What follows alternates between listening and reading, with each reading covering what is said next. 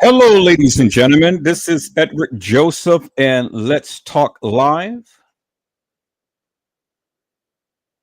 Teresa Martin is innocent.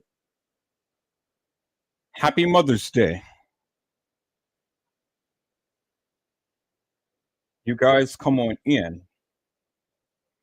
Peoples, Teresa Martin is innocent. Happy Mother's Day. You guys come on in. You guys come on in. For there's so much to talk about, peoples. You guys come on in.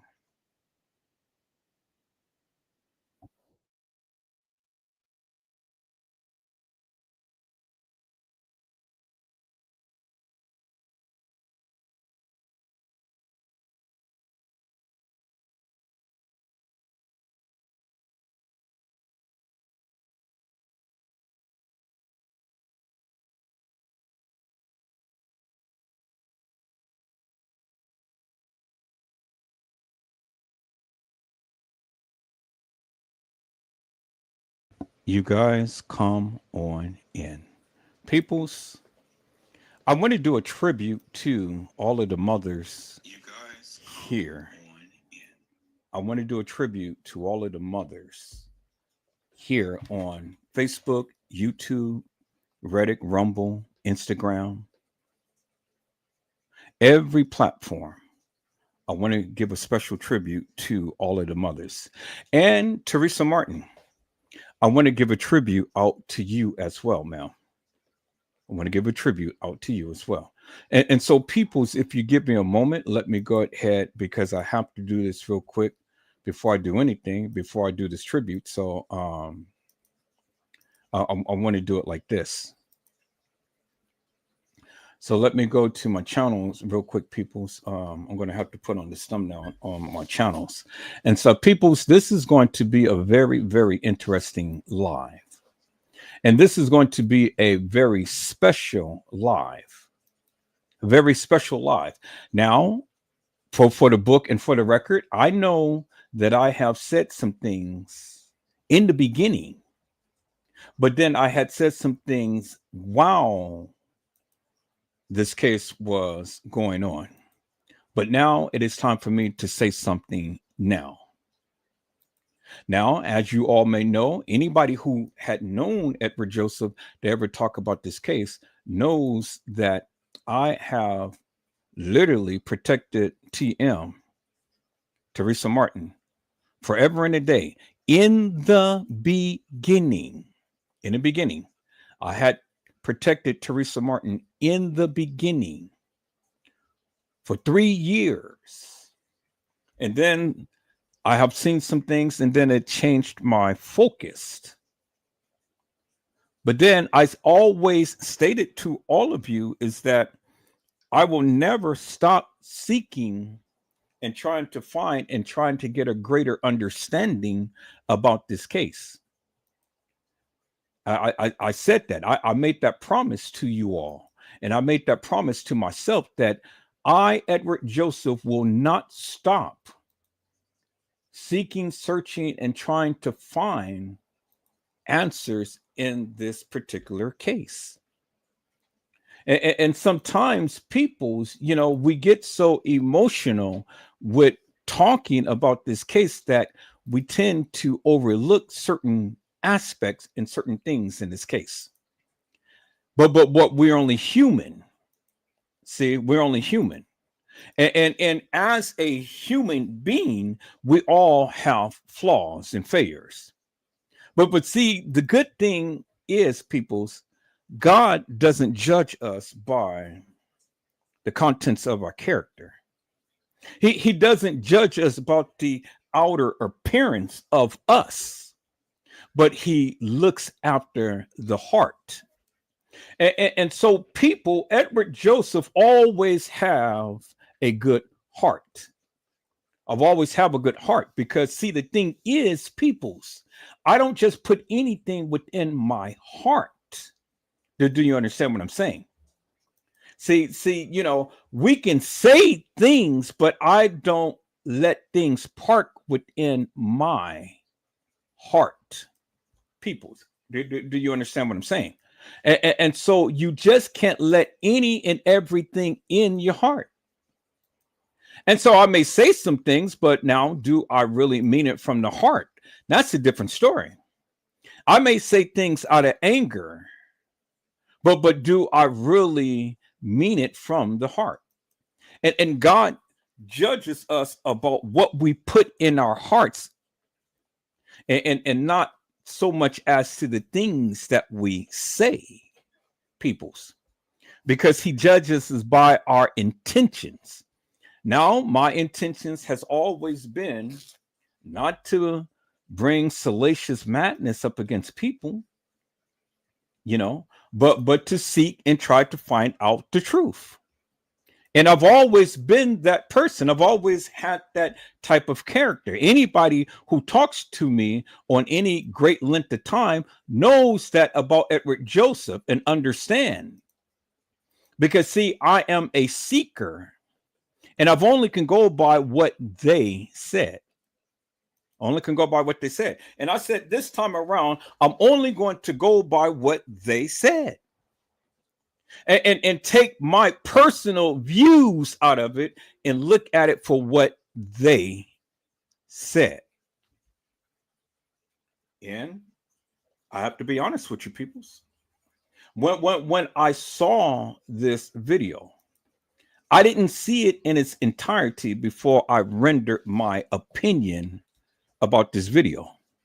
But when I saw this video, I saw something different.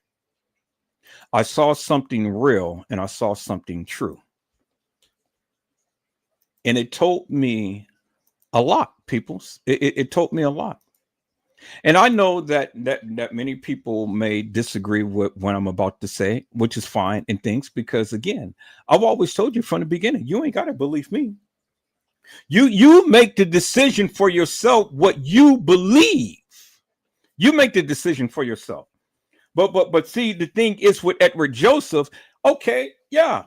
So I protected TM from the beginning. And then I changed my narrative when it came down to TM.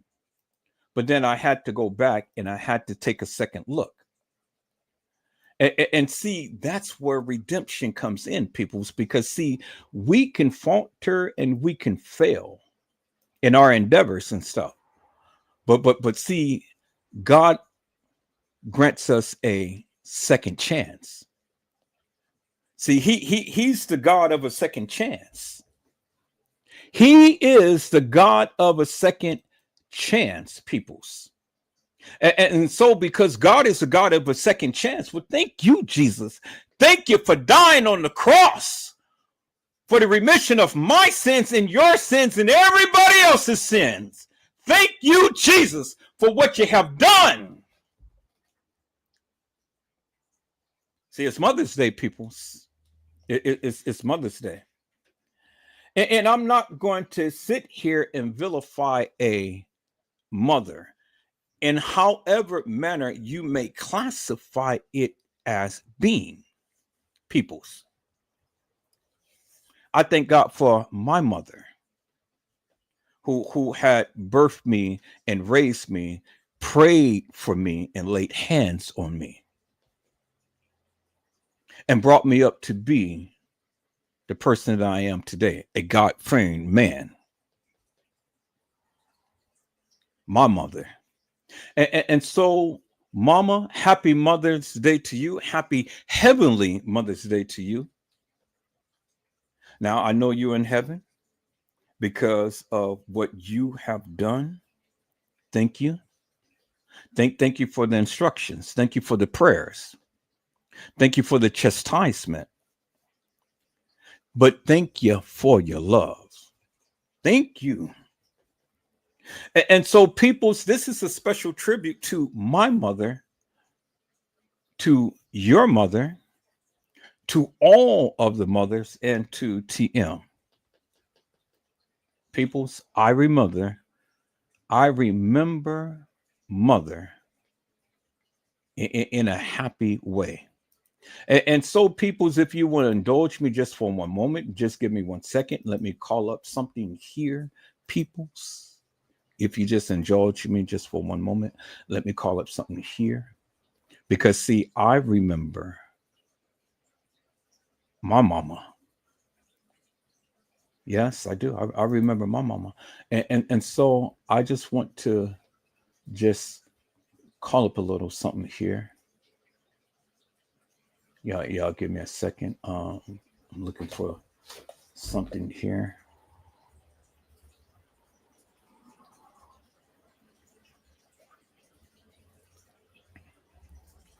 Now I thought I had all of my files over here, but I guess it didn't. So let me take a look at this again. So I think I do have all of my files. Everything is. So I had maybe I took it off. Maybe I did.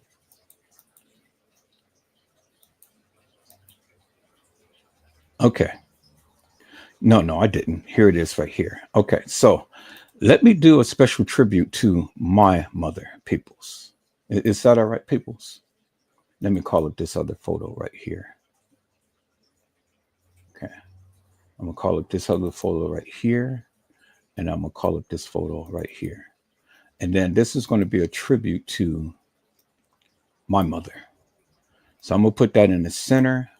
I'm going to put this to the side like that. And then I'm going to put this to the side like this.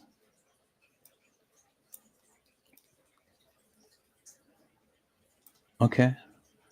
Let me see. Let me move this over just a little bit. Let me move this over just a little bit like that. Let me move this over just a little bit like that.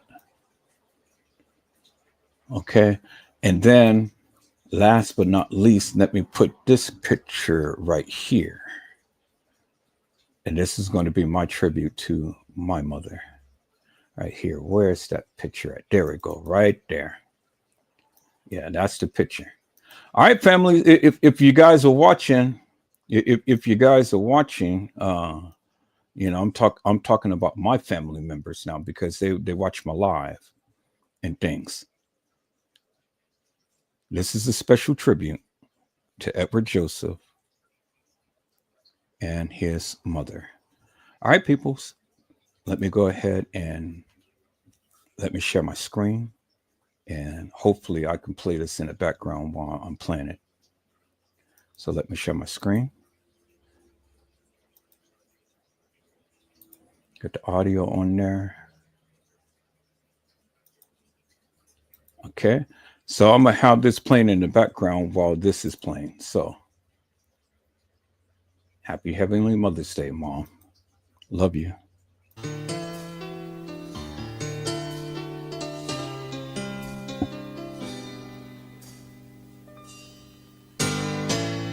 I remember Mama and the love that she gave.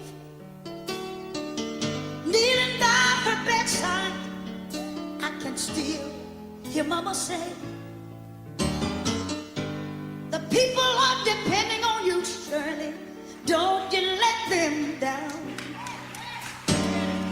I remember Mama in a happy way.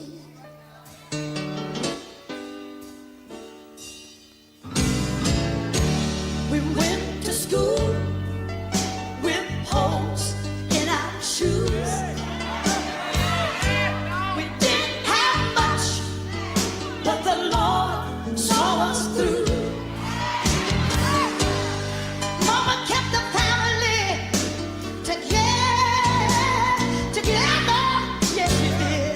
I remember Mama in a happy way.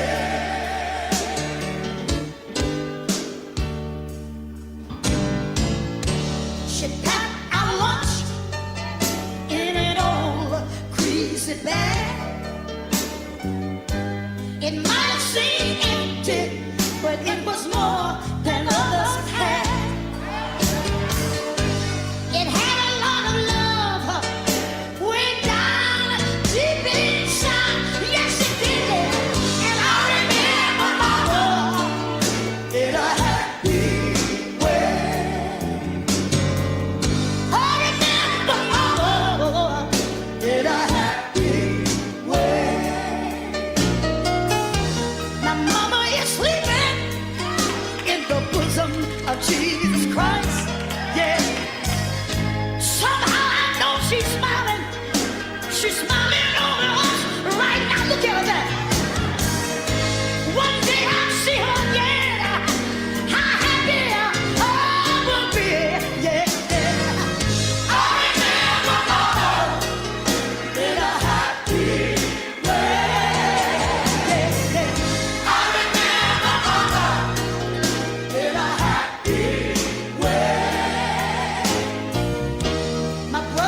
sisters, they're living far apart.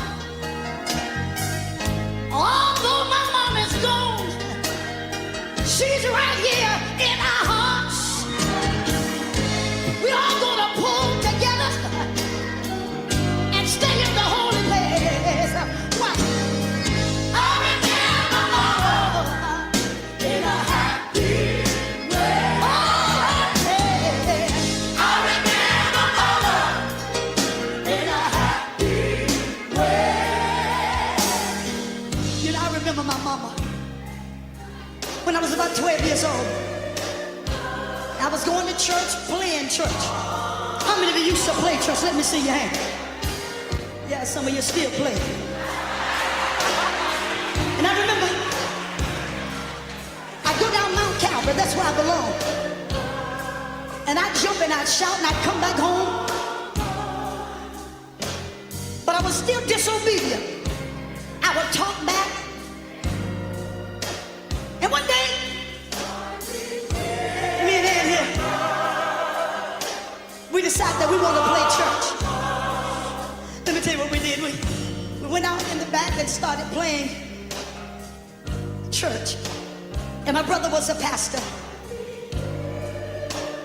Me and Ann here, we were the members in the church. And let me tell you something.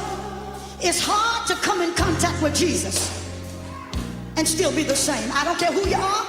I don't care. You can be the chiefest of sinners. You will never be the same.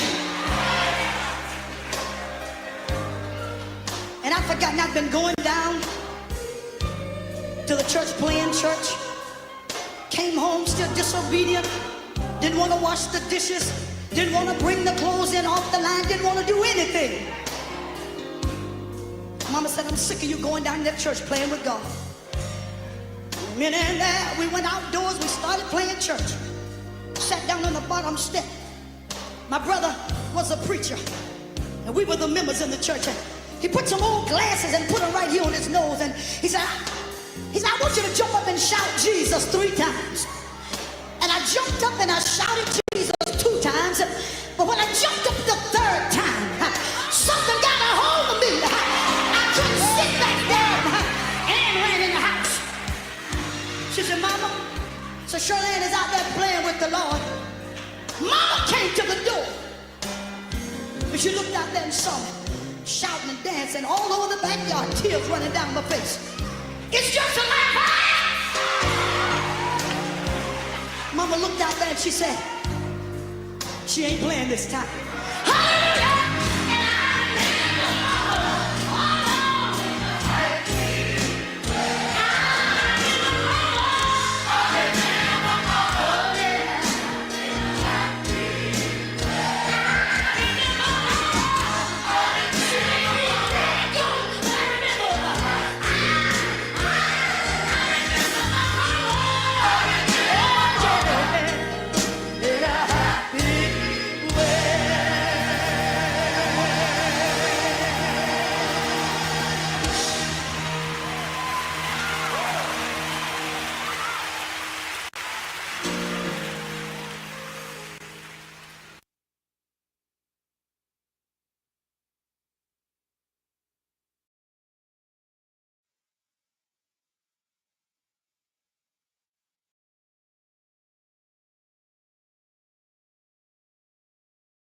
And peoples, I remember my mama in a happy way.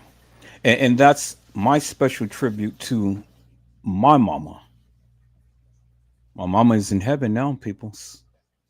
And she's sitting at the feet of Jesus for all eternity, giving praises and honor to our Heavenly Father.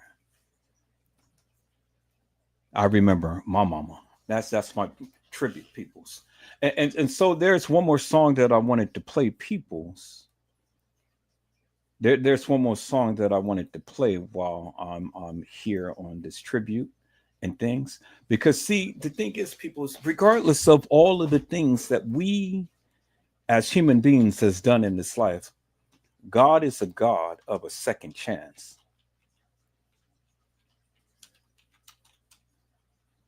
He is a God of a second chance, peoples. And so I want this. I want this young man to sing. You are a God of a second chance.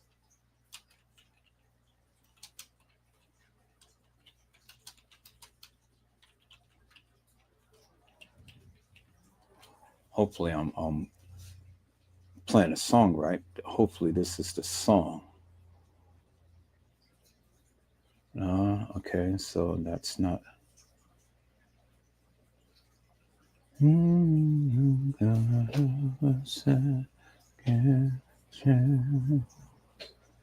Nah, I don't remember these ladies singing it. I remember a little young man singing it. So I may not have the song right, but I'm gonna try to find it, peoples.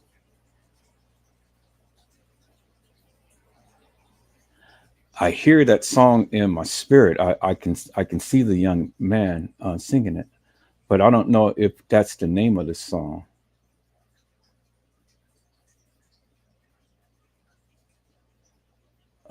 Let's see.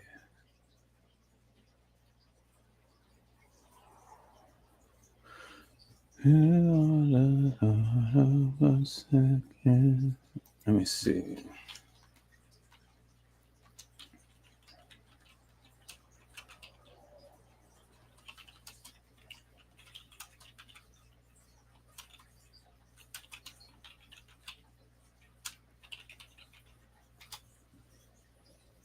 Okay, so it keeps bringing me back to these people. He was a young man at the time when he sung this song, but hmm, maybe I may not be able to maybe I may not be able to find that song. I'll find it, but I'm just not finding it under the title that I'm giving it. But you guys know the little young man who had sung this song. He says, "You are the God of a second chance. You are the God of a second chance." Oh boy. Okay, so let me see.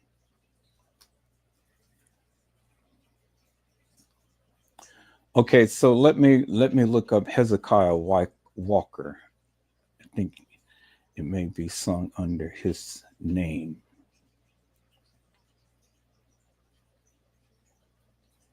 But that song is resonating in my spirit so much so, and I want to play that for you peoples because this would be appropriate for what I'm about to talk about now. Because see, God is a God of a second chance, regardless of what we say and regardless of what we think and what we feel. You know, see, all too often people's and I get this, we have been judgmental people, and sometimes we look at things and we kind of have things wrong.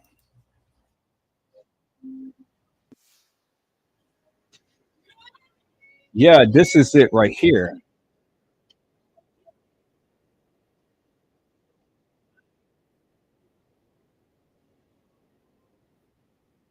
Okay, so it is under Hezekiah. Is it under Hezekiah Walker? So let me type in Hezekiah Walker,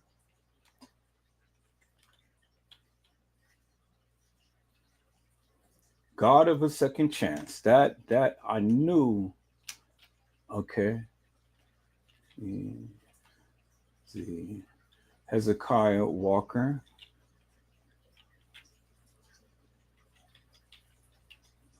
Walker, God of a second chance. There we go. All right. So I found the people's. All right. So this is going to be my second part of the tribute. Let me go ahead and share my screen. Let me share my screen, people. And this one right here is pretty much for Teresa Martin. And knowing that God is a God of a second chance.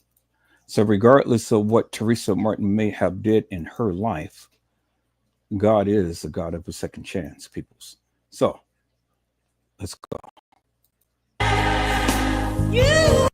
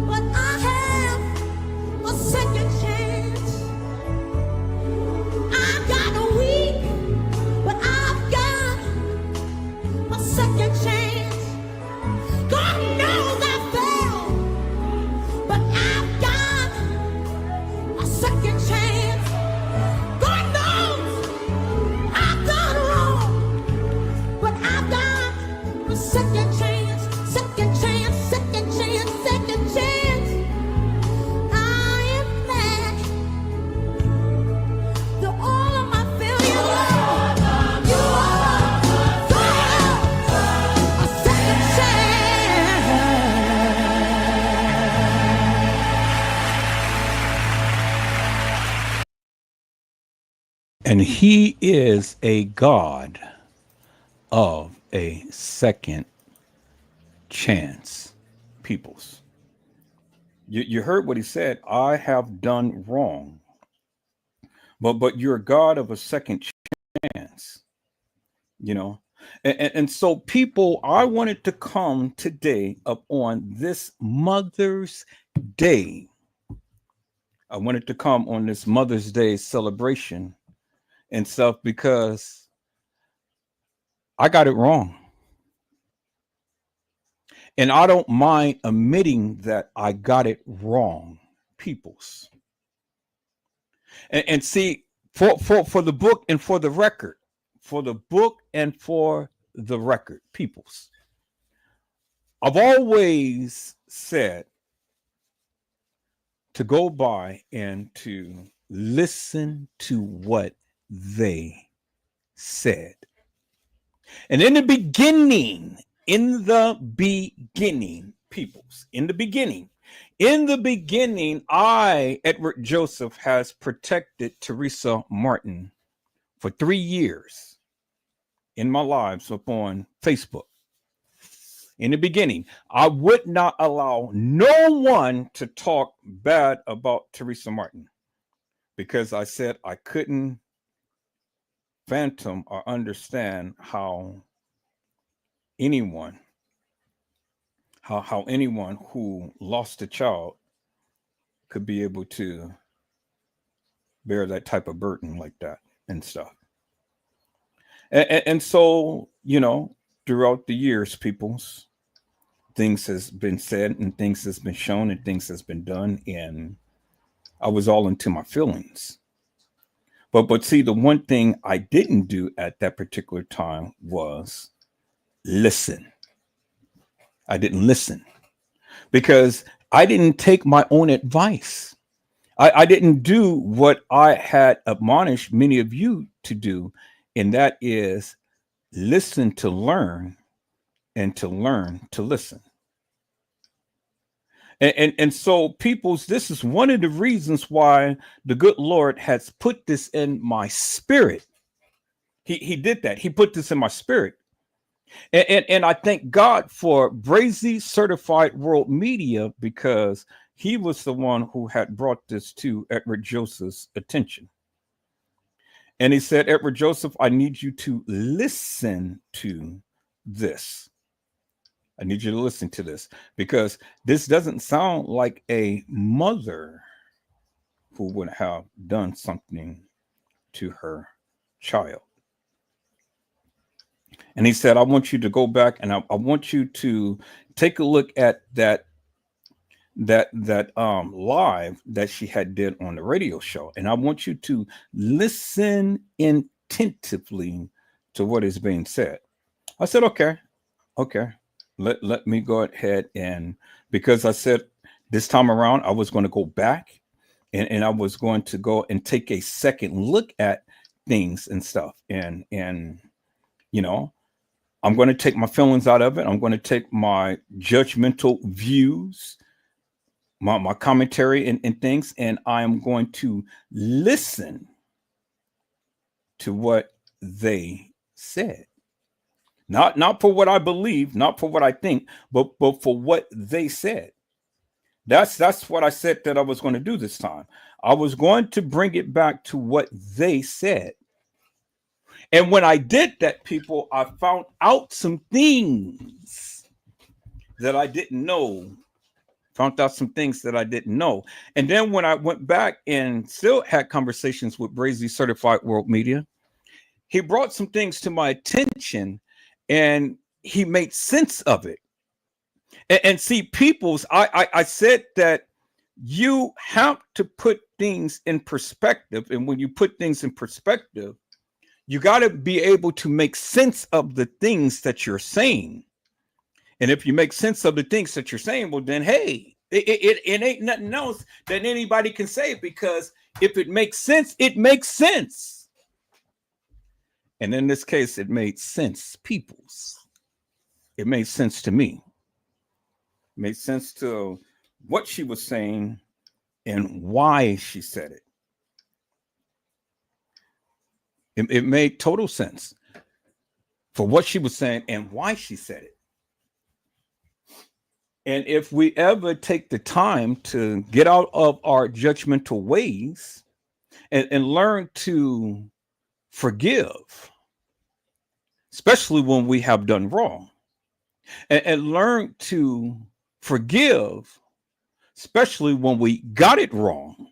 See, we done wrong and we got it wrong. And whenever we get it wrong, what do mama do? Mama comes over and she may tap the hand and she may tap that little bottom, but at the end of the day, she will go and she will hug you and she will embrace you and she will tell you, I love you. Because if mama is not going to hold judgment upon you when you did wrong,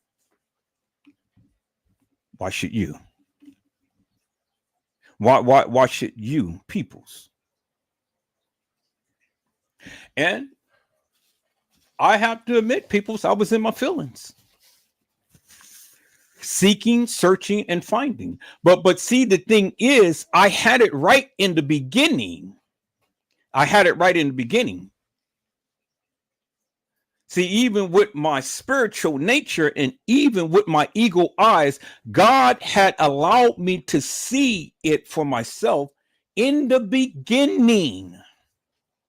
And in the beginning, I had it right. In the beginning, yes, I protected TM. And that was the right thing to do, peoples.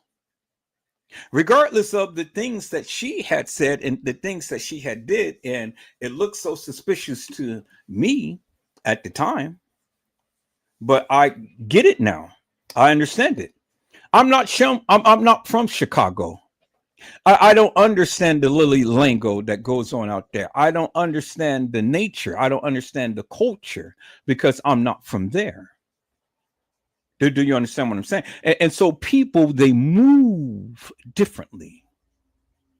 I said they move differently, peoples, because when you're not from a certain area, you don't know. You're on the outside looking in. And see, I was on the outside looking in.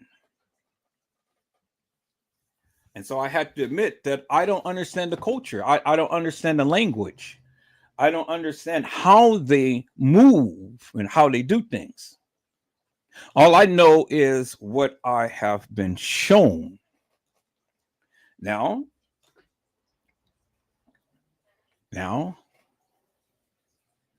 does this change everything, peoples? It changes to a certain degree. It changes it to a certain degree. Now, I still have my reservations about TM, and I still have my reservations about some of the things that she has done and some of the things that she has said. And I may not get any true answers behind it.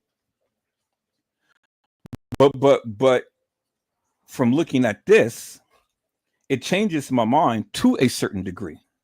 You know, it does. It really changes my mind to a certain degree. And I have to give props and I have to give honor where honor is due, you know, and I have to just call it for what it is. And me being a God-fearing person, me being a minister of the gospel and stuff, I can't hold grudges against people. Do you understand what I'm saying? I can't hold grudges against people. That the Lord won't forgive me if I can't forgive others for their transgressions. And so when you all said all of this salacious madness about me, well, I still forgave you. Now, I may not forget, but I still forgave you. I forgave you from my heart because that's what I am mandated to do. Now, the things, it hurts and so, but that's okay because, see, I'm a true believer that God will have his justice. God will have his revenge. God said it in his word. Be not deceived, for God is not mocked.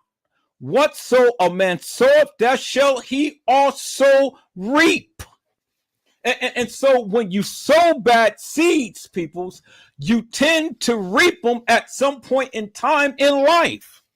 And so I can't sit around here in good conscience and hold and harbor madness within my heart up against you people who said all of these bad things about me. I'm living my best life. I'm living my best life, peoples. And so if I'm not going to be disturbed by the salacious madness that you pent up against me, well then, why should I think that you should do the same with me?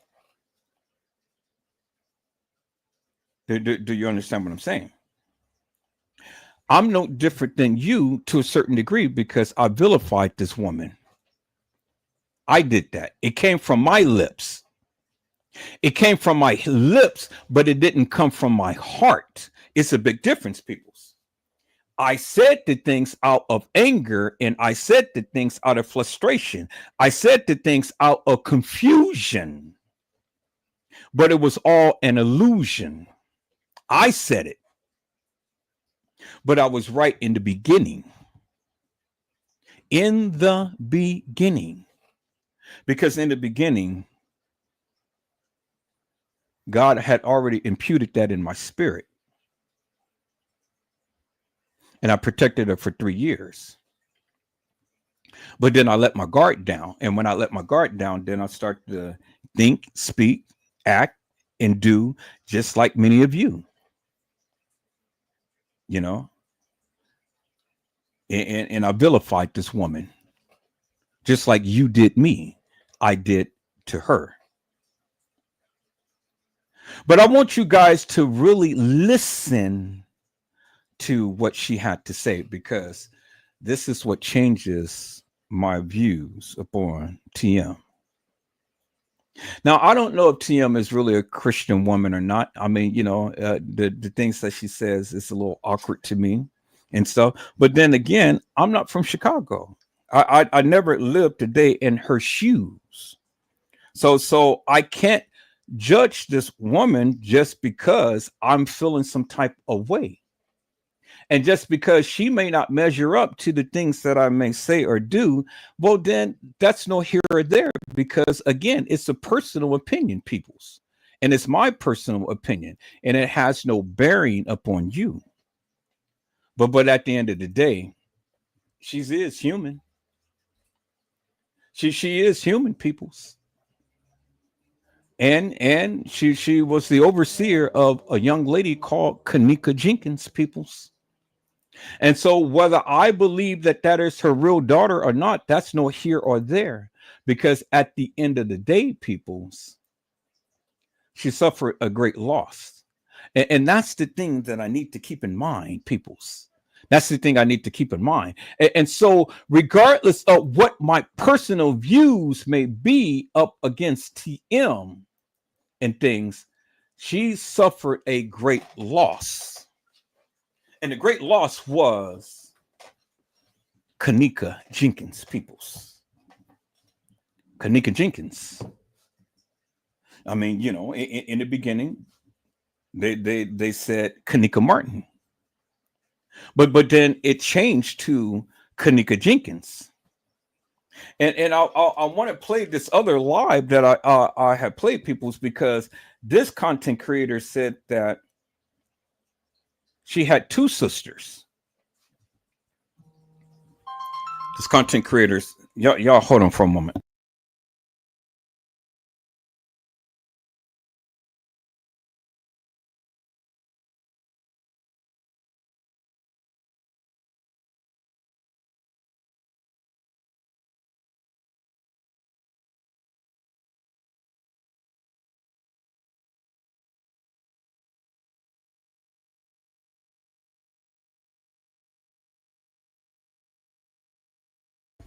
All right, people. So again, you know, it doesn't matter what my personal views may be of TM. It doesn't matter what my personal views is. I have to come and I have to admit when I'm wrong from that of what I see, and I got to make the wrong right. Now, does it change my views upon everything? No, it doesn't. It doesn't. But it changed my views upon some things. Because again, like I say, you have to show me in order for me to understand. And when you show me, then I can be able to look at it, dissect it, think upon it, pray upon it, meditate upon it and things, and then I'll come with a conclusion. But as of it stands now, in this instance, peoples, I have to admit when I'm wrong. And I vilified this woman for years. I vilified this woman for years. And on this Mother's Day,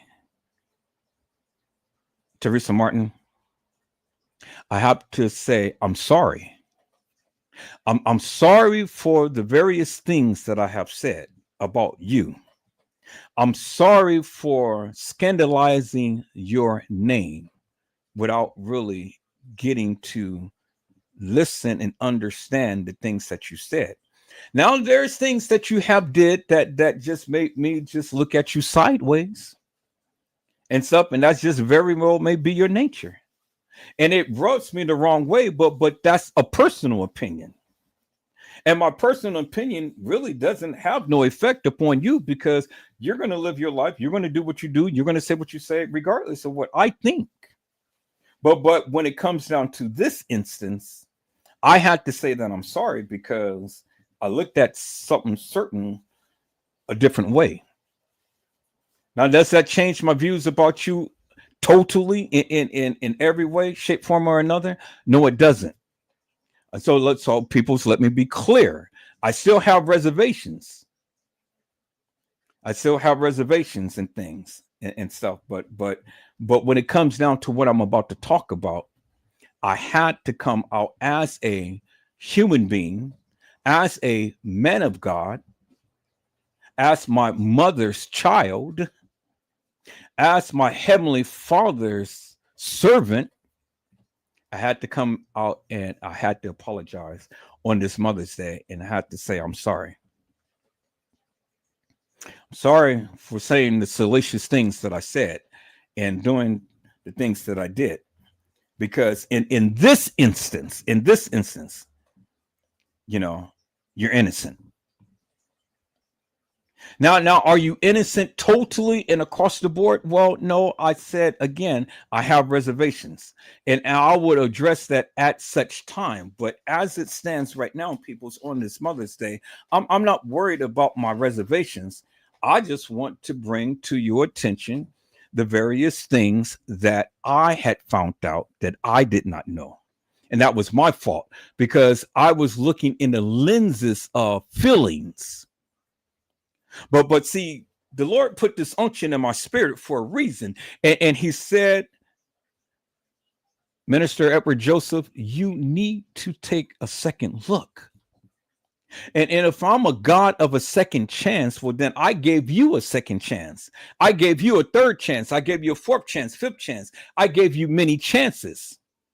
And so because I afforded you that, now I want you to go back and I want you to take a second look and give a second chance to this person who you vilified. And that's what I did, peoples. That's exactly what I did. Because I said this time around, I'm going to take my feelings out of it. I'm not really going to care too much about what the people say. I'm going to go and I'm going to do exactly what I needed to do in the beginning.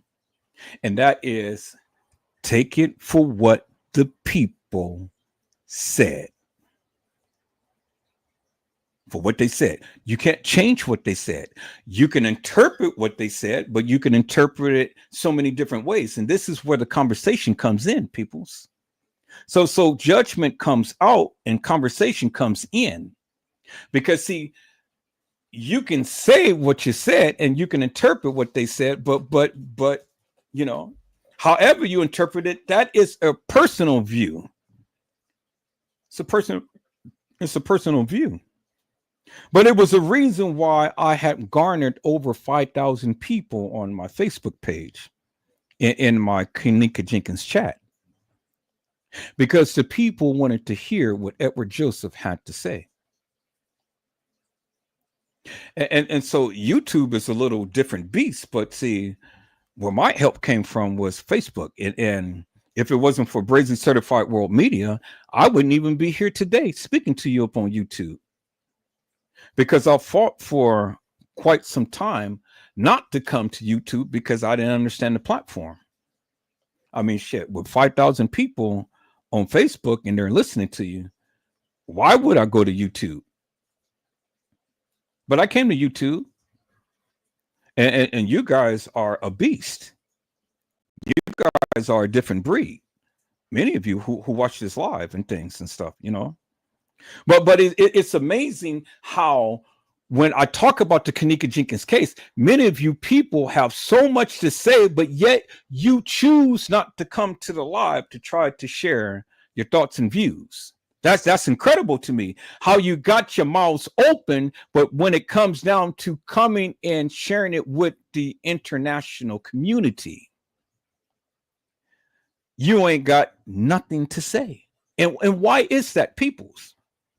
Why do you open up your mouth and you say all of this stuff, but then when you're getting called to the carpet to share what you need to say or what you want to say, you ain't got nothing to say? And so now, whenever Joseph comes and Edward Joseph pours out his heart and spirit, and I go in hard and heavy based upon my interpretation, now I'm a villain. Now I'm crazy. Now I'm stupid. Now I'm this. Now I'm that. No, peoples. See, it's a big difference. See, I have a voice, and I'm only calling for what I see. And I say from what I see. And just like you're going to hear for what you say, show me.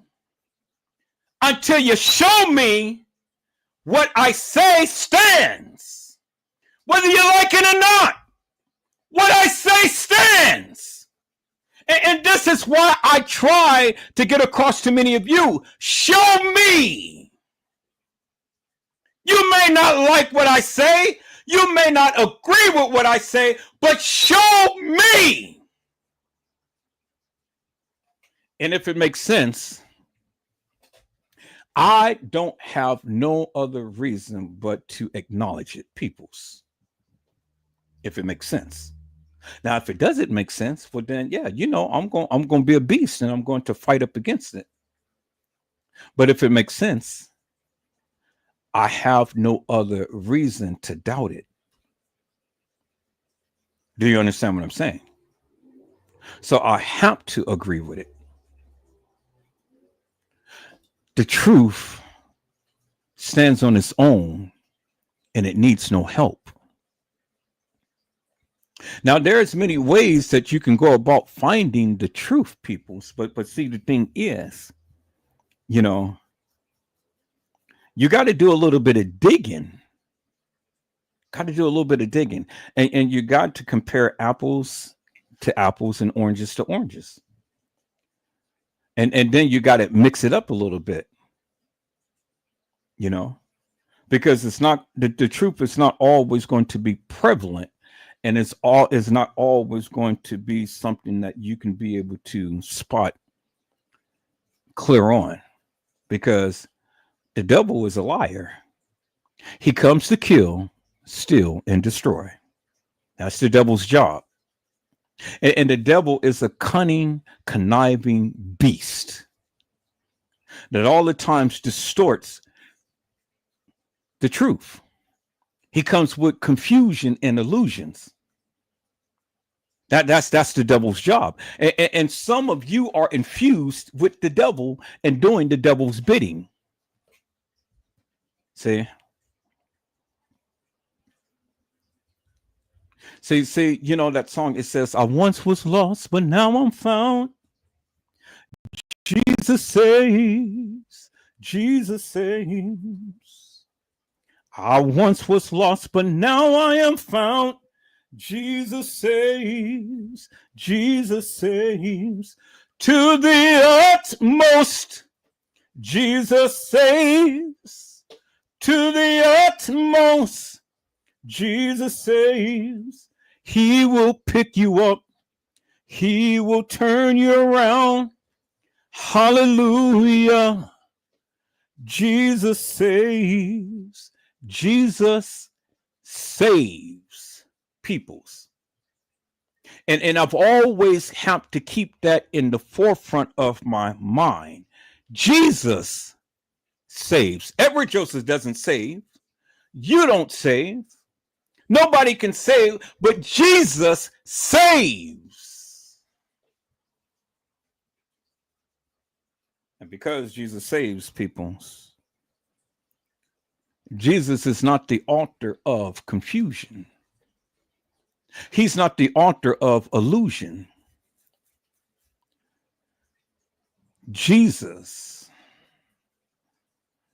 is truth and love. Jesus. And so, whatever spiritual nature that this young lady has taken upon, it's not for Edward Joseph to condemn this woman. You know, now I may have a difference in opinion, and I may say some things, out of spite. I may say some things because I'm in my feelings and whatnot.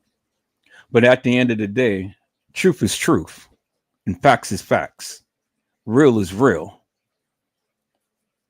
And you can't get no better than that, peoples. You can't get no better than that. And I have to call it the way that I see it. And this is the way that I see it, peoples. And as it stands in my mind, as it stands, based upon what I have seen, I have to say that Teresa Martin is innocent until proven guilty in a court of law or in the court of public opinion. You guys hold on for a moment.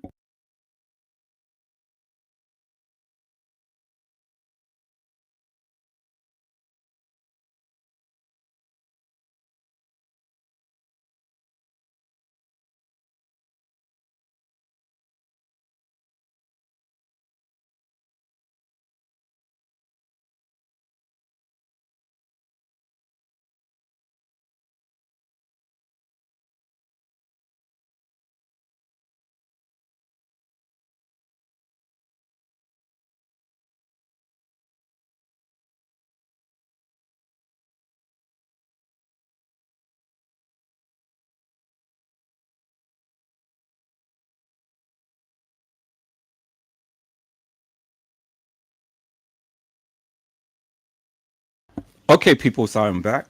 And so, like I said, peoples, like I said, you can't judge a book by its cover. And God never judges us by our cover, but he looks at the contents therein, peoples. And God doesn't judge us by our actions, he judges by our intentions. What was your intent while you did the various things that you did? That's what you're going to be judged upon, your intent. Do you understand what I'm saying? God doesn't judge you by your actions, he judges you by your intent, peoples. What did you intend to do when you did what you did? And that's what the Lord looks at. And so that's why we have to be very, very careful, peoples. That's why we have to be very, very careful when we do things and stuff, because, see, we're going to be judged. We're going to stand before the throne of God, and we have to give an account to the various things that we done. And the Lord is not going to look so much at the actions. He's going to look at the intent. What did you intend to do when you did what you did? And you can't lie, because, I mean, everything is already written. You can't lie. He knows the heart. And so when you were saying the salacious madness and things, did you intend to say it? Or was it out of anger, fear, confusion, or confusion? And that's what it was in my stance, peoples. It was done out of anger and confusion because I was hell bent upon understanding the truth that I missed it. I missed it. But see, the good thing is, peoples, God is God of a second chance. And so although I missed it in the beginning, I had a second chance to come back and take a look at it again. And now I got clarity out of confusion because I've always told you, don't just tell me, you need to show me. You need to prove to me. See, every live that I did, I've shown you what I felt. I've shown you what I thought. I've shown you because this is what I believe. But I've shown you. No question about it. I've shown you. So see, you can tell me everything, but until you show me and until you make it make sense, I can't not endorse it. I cannot believe it. I don't care how good it sounds. You got to show me. You got to show me. And when you show me, and if it makes sense, I have no other way other than to believe it. Period.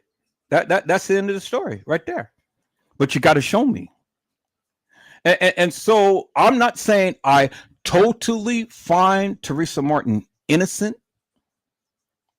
But in this case, in this segment, I had to digress and I had to apologize. And I misunderstood her. But now I got clarity because it was shown to me. And guess what, peoples? It made sense. It made perfect sense. So let me go into what I am saying, peoples, on today, this special live. But before I do that, I see my people came into the house and stuff, people. So let me give a shout out. Hello, Brazy Certified World Media. How are you, my friend? It is a blessing to see you on today. Brazy Certified World Media said, shout out to everybody watching. And he's giving a salute. This is going to be a good live. It's just getting started. And happy Mother's Day to all the beautiful mothers today. And then a salute. That's some real shit.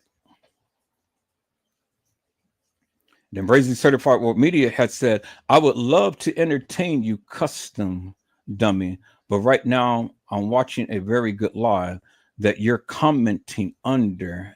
This is good content, something you have no clue how to make. And there you have it, peoples. You know, I gave Custom an opportunity to come to the live.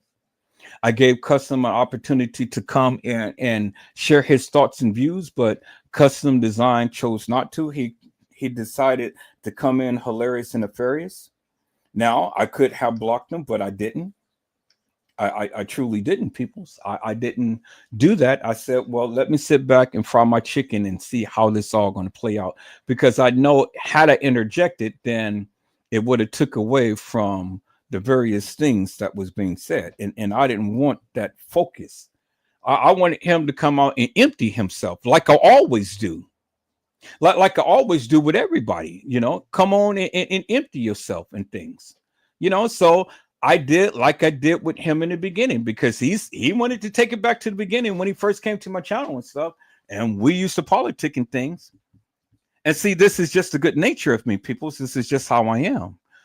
I give you an opportunity to share what you need to share, say what you need to say, and express what you need to express. You know, and I did that on last night. And I tell you, peoples, if you didn't listen to the live on last night, oh my God, peoples, you missed a treat. You missed a treat. Oh my God, peoples. Boy, that was so funny to me. I died laughing, but I came back to life. And so, people's what I wanted to do. Let me share a little bit of that because I know this is a new live and stuff, and I got all day. So if you ain't got all day, that's fine. But I'm gonna play back a little bit of that for your enjoyment and things. But then I'm going to get back into this right here because that of what you see behind you, 107.5 WGCI, Teresa Martin had did an interview. And we all looked at this interview and we all misconstrued the very things that Teresa Martin was saying. But Teresa Martin was saying some real shit in this live. She was saying some real shit and she was speaking from the heart. And see, people's, because we were all in our feelings, we didn't hear it. But you're going to hear it today. Showing up. I said you're going to hear it today. So just as a prelude, peoples, because see, this is the bullshit and nonsense that Custom Design had came. He tried to prop up this Uncle Fed, and I already told you about Uncle Fed because I put Uncle Fed to bed, and I made him rest his head because see, Uncle Fed, they propped that nigga up. Oh yeah, Fed. When Fed was in the boom in the box. You remember Boom. See, when Boom was in the box, but then they prompted his tail up as being something. But then I called out Uncle Fed. As I called out Custom Designs, as I called out a lot of other YouTubers. Called him out. And I put him to rest. And see, now Fed is out of the box.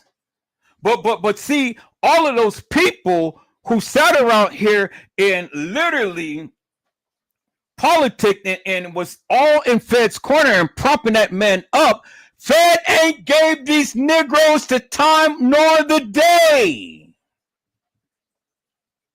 Fed didn't call out Customs. Fed didn't call out T. Slay. Fed didn't call out Fred. Fed didn't call out none of these people who propped this man up. And he didn't give them a shout out. He never had them on his channel since he's been out. Fed is dead. Fed is dead. Because I put him to bed. And so, people, I want you to hear. I want you to hear what happened.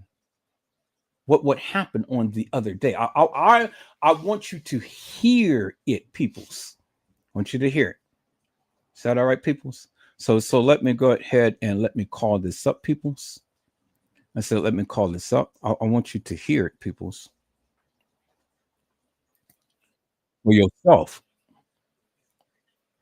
And then we're going to get into what I needed to talk about on today.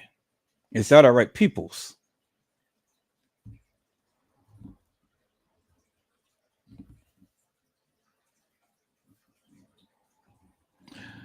Let me share my screen.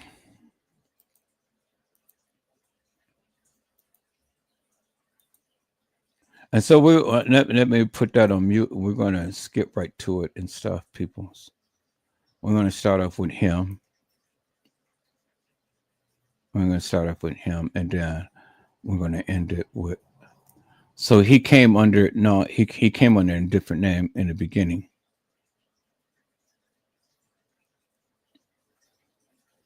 Okay, there he is.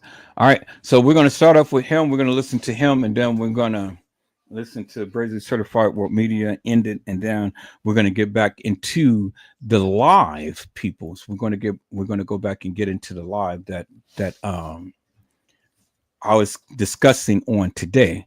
But while this is playing, I'm going to go ahead and call up these other pictures and things that was given to me and stuff. So, you know, but for right now, let's listen to a little tidbit of what was going on, because see, this is important. This is important. This is all in line with what I am talking about right now, because see, the thing is simply this, peoples. The thing is simply this. See, the people all the time got something to say, but when called to the carpet to show your proof to your truth, you can't. See, I don't do a lot of screaming or hollering and things, people. I just show you what my proof and what my truth is. Now, you ain't got to believe me. You ain't got to believe me, but come debunk me. Do you understand what I'm saying? Come debunk me. You know. Now, I've always said everybody has a different narrative. Everybody has something to say when it comes down to this case. Everybody's going to interpret it differently in things, and that's rightfully so, people. So that's good. I'm glad that everybody does that and stuff. Everybody looks at it differently in things. Okay, that's fine. I don't hold nothing up against nobody. But see, the thing is, I'm going to give you from my perspective what I believe, and that's where I go with it. Do you understand what I'm saying? Based upon that of what I got. Now, if that doesn't float your boat, well, then let the conversation come on. Let's talk about it. Me and Brazy, Certified World Media, we go around and around and around, because on certain things we totally agree, and on certain things we have a difference in opinion. But we don't fall out of friends behind it. We just have our difference in opinion, but we have enough respect for each other to hear each other out and to talk about it. And sometimes we can get some resolve, and sometimes we can't. But it's okay. It's okay, because that's where the conversation continues. So then we go and we look at the content, and we analyze it and stuff, and then we come back for another round, and we come back for another round, we come back for another round. Me and Brazy, we've been talking about this Kanika Jenkins case for a long time, way back in Facebook. And so you guys think that we don't know shit. That's you guys get that impression that we don't know shit. But see, the thing is, we know way a lot more and have way a lot more content than what you guys would ever even imagine. We don't necessarily see eye to eye with everything, and that's good, because I don't want to have someone that totally agrees with me, you know, just like he tells me, just like I tell him. I got to see what you're saying, and it has to make sense. It just has to make sense to me. And if it doesn't make sense to me, I'm going to continue to keep going and saying what I'm saying until you can prove to me. Well, he did it. In this instance, he proved to me something that didn't make sense, but now it does make sense. And this is why I'm doing this live right now on Mother's Day, because I was given something that totally makes sense to me. Now, this is just a segment of this whole case. It ain't the whole case. It's a segment of it. And because it's a segment of it, and because he has proven to me unequivocally and undeniably, because this is what she said, it came out from her lips. I can't deny that, peoples. I have to accept it. And I have to digress. I have to draw back, because I finally got something to a degree of understanding. Now, this is a big case. And I'm not going to always agree with everybody and everything that they say, just like you're not going to agree with everything I say. And that's rightfully so. That's good. That's what makes it so special and so interesting. But see, the thing is, people, just as passionate as I am is just as passionate as he is with this case.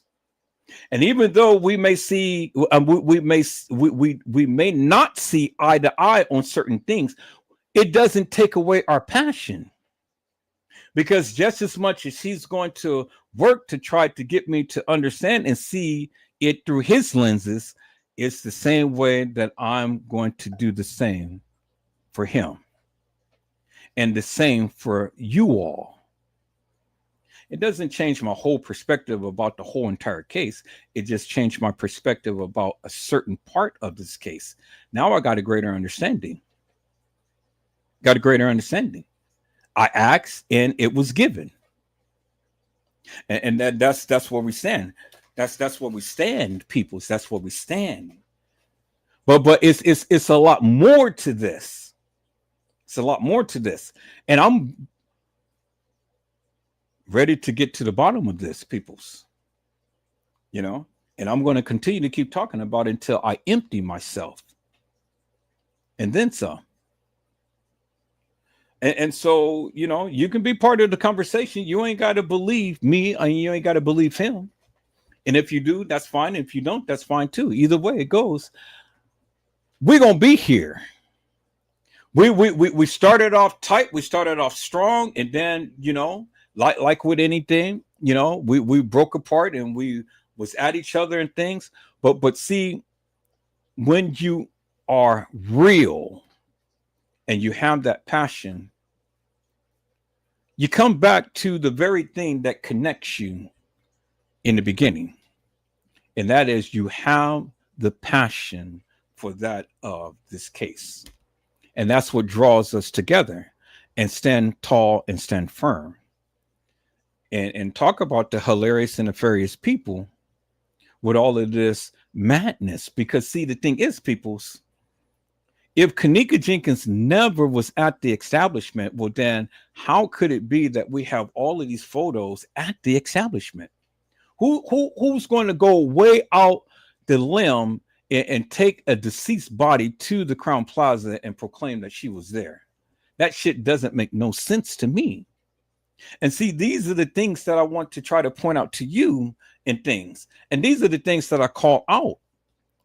Now, Customs and T. Slay and Trey Gay and Casey Cloyo, Vera Sanchez, Medina, and all of the other content creators, everybody has their own narrative and stuff. That's fine and things.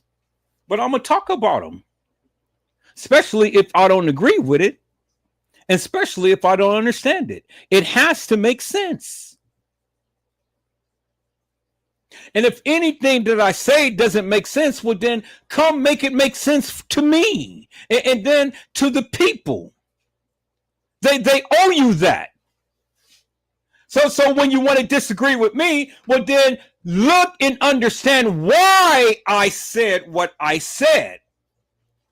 I'm giving you illustration as to why I said it. I'm not just talking out the side of my neck and just coming out the blue with some shit. I'm showing you why I said it. I'm showing you my interpretation. So you can agree with it and you don't have to agree with it. But if you don't agree with it, show me something that counters what I said. Give me and all of the people who's listening a greater understanding as to what you're trying to convey.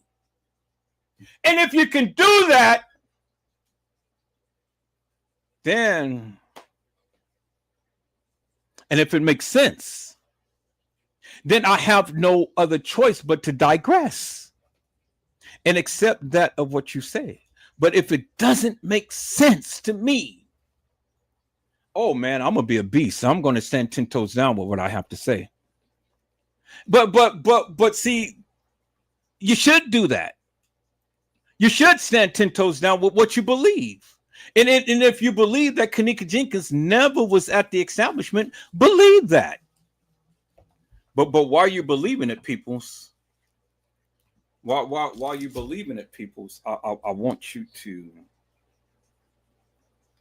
while you believe in it, peoples, I want you to think upon why you believe what you believe. That's what I want you to do. I want you to think about why you believe what you believe. And when you do that, peoples, well, then, when you do that, peoples, and you can be able to explain it and make it make sense, well, then you have done something. But if you're all talk and you can't show and you can't make sense of the things that you're saying, well, then shit, you ain't saying shit. You ain't saying nothing to me. All you're doing is just running your mouth. That's all you're doing. All you're doing is just running your mouth. And I don't need to sit here and waste my time with people who just runs their mouth. If you're going to have a conversation with me, peoples, it has to be meaningful.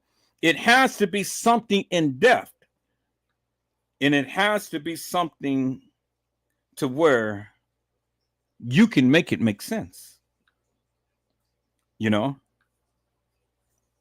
I tell you, me and Brazy, we literally be on the phone all day and all night and going over this case. Going over this case day and night. Rightfully so. We do that. You don't have to do that. Nobody asks you to do that, but we do that. And we do that for a reason, because it's just how much invested we are with this case. We're seeking the truth, peoples. We're seeking the truth. And so things may not be crystal clear now, but the more that we continue to keep talking and keep analyzing, then things starts to become crystal clear. And see, we blamed everybody under the sun in that establishment, but now it's becoming crystal clear as to who the perpetrators was and what roles that they played. See, I've never taken upon the narrative of what these YouTubers and Facebookers were saying, because I had my own narrative and my own conclusion based upon what was given to me. And then when I start to see more things and stuff, then my narrative changed. And then when I start to see more things, then my narrative changed. And then when I start to see more things, then my narrative changed. But see, the thing is, my narrative changed. But see, the thing is that everything that I said, I was able to show you why I'm saying it. Not just saying it just out the top of my head. I've shown you why I said it. I've shown you why I believed it. I've shown you. Now, whether it's true or whether it's false or whatever, I gave you the reason why I believed it. I've shown you. What have you done? You haven't shown anything. And the shit that you're shown, it doesn't make sense. Tell me anything that I have said and shown that doesn't make sense. Now, is it the truth? It may and it may not be. But it's my perception is what I'm telling you, because it's what I am getting from that of what was given. And it makes sense to me. Makes pure sense to me. And so I have had yet to have anybody tell me otherwise up until now, to help me take a second look at this and understand why she was moving the way she was. And that's why I had to come and I had to apologize to Teresa Martin, because I didn't understand, because I was in my feelings, and I didn't administer and apply the very things that I keep telling you all. You got to learn to listen, and you got to listen to learn. You got to, peoples. You got to. That is a must. That is imperative. If you're ever going to understand anything in life in general, you got to learn to listen, and you got to listen to learn. You got to shut your mouth and listen. You got to listen. And you got to learn while you're listening. And you got to listen to learn. It goes hand in hand, peoples. You cannot have one without the other. It goes hand in hand. And see, I've learned to listen, and I've listened to learn. And this time around, I said, peoples, I'm going to take this thing back to the very beginning, and I'm going to only go by what they said. What they said, what came out from their lips, or what was ever written, or what was ever shown. I'm only going to go by what they said, and then talk about it. And talk about it, you know. But it's what they said. And if it ain't what they said, it ain't no reason for me to talk about it. But I'm only going to go by what they said. I said this time around, I made thousands of lives, peoples, and I've talked. But now this time around, the lives is already done. I can't take that back. I can't change that. Moving forward from this day on, peoples, I've said, and I've said this a while ago, I'm only going to go by what they said. That's it. I can't change nothing. I can't add anything, and I can't take away from anything. And if you don't like what they said, well, then that's tough titty, because this is what they said. And you got to incorporate what they said. It ain't whatever Joseph said. It's what they said. Now, let's listen to what they said. Custom Designs and Brazy Certified World Media. This is what they said. And I can't change that. This is what they said. And after we listen to what they said, peoples, I'm going to go back to what Teresa Martin said. But before I do that, peoples, I see my peoples came in the house. Hello, Honesty. How are you, ma'am?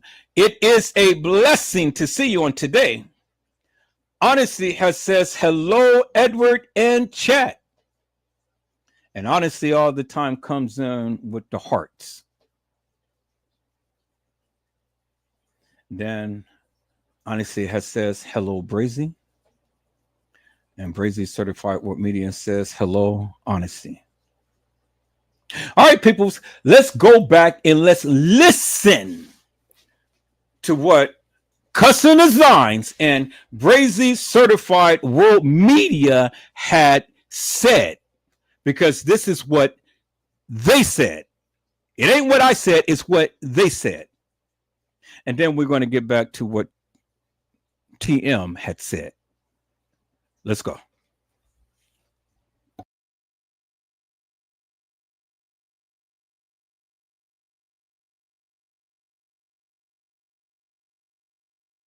Okay, there you go. Hello, Custom Designs. How are you, my friend? It is a blessing to see you on today. Man, look, you happy now? We can hardly hear you. Hold on.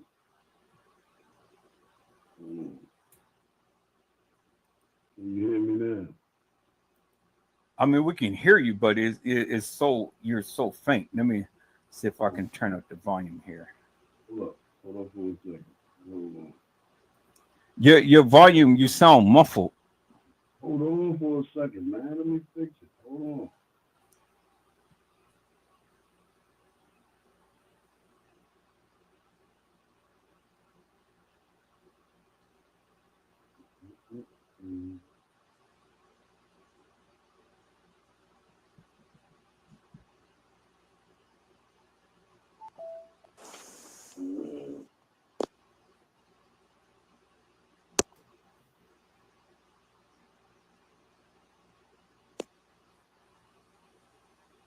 Can you hear me now? Yeah, we can hear you loud and clear now. Okay, cool. I knew what it was. I was still hooked up to the motherfucking speaker playing music. So since you called Brazy, tell Brazy hit the link and come on up here too since he in the chat. Sideline it. Let's have this a gathering. I ain't coming on no disrespectful nothing. I don't really care about too much or nothing about this case, about nothing else. I don't care. This shit you've been seeing. I ain't been posting nothing or talking about it or nothing. I really don't care no more like I used to. I still care because I'm a caring person. But at this point, whoever trying to still either get some attention or talk about this shit or keep on talking about what could have happened and all that shit, at this point, you motherfuckers is sad. Cause y'all just using this shit just to have something to talk about. And then when you don't have nothing else to talk about or no what ifs, what if this could have happened and all this, and just to keep people questioning what if shit, to keep the story continuing on, this shit is beyond my understanding. I'm not a social media guy. Facebook, Instagram, none of that shit. Never had it. I'm even kind of disappointed in myself to get involved in this shit as much as I did. But I'm glad I did that, try to help somebody. But regular people like me can't even be considerate to another human being that been harmed, killed, raped, beat, sold, and mutilated. People, regular people that care about other people like me can't even help other people because, don't take this the wrong way, it's people like you. I'm going to just leave it at that. I'm not going to go into detail. For whatever reason that you saw fit in your life to label me or T Slay as an op to you is beyond my belief. I don't know how. It don't matter. At this point, it just don't even matter to me no more. It's beyond my belief how many times you kind of have disrespected T Slay knowing how mad it make me, just to cause a reaction in me, to get me to react to you, knowingly, as a grown man. You went out of your way to disrespect and hurt T Slay so badly that you knew it was hurting me, just to get a reaction out of me. I don't care if you think it's true or not, or how you look at it. That's what it is to me. Okay, so people's, I wanted to come back and I needed to I wanted to I wanted to just be silent for a moment and just let the man speak. But now I had a chance right now to really listen to what he's saying and shit. And I have to speak my piece now. Now, you all who's been around in this community clearly see how this man has been treating T Slay, talking to her, and all of the things that he was saying to her and stuff. And he has the audacity to sit up here and try to browbeat me and tell me how I'm talking about her and things like that. Well, if it wasn't for me who had encouraged her ass to leave his channel and to go ahead and get her own channel, because she was taking abuse like you wouldn't believe. You guys thought that Edward Joseph was really bad and shit. No, Cousin Zion was way worse than me. Way worse than me. And how this man has the audacity to sit his black beloved ass up here and say that I, Edward Joseph, made him mad because of the shit that I was saying by T. Slay. Everything I said about T. Slay, I meant it with a passion. I meant it. And everything that I said about Cousin Design, I meant it with a passion. I wasn't sugarcoating shit because I was telling the real. You're stupid. You are stupid to sit your black ass up here and try to tell the people that Kanika Jenkins never was at that establishment. That is the most stupidest thing that I have ever heard in my entire life. Peoples.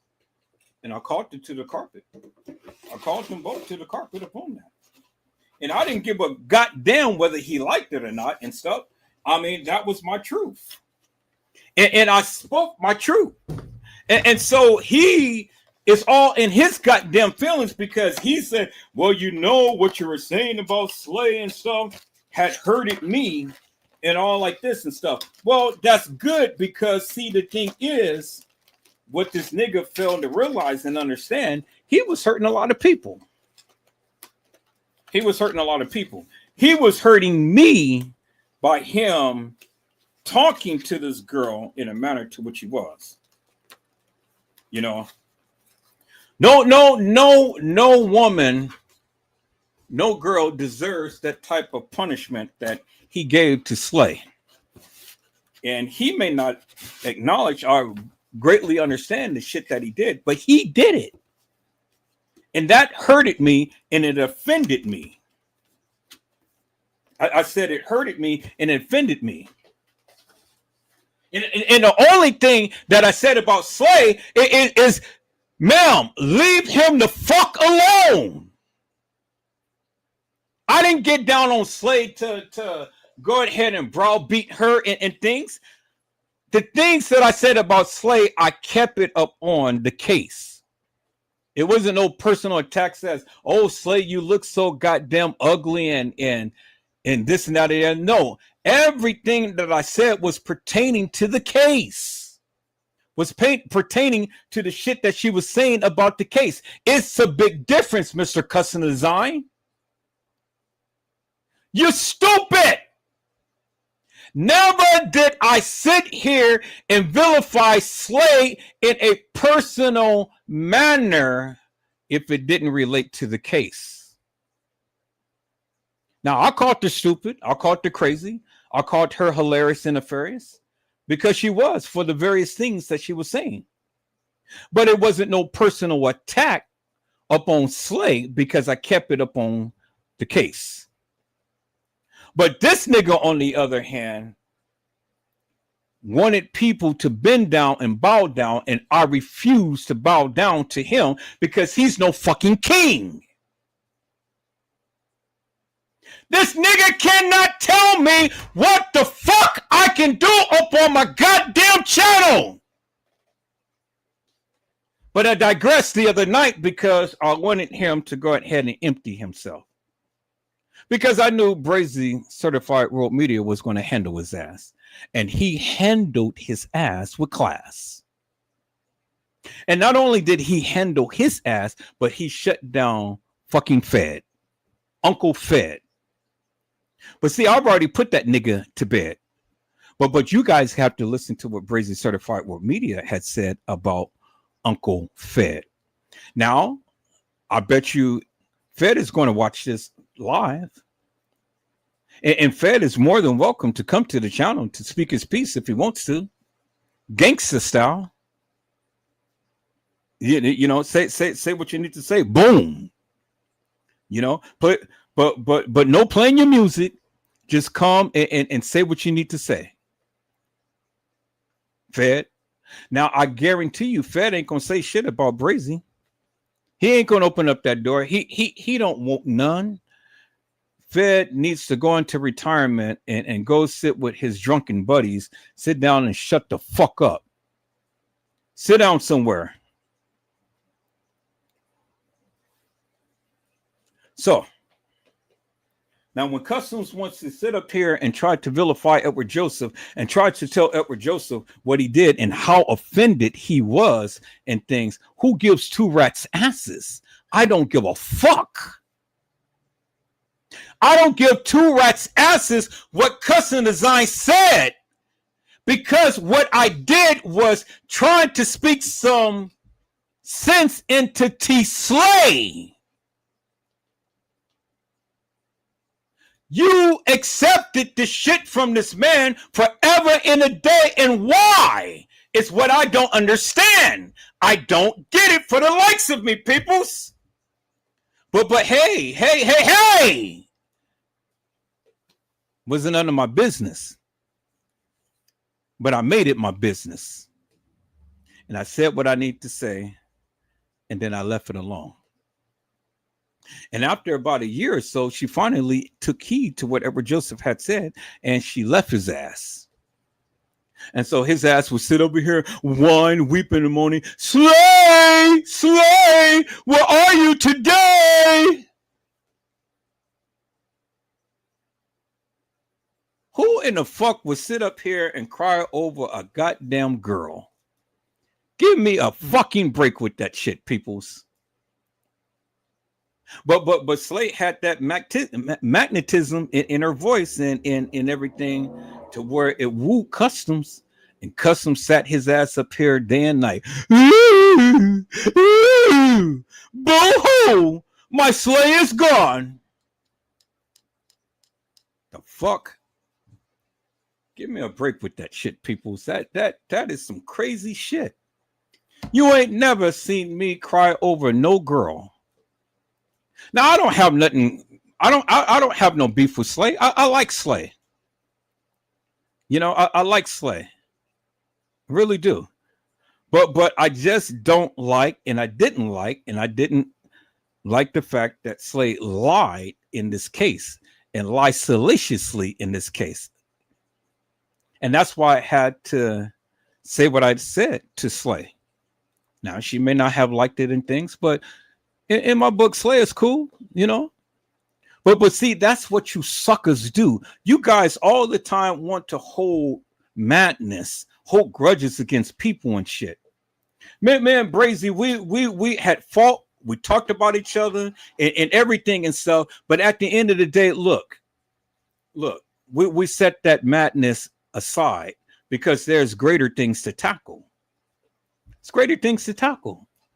But you suckers, you guys can't leave well enough alone because you remember the shit that was done to you. See, the thing is, peoples, see, I had all of these allegations levied up against me. And everybody talked their shit about Edward Joseph and stuff. But see, this motherfucker stayed 10 toes down. And I'm still around. See, they thought that they were going to go ahead and get me off of this case, and they couldn't. Didn't matter what they said about me and stuff, because I'm still here. I'm still here. I'm still doing my lives. I'm still making my money. I'm still taking care of my kids. You know, I'm doing everything. So when you suckers wanted to come with all of this salacious madness, and then when I turned the ties up on and got your script and start talking about you, now you go run for the hills. You ain't got shit to say. And peoples, I don't give two fucks whether you like me or whether you hate me. I don't give two fucks because you suckers don't know who the fuck I am.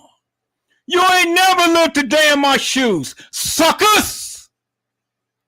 So who gives a fuck what you think about Edward Joseph? Well, what gives me consolation and what makes me proud, peoples, is you suckers all the time come back and watch my lives. Now, you may not say nothing in the chat, but your ass all the time is going to sit there for 5, 10, 20 hours, however fucking long I go live, and you sit your ass goddamn there and watch my lives and sit down like a little, nice little fucking puppy and shut the fuck up. You do that. So Eric Joseph, do not give a fuck if you like him or hate him. Bring your ass back to the table, sit your ass down, and shut the fuck up. And watch what I got to say. Is that all right, peoples? That's for all you suckers. Now, custom design. Sucker. You came back. I made you who you are. I made you famous. I brought you to my channel and I let you speak. I got all of those lives. And I didn't purposely turn down the live. I put all of those things on private for a reason, because I don't want the people to continue to keep going back and looking at the old lives. I want them to stay abreast as to what I'm doing now. See, if I was to open up and unleash all of the lives that I did back then you won't stay current. You'll be looking at the old lives and things. I don't want you to look at the old lives. Now, if any live that you want me to play that you were on and stuff, you know, be my guest. I'll play back the live. I'll be glad to, and let to see the people how unhinged and how crazy of a sucker you are. You're a sucker. You're a lollipop. See, lollipops all the time chiming out and thinking that they got broad shoulders and a big chest. No, you are king to the Kong.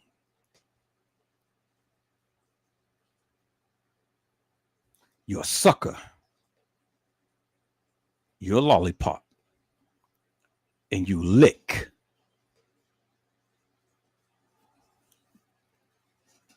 You lick. Customs, this is, I'm going to show you what you do, my friend. I'm going to show you what you do. Let me share my string, God damn it. See, now you guys got me worked up. And I didn't want to get like this. Not on Mother's Day. But this is what you do, custom design.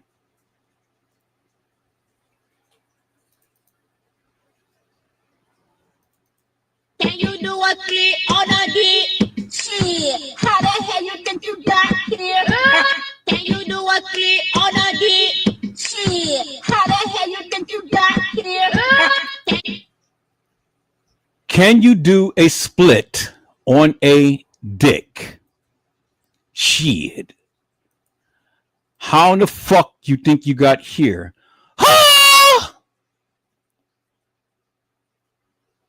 You sucking, customs. You sucking. And you splitting. This is the reason why all of those suckers is in the P effing Diddy case. Because they did splits on a dick. And they bowing down and they sucking. And they effing.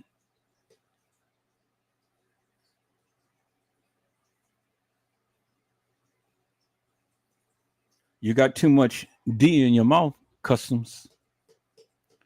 You need to clean that shit out. You need to go brush your mouth and brush your breath and come again with some freshness. You know, because that shit that you're talking about, man, that shit stinks. And it will not be tolerated. See, the thing is, customs, the thing is, and then I'm gonna go ahead and play the video, peoples. The thing is this, customs, you know, you talk so much shit. You talk so much shit, but yet you cannot confront two real men. See, you want to try to overtalk people and things. You know, You all the time want to show, oh well, let me say what I have to say and stuff. And so no, see, we're gentlemen, something that you will never be, a gentleman. So we gave you the floor. We let you express what you had to express so the people can see how unhinged you are. See, we didn't have to stoop down to your level to get a greater understanding as to who you are and how you are. Sometimes people's all you have to do is just sit back and listen, and they'll reveal themselves.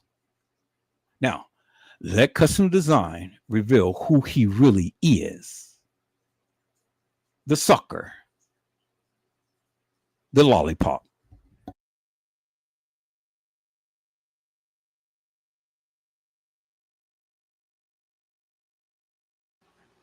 Now, I don't even know T Slay at all. T Slay live in a whole nother part of the United States than me. We never met or nothing. We met on Trey Gang's channel by me giving information to the channel. When they checked it out, they said, damn, you right.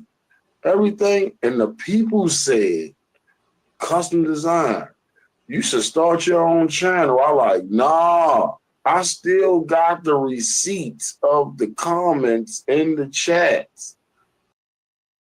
Okay, so boy, Edward Joseph, come on now. You need to stop. You need to stop. Okay, so I promise you, peoples, I won't stop this, but I have to say this, peoples. If the motherfucker had some goddamn receipts, then why in the fuck is he not sitting up here talking? Let me say that again, peoples. If the motherfucker,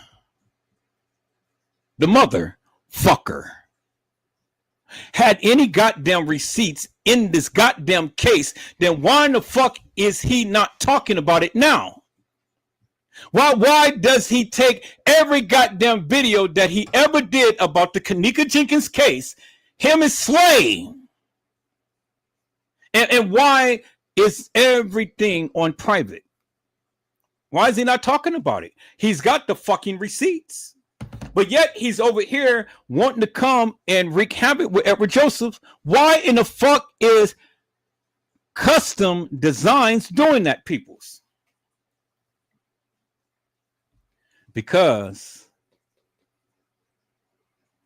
he knows he ain't got shit. And he doesn't want the truth to be revealed. He's an op. He's an op, peoples. Him and Fed is ops. Listen to what they say, peoples, because the shit that they say has no bearing in this goddamn case. In that mud rock shit that he tried to push up on people, what the fuck did the mud rock paperwork ever say, and what validity did it ever bring in this goddamn case? What? You tell me. Any of you suckers that sat your ass over there and listened to that madness, bring your ass over here and come and educate me, and then educate the people. Tell me, what in the fuck did the Mud Rock paperwork say that validated anything in this goddamn case? Absolutely nothing. That's why the people, Edward Joseph, and no other content creator reference the Mud Rock paper madness. All right, people, let's go.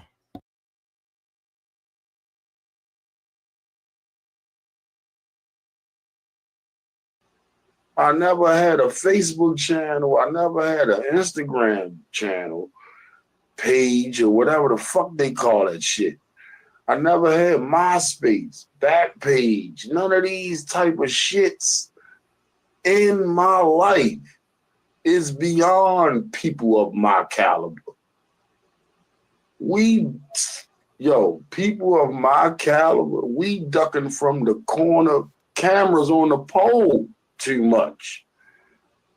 We walk the streets dodging the cameras every day. It's like, you know how the little boys say, I don't know who sang the song. I'm ducking the cameras.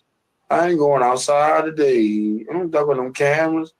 I ain't going outside today. Hey, Custom, you rain? What's What? going on, nigga? Man, look, first of all, let me address you, the elephant in the room. That's dumb. Hey, man, you got a problem with me, man. What's I going know on? I got a lot of problems. Listen to my problem right here. Let's just start with this. What's up? When we first even corresponded on Trey Gang's channel the first time, you remember? I remember going back and forth. Okay, so let's stop. Let's stop. You don't got to go into detail. So look. No, I'm not definitely going into details. Fuck okay, so look. I can, because I remember as if it was earlier today. So look. Okay. I was on Trey Gang panel. Man was chopping it up about the mud rock paperwork that me and T Slay brought. I remember it as if it was earlier today. I'm talking about yesterday, though, like Mother's Day Eve. That's how technical I can get, because it's Mother's Day now. Like it was earlier today, Mother's Day Eve. Me and Trey Gang was on the channel talking about the mud rock paperwork. Me and T Slade tried to tell all these people. So look, while me and him chopping it up, you end up coming up on the panel. While I was explaining something to him, I got the video downloaded. I got the live downloaded in the phone and everything. So anyway, while I was explaining something to him, you came on the live. I'm not being rude, bro. Please, when you say something wrong with me, it is something wrong with me. Everything that's wrong with everybody else is wrong with me. Yeah, me too. Me too. You right about that. Look, so when I'm talking right now, I'm not trying to be boastful, bro. I'm not stunting. I'm not trying to actually, I'm listening to you, bro. You know what's so crazy, You already know me, bro. Look. I ain't even coming like that, because you don't even sound like you on no bullshit. But it's one thing we all agree to. It's one thing we can all agree to, and that's what happened. I don't understand what you just said. What we one thing. No, my phone. I got this crazy ass iPhone. So one thing we can't all agree to is we tired of hearing bullshit. You feel me? So I definitely agree to you with that. But no, go ahead, finish what you're saying, because I want to listen. I respect you for that, bro. Real big, on some real shit. I respect you even more for what you're saying. And Edward Joseph, let me take this time to give you some due diligence. Thank you for allowing us to keep talking and not interrupting right now. I appreciate it. I'm not trying to cause no trouble. I'm trying to gracefully bow out away from this fuck shit. I'm about to be a millionaire in a few days. Beyond this shit. I'm not stunting or showing off or nothing. Guess why? Because my paperwork is already signed, my money don't even come to me. It's already divided up between people. Real so shit. Whoever, you feel what I'm saying? No, so whoever want to play with me any kind of way, can't nobody even the people around me can't play with me. Because my money is gone before I even get it. You feel me?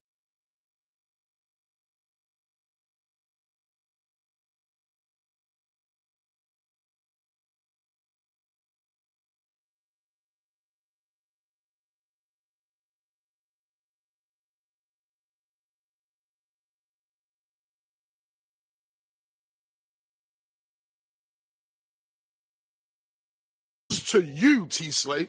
You want to play with me, little girl? Now the gloves come off, ma'am. This is to you, T Slay. You want to play with me, little girl? Now the gloves come off, ma'am.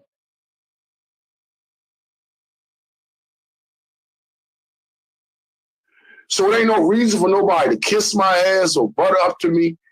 They know it. So look, when you came on Trey channel that time when the man that was explaining something. You cut into the conversation, and I was like, hold, bro, hold up. Man, I'm trying to explain something. You like, oh, all right, go ahead. You said, this was your exact words. Oh, my bad, bro. I know, I'm down. No, hold. You ain't say it like that. Let me say it the right way, because I'm kind of on some other shit. You said, oh, my bad, I'm cussing. I kind of know you or something like that. Man, you rap before. Man, you kind of, this is what your words was. Me and you chopped it up before. Or me and you rap before. Or Right. me and you talked before. That was a fucking lie, bro.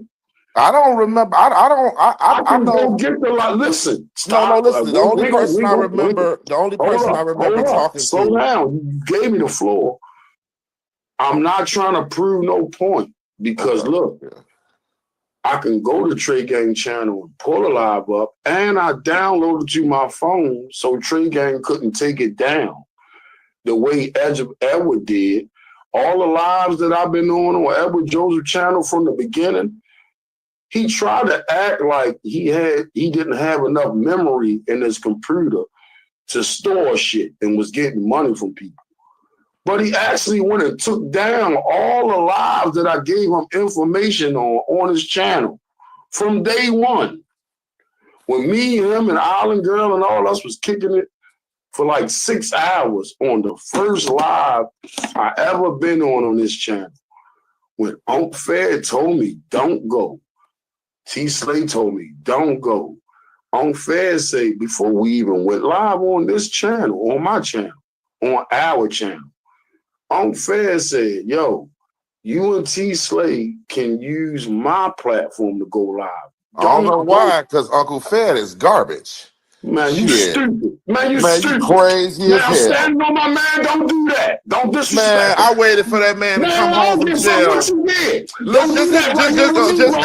Just hear me out. Hear me out. Because hear me out.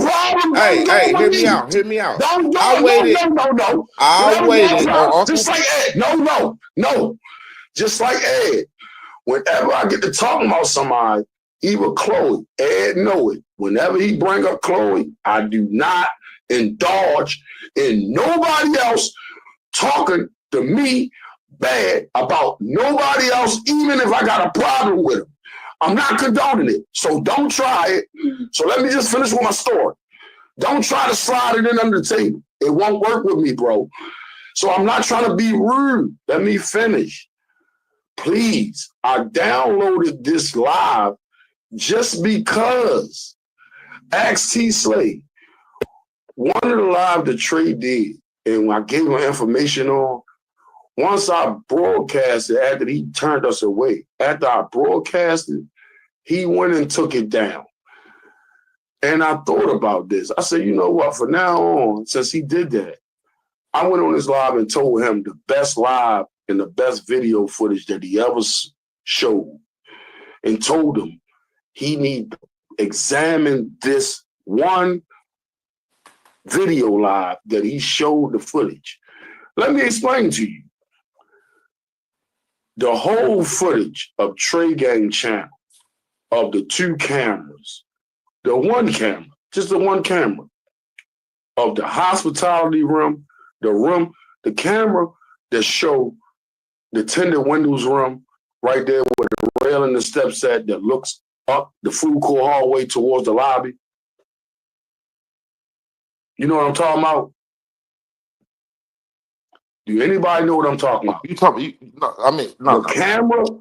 camera that's beside the room with the tinted windows, the hospitality room, where the party was at, the little private party. The camera that looks up the food court hallway towards the lobby. The camera that looks up that camera that show up the lobby. Okay, let me explain. Okay, the camera that looks up the food court hallway towards the lobby on Trey Gang's entertainment channel, not the production channel, because he got two. He made a live in a video where he was just on the live showing the footage of this camera. He got the best one. Cause I got the Parasuco foot. I mean, the what is called? And I said Parasuco, like the jeans. I got the Periscope footage. I didn't even look at it yet. I tried to send it to T Slay. She said it wasn't working her, just like what his name? What's the guy with the other channel with all the footage on his channel? The person who he's talking about is M Easy. And so my question is, people's, who really gives two rats asses? Because according to him, Kanika was never at the establishment. So it didn't really matter what cameras he's talking about at the Crown Plaza, because according to him and Slay, Kanika never was at the Crown Plaza. So this is what baffled me with the shit that he's saying. And he's making a big deal about some goddamn cameras and wanting to know who M Easy is and all like this and stuff. What does that matter when you say that she never was at the establishment? She was never at Crown Plaza. She was at the Marriott. Why in the fuck would Kanika be at the Marriott when everything that you have ever seen in this goddamn case was at the Crown Plaza?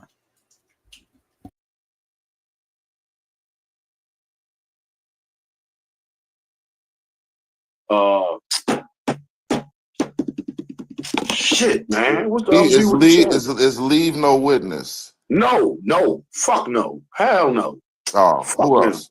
I'm talking about what his name? They got the dress shirt on. He a dark skinned guy. He got on his emoji. He got a dress shirt on him. He uploaded all the footage on YouTube on his channel. What his name, man? My man from the beginning. Edward Joseph know what I'm talking about, because he went and downloaded all the footage. He's sitting back listening.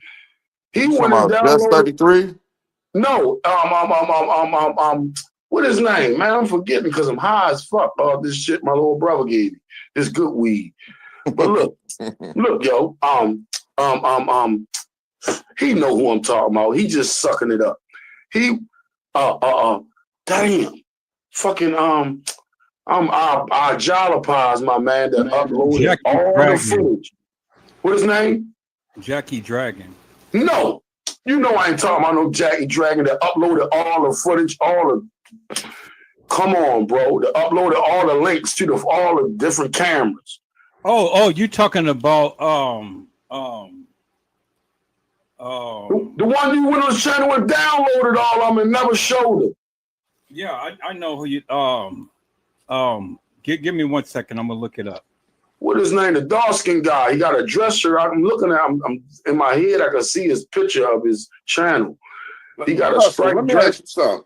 Do you agree with the content that Trey Gang put out? I don't agree with nothing. Fuck him. Don't even ask me nothing about him ever, yo. Don't ask. Okay. The reason I asked is this. No, I don't even know what he's doing. I don't even know what he put out. I don't know what he's doing. I don't want to right know. Now. I don't know. I don't know what nobody putting out. What's going on? I just want to know this. Besides me, because I'm right here in Chicago, is all these other content creators gonna be? What I side live in of Chicago? What side? I live in Chicago. What I'm in side? Chicago. I'm out west, man. Okay. So what I'm saying, you were Western them. No, I ain't with Western them. They all the way on Western. I'm over here on Madison. All right, so you know what I'm talking about. I know, bro. I'm here. I know everything. I'm gonna speak your lingo. I can do that. I can speak your lingo from where I'm from. I can speak yours too. I know. That's why I told you where I'm from. Yeah, remember when you asked me? You don't remember me doing lives with Wig Doctor? No, but listen, remember when you asked me where I'm from, didn't I tell you? Remember? Hey, Brady. Yo. Hello. Y'all Hey, hear me? anytime it do that, What y'all talking? What y'all talking behind the scene? He getting you No, asking me nigga, questions. listen. Y'all keep on being on. What Look, it's look, doing hold on. is Time out. what it's Time doing out. is, man. Look, I ain't finna go back and I'm forth. I'm trying something to tell else, you what the hell going on. Brady. I'm something else. All his hiccups and stops. Nah, the shit So steady look, doing man, that I already because know his I'm on my contact. You let iPhone, you. man. So look, anyway, at any Yeah, rate, go ahead. Just you keep remember, talking. If it blank out, I'll bump back in. I know. But look, remember when you asked me where I was from? Right. Didn't I tell you? Yeah. Did I have a problem telling you? Shit, why would you? Shit. Did I stutter? How did Did I I know? hiccup? Shit. Did I wait for a minute and think about it or what?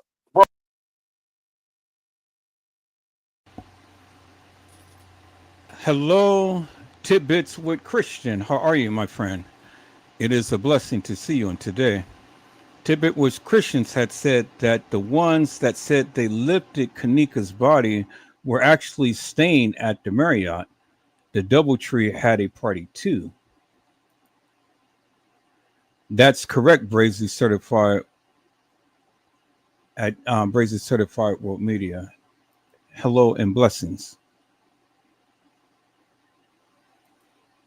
And Brazy had said Mike, Bree, CC, Monifa, and the housekeeper, also security guard, are guilty.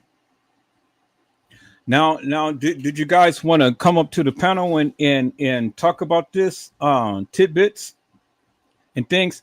Yeah, they had a party at the Marriott. They had a party at the Marriott. I don't know a party at the Doubletree. I never heard of a party at the Doubletree. I know some people were staying at the Doubletree, but I never heard a party at the Doubletree. But yes, they did have a party at the Marriott. But let me fill you in up on something. The party at the Marriott was well before the time to when they came to the Crown Plaza, because that was on the 4th. The party when they had that gathering at the Marriott, and they were showing all of themselves at the pool area at the Marriott. That was on September the 4th, days before this thing that had transpired at the Crown Plaza. It's timestamps on the video. It's timestamps on the pictures, and the metadata. It doesn't lie. It absolutely doesn't lie. So you can't put you can't put things that happened before with the things that happened at the party, because that was two separate incidents, two separate things that was going on. They were just kicking it at the Marriott.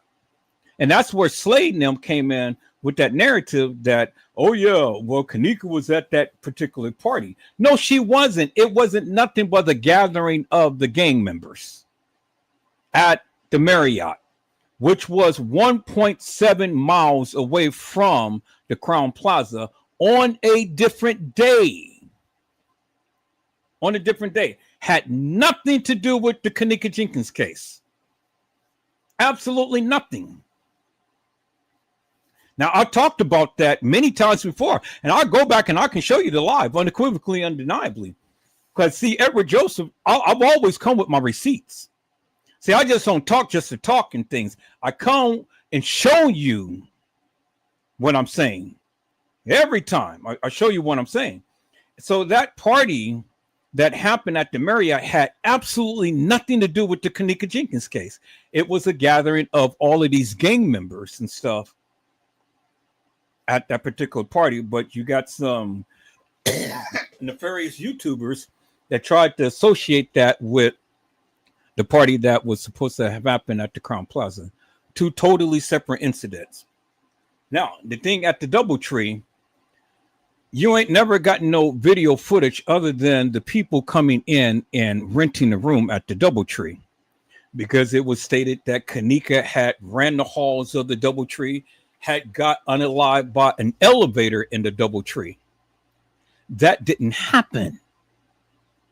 It didn't happen. Now, I welcome you. I can put the link in the chat and we can talk about it. And I'm glad that you came. I'm not here to try to Okay, so you said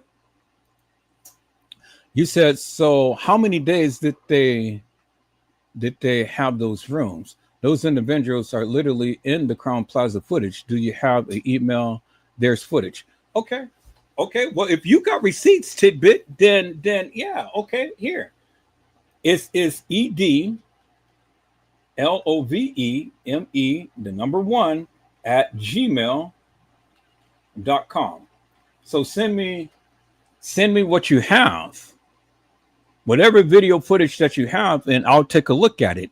And then drop your number as well, so then I can be able to contact you and we can talk behind the scenes.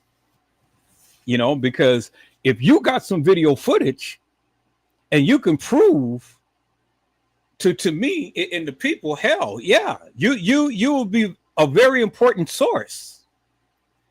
You would be a very important source to that of what I am trying to convey, because like I said, I only want to go and show what they said, not what I think. I did over 1,000 lives with what I think. But now this time around, I want to go with what they said. Now, if you got some video footage and some pictures and stuff, hell yeah, come on. We're going to politic. I said, we're going to politic. We're going to break this shit down. Because I love it when the people come in and, they come in and give their commentary and things, but then you show your proof. I love that even more so. And if you got some videos and things that I can take a look at, shit, man, come on. Brazy had said the guys that was walking around the pool was not at the hotel. The girl was getting the rooms for them at the Crown Plaza. Also tried to get rooms at the other hotel. And then Honesty has said, hello, tidbits with Christian. And see, tidbits, you getting a lot of love in here. See, that's what we do. We give a lot of love here and things. And nobody is trying to put you on the spot, and nobody is trying to debunk you. But I'm telling you, but I can also show you.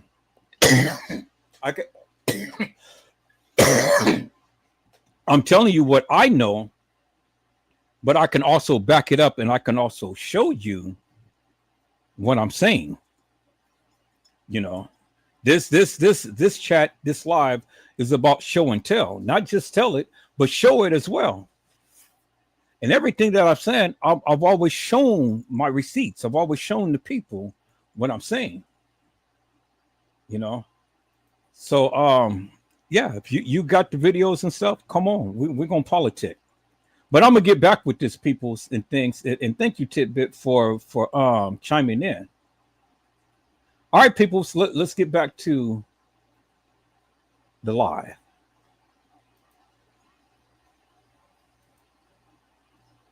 Bro, what you getting to, man? Nothing. I was talking to him. Oh, you kept that shit solid. You told me where you was from. Shit. Cool. So look, I don't want to bring nobody else up about nothing foul and what I believe and all that. I don't want my opinion to be put with y'all shit against nobody. I got my own opinion. Listen, my opinion is totally different from what everybody else is talking about. Me and Edward don't even look at this shit. Let me solidify something before we move on. I don't fuck with nobody. I don't even fuck with you two niggas. But we being cordial right now. We definitely being cordial right now. We being men. That's you feel me? I'm being real, Brazy. I'm not on here to fake and kick the bobo. We don't even fuck with each other, but we being cordial and we being men right now, right? That's a fact. That way, that's the only way I know, bro. That's why I never fitted in with this shit. That's why I don't do all the arguing. I don't know about this shit. I don't even know. I don't know about thumbs up and super chats and subscribe. I don't know about that shit. I don't want to know. I'm a shadow nigga, bro. When I was We bumping with represent this him. shit, man, when I was bumping with this shit, I didn't But when know I all seen these this other fuck people, shit, man. I said, oh, hell no. Y'all niggas in y'all town doing this fuck shit? Yeah, it's Hell crazy. no. It get crazy out west, man. Man, I don't give a fuck how crazy it get. We get stupid. Everybody, Nigga, see, we this the get thing. ill. Hold on, Nigga, this the we get thing. retarded. Hey, We this get the thing. dumb dumb. This the You thing. ain't hear young moose? We get dumb dumb. Hey, listen to me. I don't take nothing away from nowhere, my Fuck nigga. is wrong with niggas? Hey, I look, don't give a everywhere fuck get about none of crazy. that shit. We get Everywhere dumb get dumb. crazy, boy. I was We just living get in New dumb Orleans, dumb. nigga. New Orleans get Dumb crazy. dumb. Dumb dumb. Everywhere. Understand me? Yeah, that way. But that shit right there don't condone nowhere. Nah. Who the fuck condone that shit? Nobody. Nowhere. Shit, Fuck nobody is wrong with condone you, none of that goofy shit. ass? Man, you niggas goofy. Hold I on, don't give hold a on, fuck. hold on, hold on. When you speak that, are you Drill, speaking about all them that niggas? drill Cause shit. you saying Y'all you only niggas. drilling in packs. I'm a grown ass man, my Ah! nigga. I don't drill. Y'all niggas only gonna go hard with a bunch of niggas. I don't know about what no other niggas Yeah, doing. I that's just why it's know. all the games. Ain't I nothing but see, games in your town. hey, you using the It word ain't nothing y'all. but games in your town. You Y'all using the gotta word run in y'all, packs my and y'all nigga. scared of the other group of niggas. Did you hear what You I said niggas though? can't walk by yourself and wipe the whole other group out. That's what we do. Annihilate shit. Let One me nigga. understand. Are we John screaming over Wick, each other? Are Jason we screaming Bourne, over each other? Are we John politicking, Wick, my man? Jason Bourne, and that nigga from Taken. All in one. Annihilation. Ain't no Rambo shit. Fuck is wrong with you goofy niggas? Offering up young girls, profiting, getting money, then rapping about it and making videos about who asses you smoke. You niggas is weird. Hey, You niggas need to go hang with them niggas that's doing witchcraft. like I You say, goofy well, talking about y'all ghouls and goblins and ghosts and all this old gargoyles and shit, you weird ass niggas. oh the Fuck is fuck. wrong with you niggas? You Hey, niggas ghouls and goblins and gremlins and gargoyles so and so trolls so and all so these so bitch what? ass So what niggas. I'm trying to understand is, are Man, we don't try to do politicking or nothing are with we me. screaming at you? What we doing, my nigga? Right. So we ain't got to go back and forth. This nigga slow. You feel me? I'm gonna just say, yeah, were you here? Okay, so yeah, check this out, Yeah, man. I'm here. Yeah, I've yeah. been sitting back listening So and so trying so to. hold on. Let me just say this real quick. You feel me? I came up here because I thought the man wanted to politics. See, I'm at work. I ain't got time to be doing all this screaming and hollering. You know, um, it strikes me strange, and the reason I said what I said about Uncle Fed, because some said, just, what's the hype about Uncle Fed? Let me see what the hell going on. He been locked up since it came on YouTube. Let me see what he talking about. I see he had projects. He was doing content, this and this. I go to his content, and goddamn it, this nigga playing songs like Custom Design. I'm trying to figure out what the fuck do they play songs? I mean, this all they do, play music through the whole live, or is this a Baltimore thing, a Philly thing? I mean, what? I don't know. You feel me? So when I got a chance to try to check out a little bit of the content, in my eyes, I felt like it was bullshit. From what we know now, from listening to all that back then, and then you come home, ain't no content you dropped that made no motherfucking sense about nothing in this fucking case, man. Nothing that Trey Gang drop make any fucking sense about this fucking case, man. Custom, like I say, like I say, we love you, Custom. We treat you different because at the end of the day, you are different. You know what I'm saying? What you just came up here and presented, that's what you do. You say a little bit of something, then you get to screaming and hollering to the top of your lungs, spitting and slobbing and shit. We don't understand that. You know what I'm saying? We trying to sit here and have a humble conversation. Um, let's just all be honest. If Kanika Mama was able to state that it was a motherfucker in the freezer, kitchen or whatever with her daughter for 2 hours, it was a lot of shit that everybody missed when it came down to this case in the beginning. You feel me? All the way up until she made that statement. A lot of shit was missed. You know what I mean? People never elaborated on some of the things that was said by some of the party goers. People never sat back and looked at the fact that, certain people did leave at certain times. Hell, people never even look at the fact that the timestamp changed. You see what I'm saying? So, Until motherfucker ready to have those conversations, then let's have them. Let's have this conversation. You feel me? Because we know you talk about all this different shit, paperwork, this and this. In the beginning, they said that Kanika was found in a rear dock area, but yet she was in a freezer. They said that Kanika walked in the freezer, basically walked back there, what we see on the video, and she walked behind that first door, and the door closed on her. But what I'm trying to understand is this: then how does she freeze? Because it's a freezer and it's a cooler. She was in the freezer. So who locked that door behind her? Because y'all said the first door closed and it locked behind her. Somebody had to lock her in that freezer also, then lock the cooler. But we don't get into them conversations, right? You know what I'm saying? We don't look at the fact that people like Mike made statements like, if anybody say anything, they the police. We don't look at that shit. You know what I'm saying? People just want to fault this and fault that and talk all this mystery shit, all this crazy shit, and listen to songs all day and shit. Cut the bullshit, man. At the end of the day, bro, you don't even know what it smelled like to be in Chicago, what it looked like or anything. So how dare you speak on anything people got going on? Now, we're older guys. So, of course, we're not in that drill shit, that scene or whatever the case may be. But just like how motherfuckers getting killed in Chicago, motherfuckers getting killed out there where your ass at too. You feel me? So cut the motherfucking check. If you're going to advocate for some shit, advocate for the shit that's happening in your city. Because I can look up anything, and there's some horrible shit going on out there where you live at. You know what I'm saying? I'm speaking on some shit and I live here. Same side of town, all type of shit. Motherfuckers talk that shit, nigga. I reached out to Teresa and politicked with her. Not a motherfucking soul could sit up here on this shit and say they politic with this woman in good graces. Because everybody else fucked it up, talking crazy. So I'm not trying to hear that shit you talking about, radio man, custom dummy. You feel me? And I try to respect you, but you talk shit and you sound stupid. So we're going to leave that shit at that. You know what I'm saying? Other than that, yeah, Kanika case, they did seal that motherfucker up due to people like Custom Design, Trey Gang, Uncle Fed, Rob, all these motherfuckers. Hell yeah. Hell yeah. Sealed that motherfucker up because you got lunatics that sit back and talk crazy as fuck about this case. You got people like King Rob, and Chosen King that want to sit outside the woman's house and threaten her. You feel me? So of course it was time to close it. You know what I'm saying? These motherfuckers talking crazy, they acting crazy. They don't need to know what the hell going on. And it's sad because for people that really did care about this case, because it's a lot of us, we wanted to know what actually happened. But it always catch me straight. Like, why did you seal the case? It was something you didn't want us to know. It's something you didn't want us to know, because if everything was squeaky clean, you would have told us.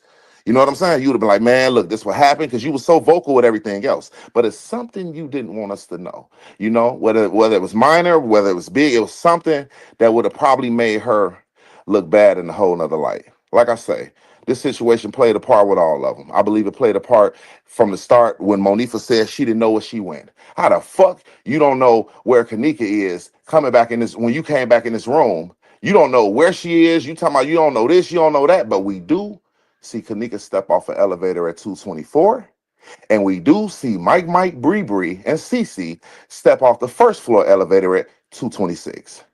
So, is it safe to say you left her with them? Did they ride all the way down to the lower level and let her off? Did they turn around and go back up to the first floor and leave out the lobby like we see and walked around to the back?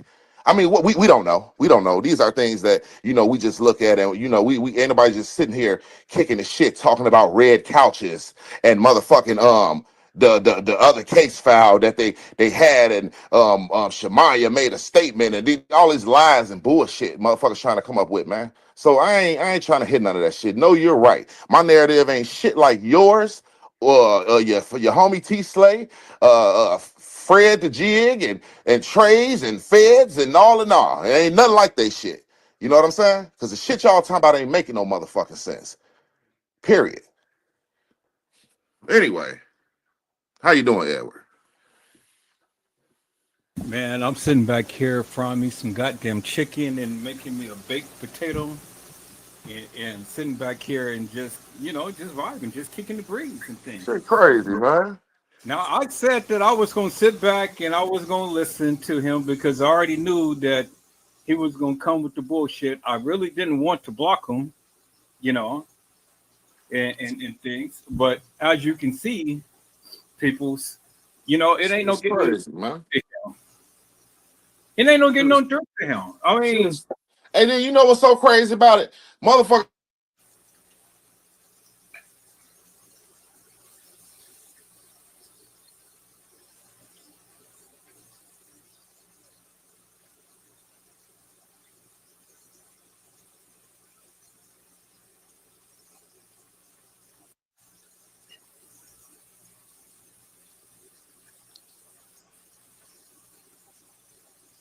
Can you hear me? yeah.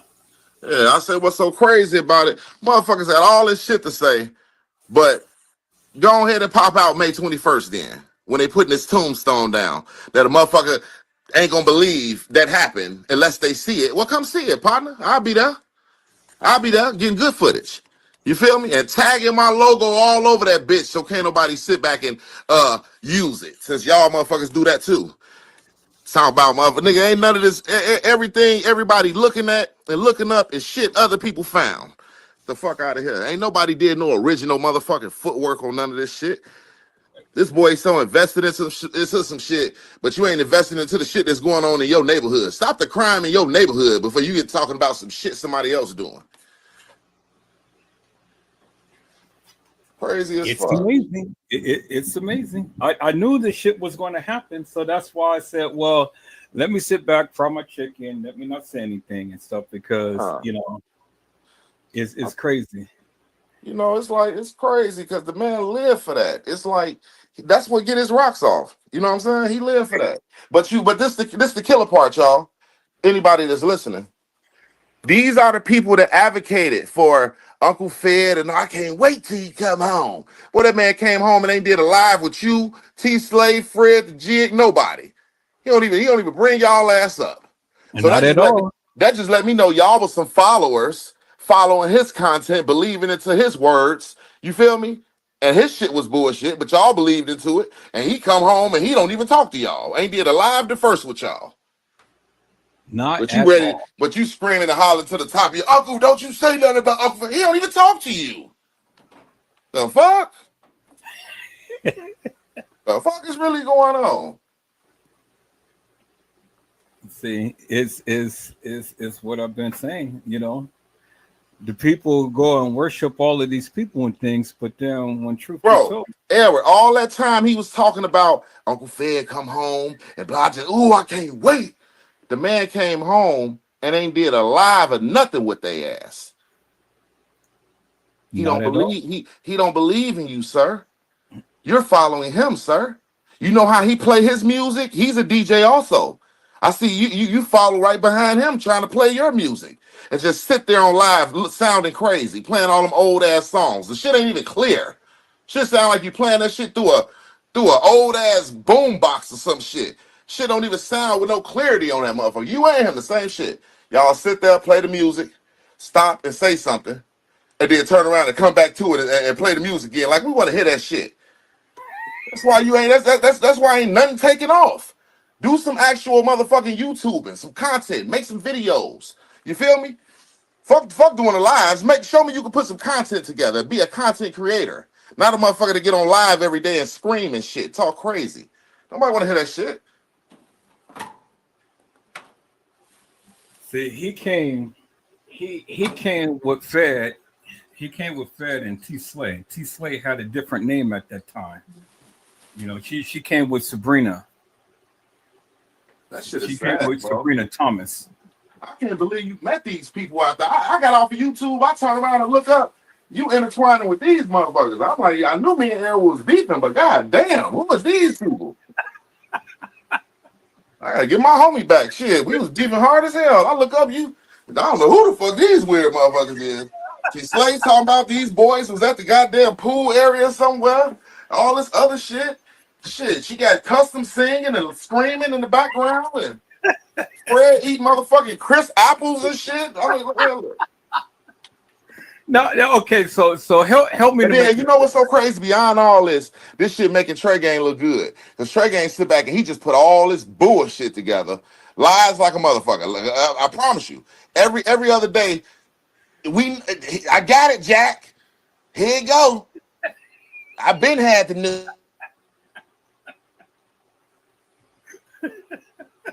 The shit, look, I got the news. Kanika told everybody. Yeah, look at the titles. The minute it happened, you know what I'm saying? All this stupid shit, man. Shit be pissing me off. And I live out here, bro. I live out here. What the fuck is y'all talking about? The fuck? It's crazy. For Crazy as fuck, nigga. 7 years, and every single day, he has been making content about Kanika. But the remarkable thing about it is, a lot of people sit and listen to it and believe it. Every single day. Every single day is People, the reason that why is because, like now, I will agree with Custom. This is a payday for certain people. Trey Gang always been like that. He been since I came about, and he was already doing this thing. Trey Gang coming at motherfucker, and it's about a revenue. He make it sound good, but it's about basically he gonna go on that motherfucker. He don't care if he got to gain him 2,000 likes every day. You know what I'm saying? 2,000 views every day. He gonna get in there and he gonna push the issue. He gonna push the envelope. That's Trey Gang. He gonna talk for a nice little minute, and then he gonna go. If he see he can fuck your head up with one little narrative that he shoot out there, he gonna try to run with it. You know what I'm saying? He never try to drift off and get into no other content because he's not going to. That's what let me know. He ain't no content creator because he ain't got no other content that he study and look at and search and want to politic about that. He don't do that. So that further let me know, however you stumbled up on Kanika shit versus stealing everybody else content and looking at everybody else narratives and using them throughout the years, you came up on the footage and the paperwork and all that shit, just like a lot of us did. But that's all you got.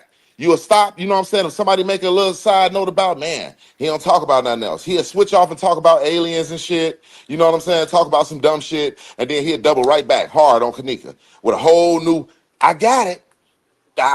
They called me. Somebody contacted me from the hotel and they told me everything that happened, man. I'm telling you. Like he said with Franz Cave, which is a pure fucking lie. Everybody can find every look for anybody that thought Franz Cave wrote this man a letter. That was a lie. I could direct y'all to where to find exactly where that post is. That when all that bullshit was said, it was never nothing wrote to this man. But like I say, he pushed the envelope. So it ain't for me to go to his platform and tell his people shit. That's his people. That's his thing. That's his thing. So it ain't for me to do that. I don't care about none of that shit. You know what I'm saying? Sometimes I sit back and look at some shit to see if he got it, and then I'll sit back and back away from that shit. That's it. Your shit pop on. If me and you ain't politicked on the phone about some shit, I'll check out what you talking about. You know what I'm saying? Sometimes shit I still check out, see what the fuck Chloe talking about here and there, even though I don't like her funky ass. You know what I'm saying? But at the end of the motherfucking day, shit, I definitely don't stop to hear what no Custom talking about. And I would never go to Unc Fed 5 and hear that bullshit again. You feel me? And shit, we over there talking about the Mo 3 case on another motherfucking platform. And T Slay, she over there trying to make her way in with some people I'm cool with. You know what I'm saying? So come on, cut the check, man. I talk about multiple shit. I don't sit around and think about talking about this Kanika case all day because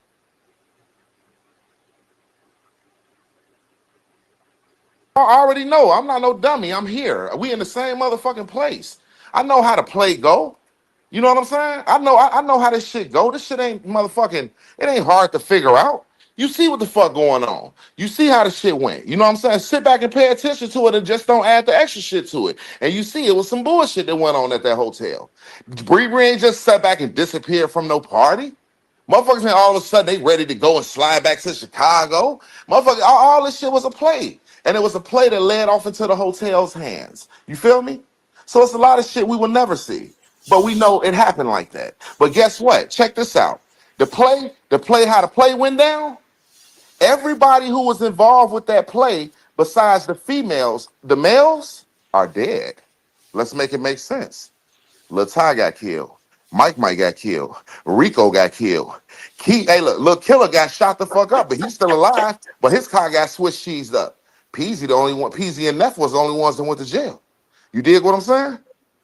Now, when you sit back and think about the ones who got killed, ask yourself, why did the police question the housekeeper and ask him, did his brother ever date? First, do he have a brother? And did his brother ever date Kanika? They asked the black housekeeper that got off of work at 5 o'clock. If he got off of work at 5 o'clock in the afternoon, why are y'all questioning him about a party that happened later on that night? Unless you seen something on the footage. So let's piece it up. If they're questioning him about, did his brother ever date Kanika? Do we have a brother? All this shit, and y'all done went to this man's house not once but twice trying to find somebody. Huh? Why would Mike say if anybody talked in that room, they the police? He said that the next morning. Why would you think somebody? What was somebody telling you to make you feel like? I mean, what? Because by that time, didn't nobody know Kanika was unalived or anything. They just know she was probably left in the condition that they probably left in. You see what I'm saying? So you got to look at these little things. You know what I'm saying? For the people that don't really be listening to Teresa and really so caught up in thinking Teresa set this up, go back to the WGCI interview and listen to how she say, motherfucking, the mayor dude, what's his name, Edward? I can't think of it right now. Andrew Holmes. Listen to how she said Andrew Holmes manipulated her. You feel me? And to getting her to stop the protest. He called her out of nowhere with this bullshit. That man, that man got a call from them, and he called her. Hey, I'm Andrew Holmes. I'm an investigator. Hey, I'm finna help you solve this. We finna get some answers for you, baby girl. You know what I'm saying? I represent Chicago, blah, blah, blah, this and this, this and this. Hey, Teresa thought she had hope until she realized, hey, it's your skin. Hey, look, these motherfuckers don't give a fuck. They even get your own to go against you. You know what I'm saying? And he ran a script to her ass. And like she said on the WGCI interview, until she seen the fucking videos. That's why she held the phone back for a second. She hesitated to give them Kanika phone. And that's why she was on the bullshit she was on. Because they was playing and they was lying. Motherfuckers, look at it. Eric, please play this whole interview so they can hear Teresa. You know what I'm saying? Everybody want to talk around and shit. Listen to the goddamn mama and what she's saying. Stop trying to pick her apart on some messy shit. And listen to what the lady's saying. She ain't the brightest motherfucker out the picnic basket, but goddamn it, she trying to get it together. She talking. Listen what she's saying. It was a play. They got Andrew Holmes to come in there and run a script on her ass. And he did it very well. And by that time, people were already stealing from the goddamn the shit that the money they was raising. She like, fuck it. Andrew, I see you all the time on Chicago advocating for our city. If you telling me you can help me, she believed into that shit. Not knowing this the same nigga years later, up to date now, he giving bitches to pyramid. Fuck. And on that note, peoples, we're going to go ahead and we're going to transition into that. We're going to transition into that particular part of the live. Because, see, this is where it will all make sense.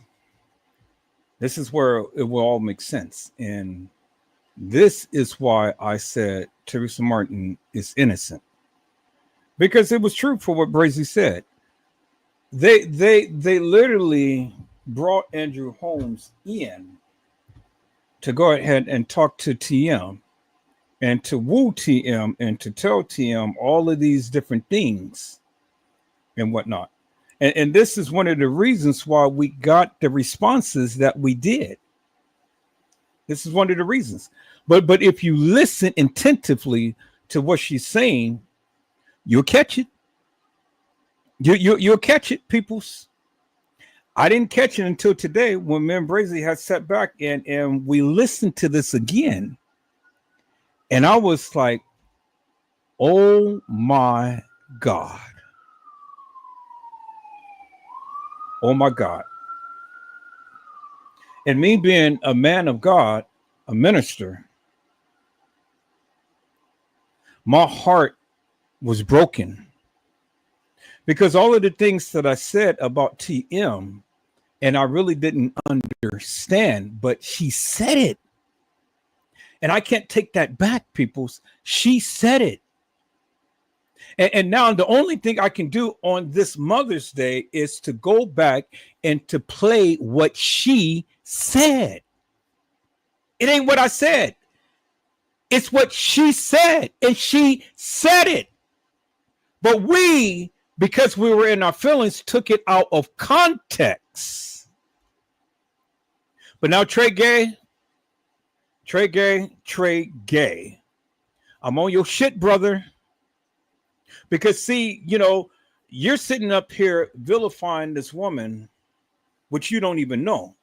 And now you want to go and take her associations and say all of this madness and things, and you're trying to implicate her into something. But now I see it, peoples. I see it.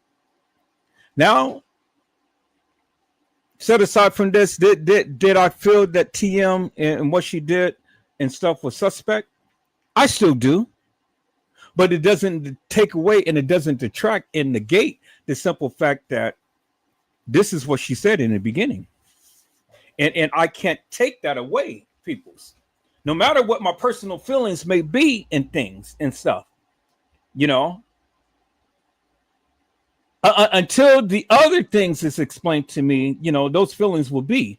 But as far as this part of the Kanika Jenkins case, I had to digress and I had to change my point of view because this is what she said. And this is what many of us have heard but did not hear. Now, I'm going to bring some validity to some stupidity. And Trey Gay, I know you're going to watch, and I know you're going to try to come back hard and heavy, but see, I'm on your tail, brother. I'm on your tail. And I'm going to expose you, Trey Gay, for the nefarious bullshit and madness you've been saying. See, you another Casey Cloyd Overa Sanchez Mendina. You all the time, instead of facing the facts, you want to come with all of this salacious madness and try to devilify a person's character.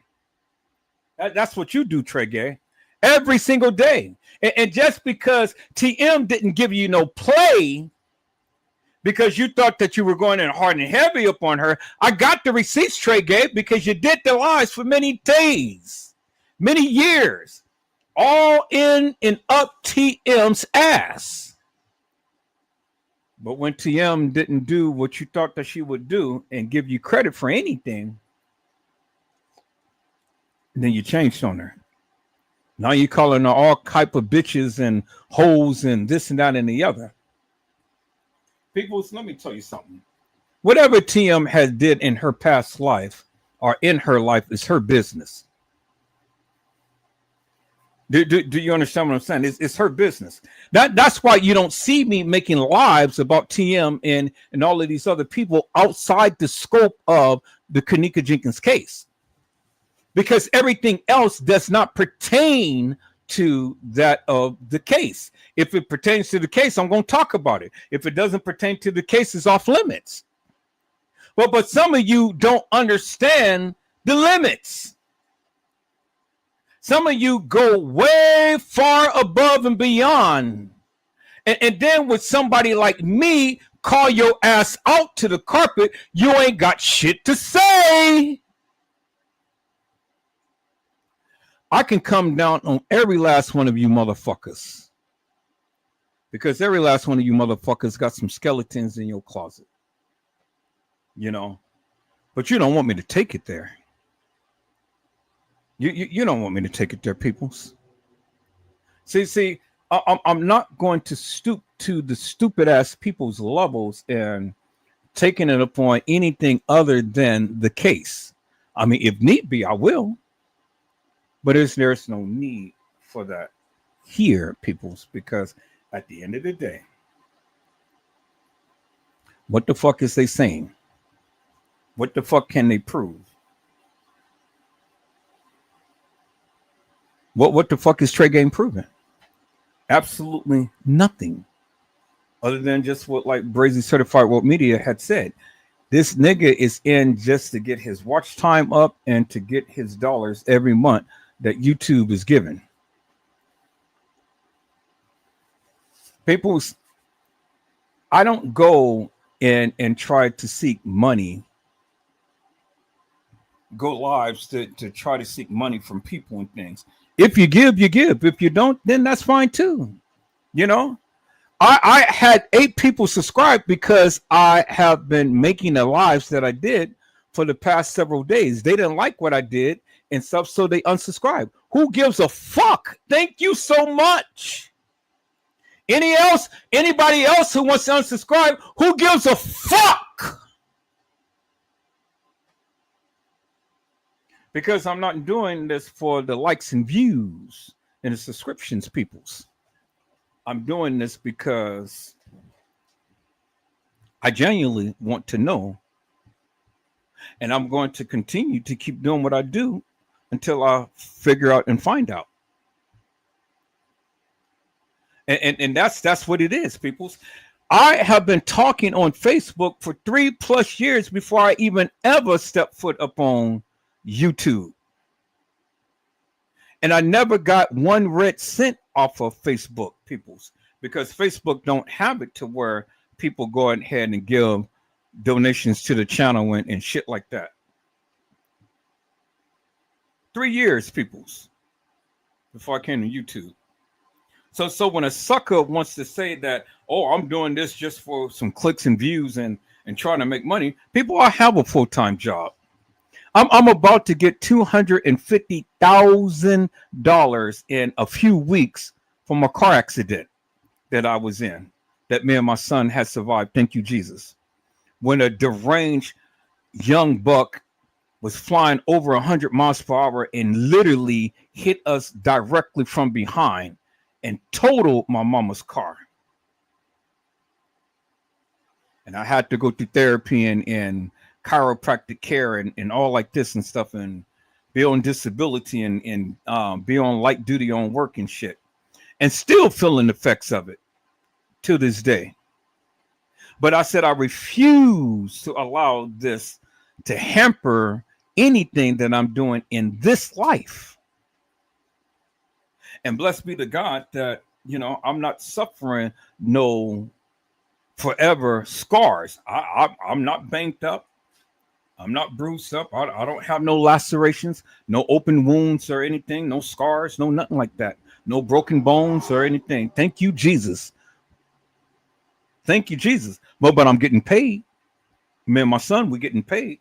And we are going to travel all over this MF United States of America and then out of the country. Sure enough, I'm going to Virginia to buy me a car, and I'm going to drive that shit back, and I'm going to be stopping in all of these different states to see my YouTube family. Sure enough. And I'm paying cash money for the car. And I don't care about putting the miles on the car shit because I'm buying the car outright. $30,000. And the car is mine, and I'm coming to your town. I plan on being there when TM have this thing. That's my plan.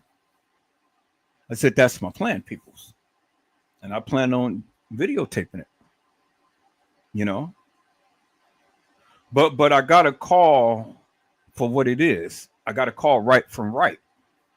Because I had asked the people, I said, show me something that I can be able to feast upon, and that makes sense. And what Brazy Certified World Media had just told you, peoples, it made a lot of sense. He said, go back and watch the interview that she did. And everything that we talked about, she talked about, peoples. But we didn't see it, all of us, many of us, we didn't see it because we were too in our feelings. Now, Teresa Martin may be whatever you call her, but in this case, you can't call her a liar because it came from her lips. She said it. And in this case, in this section of the case, Teresa Martin is innocent. And so we have to take it section by section by section.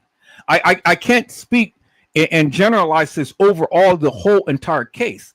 But for this part right here, for what you're about to hear, it came from her lips, peoples. Now, as she is going on, I'm going to stop it and I'm going to talk about it. I'm going to stop it. I'm going to talk about it because it has to be done that way. Because, see, if I don't highlight these points, you will miss it. And this time around, peoples, I don't want you to miss it. I want you to get it. And give this woman credit for where credit is due. It ain't no harm in saying that you're sorry. And there ain't no harm in apologizing when you got something wrong.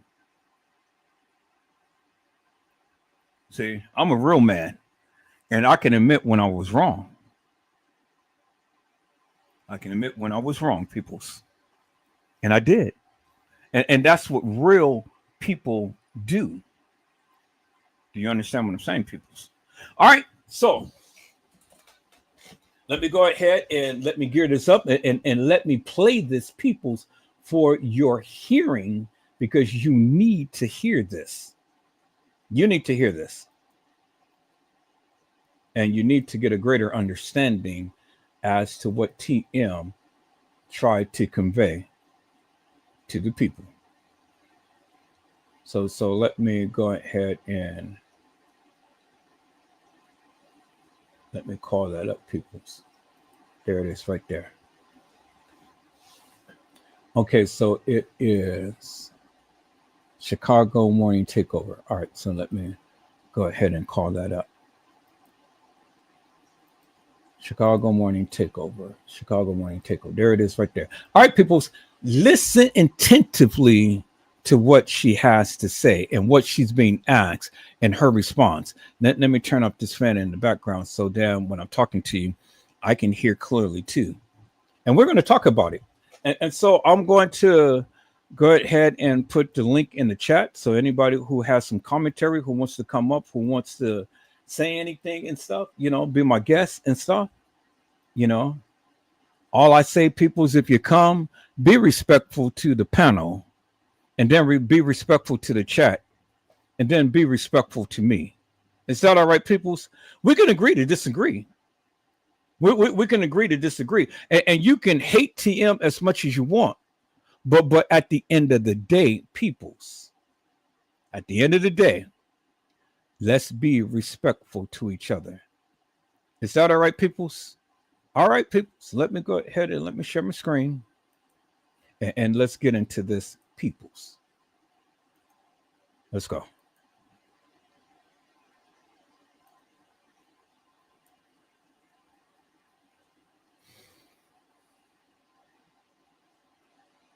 I'm going to bring this closer so then I can just go in between the two.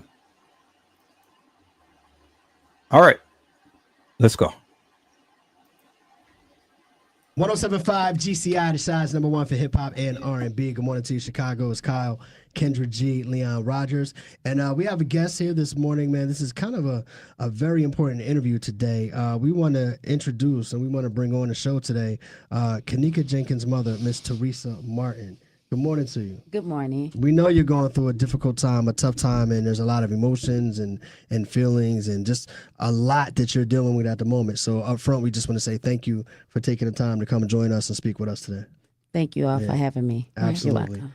So for those who, I'm assuming everyone in Chicago knows the story of Kenneka Jenkins by now, but Kyle, just a little backstory. The 19-year-old girl who was found frozen in a freezer in the Rosemont Crown Plaza Hotel. That's right. So let's start there. Let's start the night that you got the phone call about your daughter.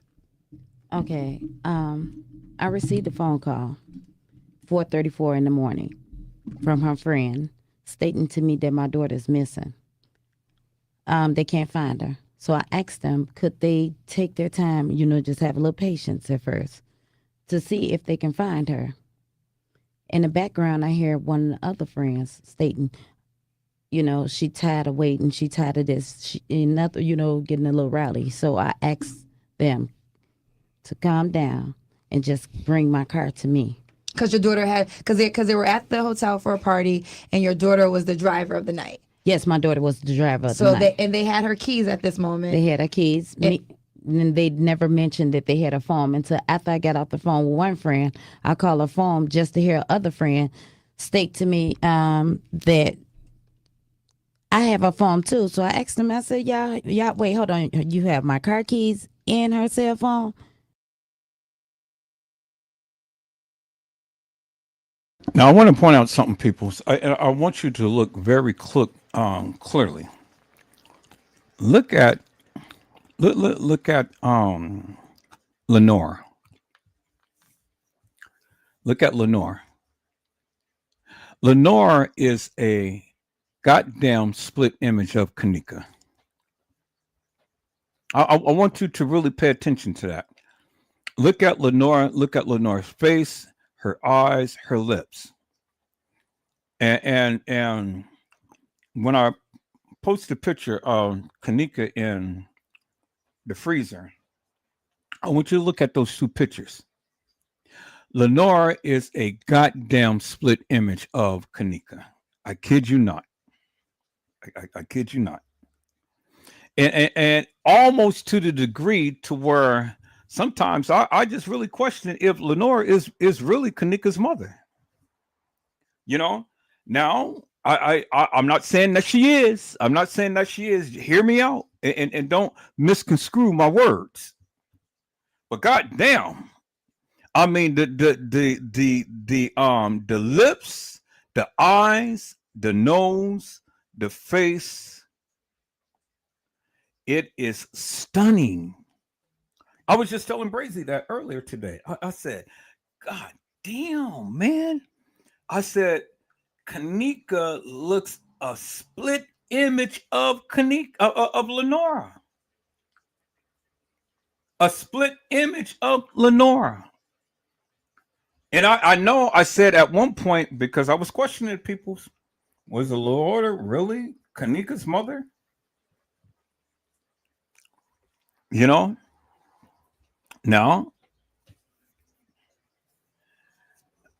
hey,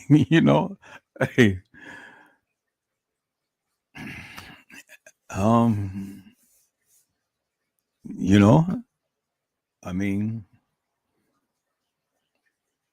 shit. What you want me to say? I mean, I'm just only going to go by what my feelings is, people's. Never mind what you say. I'm just going to go by what my feelings is and things. Now, I said it before, and I go back and forth because I'm kind of like, if you look at TM and Lenore, Kanika favors Lenore way, way more than she does TM. Way more. I mean, like an exact match, a split image. If you look at Lenore, and I'm gonna get a picture when Lenore is looking up and stuff because she's looking down, and I'm gonna compare those two photos of Kanika in the freezer and then Lenore in this live right here. And I want you guys to see it, and then you make the decision yourself. What you think? Do they look like? I mean, the resemblance is that so goddamn spot on. It's just, man, and it just makes you wonder. It really does. It just makes you wonder. Just makes you wonder. That's. I'm gonna leave it like that. I'm gonna leave it like that. It just makes you wonder, peoples. But you heard what TM said. TM said that she did not know that they had her keys in her phone until she called back. And then one of the girls had answered the phone, and that's how she found out that that the girls had both Kanika's keys and phone. Now, people, let's take a look at this. I want to take this in spots because see, I just can't play this live just all the way through without first going through and explaining some things. Do you understand what I'm saying? So now, if you have the time, you can go back and play the live yourself. This particular video and listen to it in depth. But I have to give my analysis as it is playing, and then there's other things I got to play with it so I can give you a good full whole scope of what I'm trying to convey. Just not going to give you bits and pieces, let you listen to this shit and just be done with. No. Edward Joseph don't do that. I don't do that. I have to compare apples to apples and oranges to oranges, and then apples and oranges and oranges and apples. It's got to be a mixture. But I have to explain in great detail why I am saying such and things. So now, the first point. TM did not know that the girls had Kanika's keys and cell phone. Okay. She didn't know. She didn't know. She said it. She said she didn't know. You heard what she said, right? She said she didn't know. Now, people, so let's do this. Let's skip to the case files real quick. We're gonna watch this. We're gonna watch the video and stuff. But I got to do my due diligence as well and stuff. So, like I said, you can on your own time go and watch that video for your own self and listen to it entirety. But I'm going to splice this up, and I'm going to make my points as the video goes, peoples. So now I want to go to the case files. Go to the case files right here. Let me go to the narratives. And let's just go one by one. We're gonna walk through it. I'm gonna walk through it and stuff. And let's go ahead and I didn't know I can shift it like that. Okay. So it only just shipped the one case file. But not both of them. All right, so I want to go to the case files because there's some things I want to point out as well. So let me go ahead and really bring this out. Now, we do know and understand that we do know and understand that Andrew Holmes was the one who was brought into TM's life for a reason. And he was brought there to spill some stuff to Teresa Martin, and she trusted him. Teresa Martin did not know Andrew Holmes prior to that, peoples. There's no evidence that she knew Andrew Holmes. There was no evidence that they cooperated with each other or anything like that. There's no evidence of that. No proof, no evidence. Okay, so I just want to keep it real and 100. And I said this time around, I'm only going to go by what they said. Okay, so now let's go back to the case files right here, and let's take a look at this. Because see, the thing is, peoples, and it's just like what M. Easy had said. The hotel had literally devised this whole narrative so you can believe some things. Do you understand what I'm saying? The hotel did. Okay. So now I want to establish the foundation, peoples, because I said, never mind what I feel. This is what they said. And I just wanted to bring it back to the beginning. It says right here, peoples, in report number 1. On this date, I was dispatched to 9501 Devon Avenue, Rosemont Police Station for a station report of a missing person. Upon arrival, I spoke with Lenora Harris, the complainant, who is the sister of the missing victim, Kanika Jenkins. There you see it right there. It's on your screen. It says, according to the complainant, the victim was last seen leaving her home with her mother's vehicle on September the 8th, 2017 at approximately 23:30 hours. Now, you know, Edward Joseph, I disagree with the date. But again, this is what Lenore stated. Or this was in the case files, I should say. May not actually be what Lenore stated because it is a narrative. It is not a statement, it's a narrative. Narratives is a summation of one's proclamation. But a statement is supposed to be a actual true account in events of what happened. That's why I don't give too much credence to the narrative, because it is a summation. It is not written verbatim. And then the person who was supposed to be giving the statement, the person writing it only surmised it to their understanding. Do you understand, people's? Statements can be held in court. Narratives can't. And I'll get into that a little later, but I've just told you the difference between a statement and a narrative.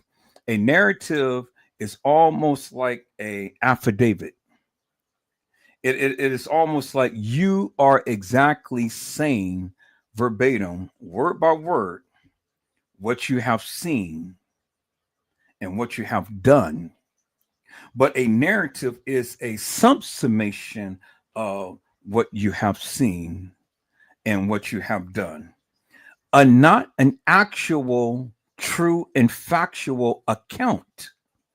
And that's why all of this paperwork that you see here is just narratives. It is a story. It is a story that the people are telling to try to convey something to you. Now, narratives, not necessarily is actual, factual, and true. But a statement has to be. A narrative doesn't. And that's the difference in between the two peoples. So this is a narrative. And as I don't agree with the date, but that's just my issue, people. You know, but again, I'm not going to inject what I say or believe. I'm just only going to give you the facts as to what they stated. Do you understand what I'm saying, peoples? So let me read as it is stated. It says, again, according to the complainant, which is Lenore Harris, the victim, which is Kanika Jenkins, was last leaving her home with her mother's vehicle on September the 8th, 2017 at approximately 23:30, which is 11:30 at night on September the 8th. The victim was heading to a party with a couple of friends at the Crown Plaza Hotel, 5440 River Road, Rosemont, Illinois. It didn't say that they was at the Marriott. It didn't say that they was at the Doubletree. It clearly stated that they were at the Marriott. I mean, not the Marriott, but the Crown Plaza. These people keep texting me.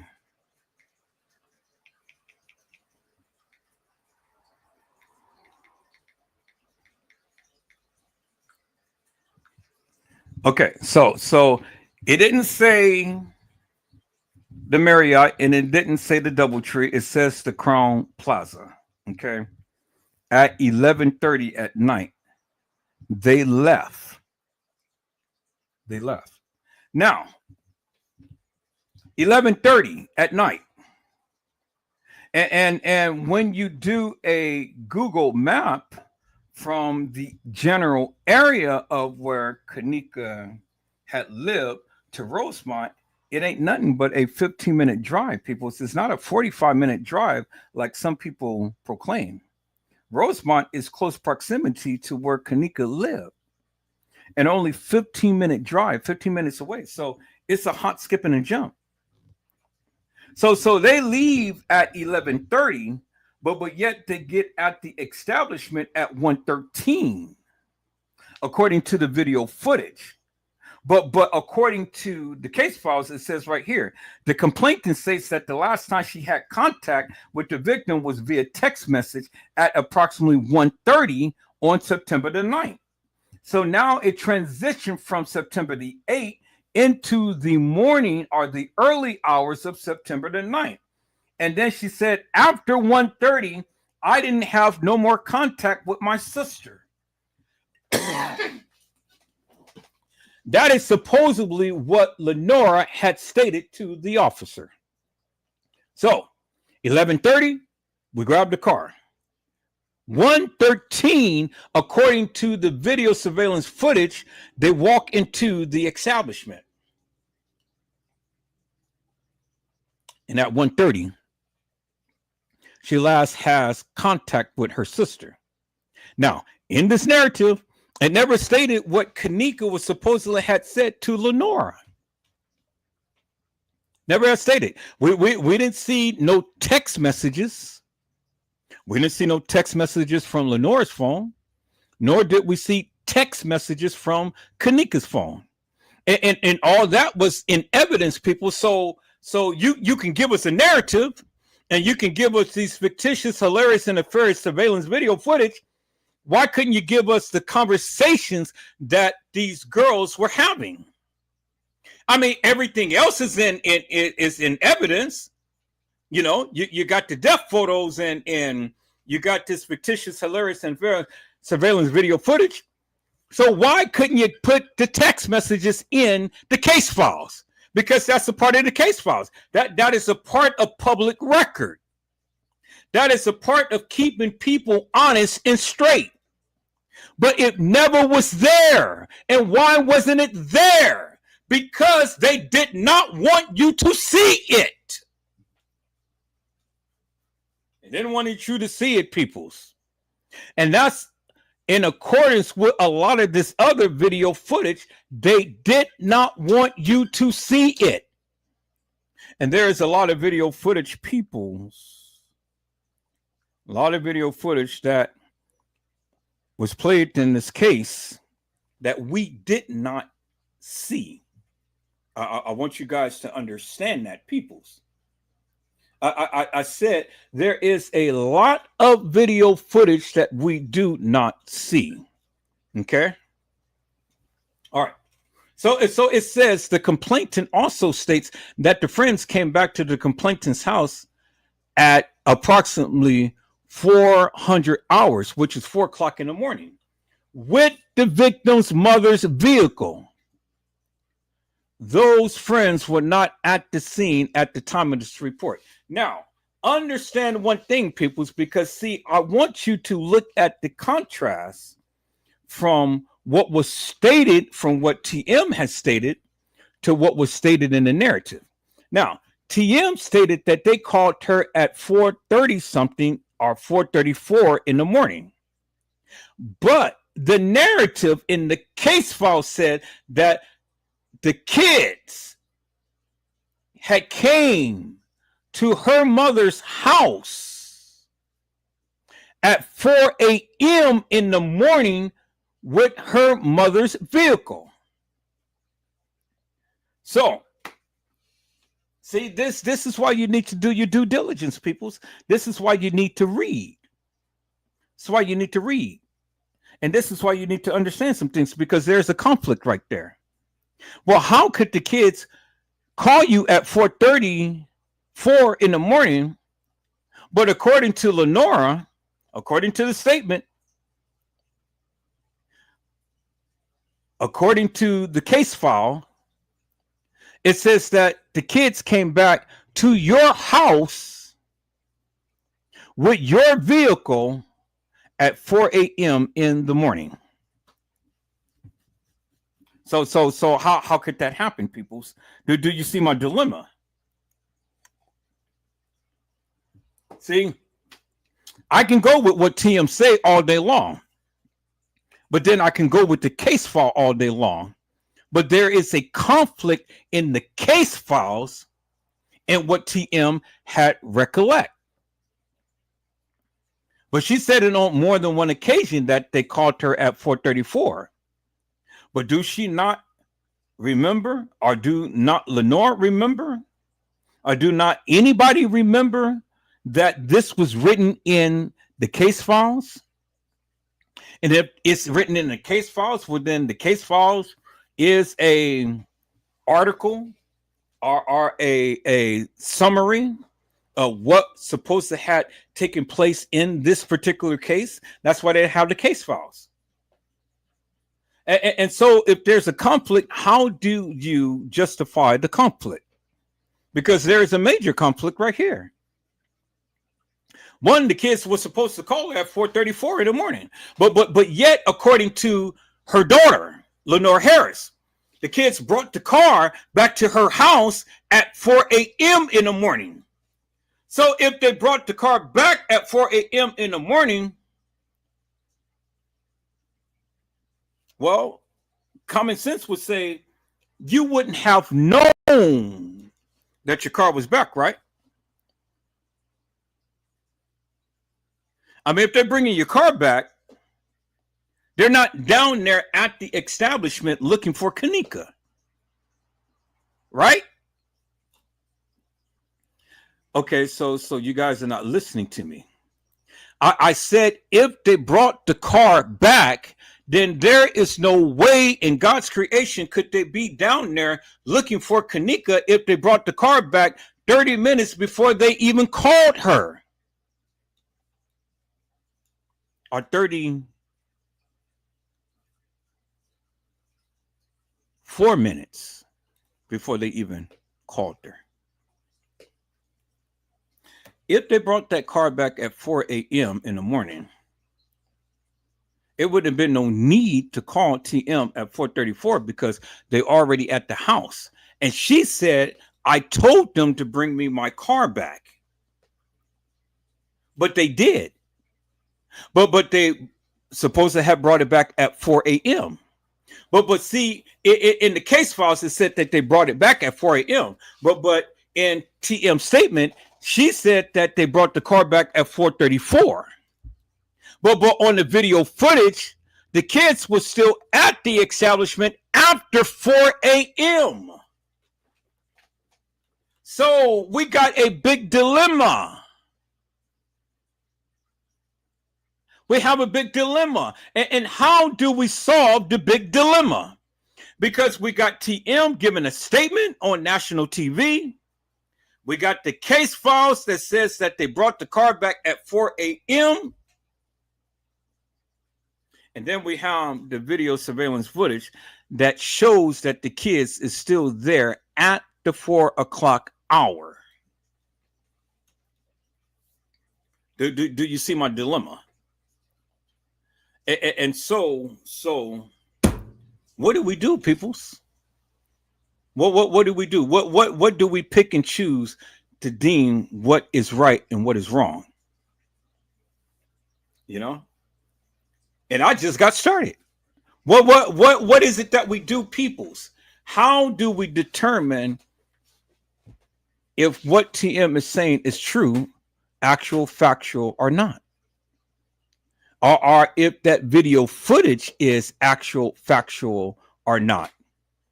Or if the case files is actual, factual, or not? See, peoples, whenever I talk, I've always liked to go back and reference the case files and reference any other video or any other postings or anything that pertains to that of what I'm talking about, so I can try to get some clarity out of confusion. And so I'm seeking clarity. So now in this instance, what is it that I do, peoples? Because we got 3 conflicting incidents. that has occurred, and none of it lines up with each other. None of it lines up. So I wanted to point that out in the beginning, people. So before we go too deep in the video, I need you to understand some things. There's some conflicts here. And everything is supposed to show an accurate day and time. But who do I trust? Do I trust the case files over TM and what she said? Or do I trust TM and what she said over the case files and over the surveillance video footage? I mean, how do I measure it, peoples? Because at the end of the day, you guys are relying on the video footage to be accurate. At the end of the day, you're relying on the case files to be accurate. At the end of the day, you are relying upon TM's statement to be accurate. Well, all three cannot be accurate when all three are projecting something different. So, what's really going on? What's happening here, peoples? I mean, we just started off and already there's a conflict that things ain't lining up. Things ain't lining up. So this is why I say that the date that is in question, I have a valid reason to say that. Because you can't prove to me definitively that these kids was there on September the 8th. Just because that it says that don't mean that that's accurate. That don't mean that is actual, factual, and true. Just because the video says that doesn't mean that it's actual, factual, and true. Do you understand what I'm saying, peoples? So we have a verbal statement, we have the case files, and then we have the video surveillance footage. But all three is not lining up. And it's not complementing each other. And so what is it that you do to get to the truth? You know, were they really there on September the 8th? Did all of this stuff really happen on September the 8th? Or could it happen on a different day? And the reason why I say that, and I'm justifying saying that, because there was a family that was there at the establishment days before they reported them being at the establishment at the day to when they reported them at the establishment. So in essence, what I'm saying, people, is they lied. Because if the people was there on the 10th, and then they come back with a video and said that, oh no, the people was there on the 12th, but then the people saw that and said, no, we was not there on the 12th. We know. Because we booked the rooms and everything. I got the receipts on my credit card. We were there on the 10th. But in the establishment, they said, no. You wasn't there on the 10th. You were there on the 12th. Who should know better? Is it the people should know what day that they came, or is it the establishment should know what day that they came? It's a conflict. So the people, if we really think about it, why would they come and lie and say that they were there on the 10th if they were there on the 12th? Why would they lie? And then we go and we ask the question, why would the establishment lie and say that they were there on the 12th instead of the 10th? That's for you to answer that question, peoples. You have to weigh it. You have to weigh it. But you got conflicting stories. And whatever you believe, prove it. Whatever you believe, prove it. And that's all that I've been saying, people, is prove it. So now we got three different things that is trying to say that this happened at this particular junction in time. But we know that it couldn't all have happened in a manner to which it has been shown it has been stated, and it has been implicated.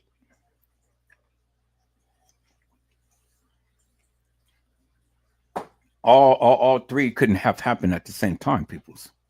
It's impossible. So what really happened? Well, one thing out of all of that, we got a time. We got a time, and the time is, and it specifies that at 1:30 on September the 9th, Lenore had a text message from Kanika. Now, was it Kanika who had sent the text message to Lenore, or was it some of the girls who sent the text message to Lenore playing Kanika?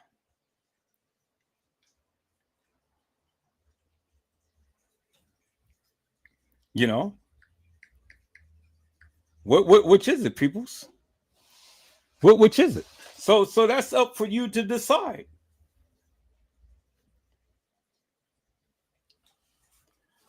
So now let's go back. Let's go back to the case files. I just wanted you to see that, peoples. I wanted you to see that. So okay. So now here we got a timeline. We got a timeline. And the timeline is this: the surveillance video footage said that Kanika had came to the establishment at 1:13 a.m. in the morning. And it shows that Monifa, Shemaya, and Bree went to the left, and the supposed Kanika went to the right, but she didn't get commandeered. She just walked to the right. Okay, so we never seen any video footage of Kanika in the main lobby or even in that corridor that leads to the elevator. We never seen it. But we seen balls. We seen Killer and Peas and all of these other people all in the lobby of the main lobby in the front by the front desk. We seen Shemaya, Monifa, Bree, Irene, and friends and France Cave. We seen the police. We seen TM. We seen Lenore. We seen Irene. We seen everybody in the front lobby, but we never seen Kanika.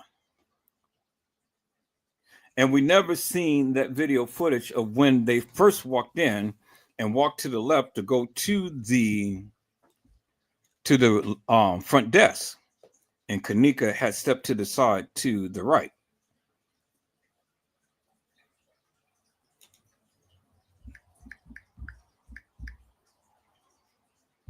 And so why haven't we never seen that video footage? That's the one thing you have to ask yourself, peoples. See, why haven't we seen all of this other video footage, but the key video footage that would have shown them walking into the establishment, we'd never seen. I want you guys to get that for one moment. We'd never seen that video footage. So regardless of whatever your feelings may be, you still, out of all of the 36 hours of video madness, you never seen that video. And why did you not see that video? Because it would have literally shown Kanika, if that was Kanika. Do you understand what I'm saying? And that's why I put the big if on there. If you believe that that's Kanika that walked in the halls and walked into the establishment, okay, well then you believe that that's Kanika. But then my question is, why haven't we seen that video footage? Why haven't we seen them walk towards the elevator? Why haven't we seen them all get on the elevator at the same time? Why? And then while they're in the elevator, why is it people that video content looks different from the girl who was supposed to have walked the halls of that establishment, different from the girl who is in the freezer, different from the girl who was in Irene's live? Why does she look so different? Why does she look so different, peoples? So now let's go to the picture, people, of them supposed to be in the elevator. Let's go to that picture, peoples. All right, so let's go here. Let's go to Kanika. And thank you, computer, for coming up and bringing all the photos up and stuff. I greatly appreciate that. You know, my computer is working faster now, people, since I erased a lot of those pictures. And it's still not coming to full because, look, still pictures that still needs to come up. So I know what I'm going to have to do is just go and call up my C drive and defrag my computer. That's what I'm gonna have to do, defrag my computer. So let me see if I can do that now while I'm talking. So let me go to my C drive. Let me right click on it and do properties. Okay, so it's a lot of free space. So 72.6 gigabytes out of all of that. So let me go to the tools and let me go to optimize right here. Choose that. And so that should start optimizing my computer. I'm going to choose it again and press OK.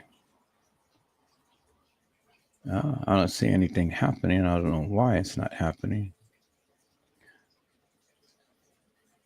Oh, no, I think it is happening. Yeah, it is happening. Okay. So let me close one and let me optimize. Okay, so it has optimized it real quick. That was real quick. Okay, so now let me go ahead and call that up again. And let me go to my C drive, right click, properties. So I already optimized it. So now let me check the drive for errors and scan the drive. And that's going to happen real quick. Make sure that my computer is up and running tip-top shape. You know. So we'll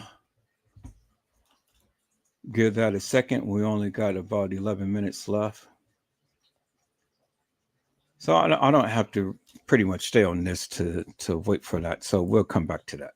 Well, we know that that's in progress.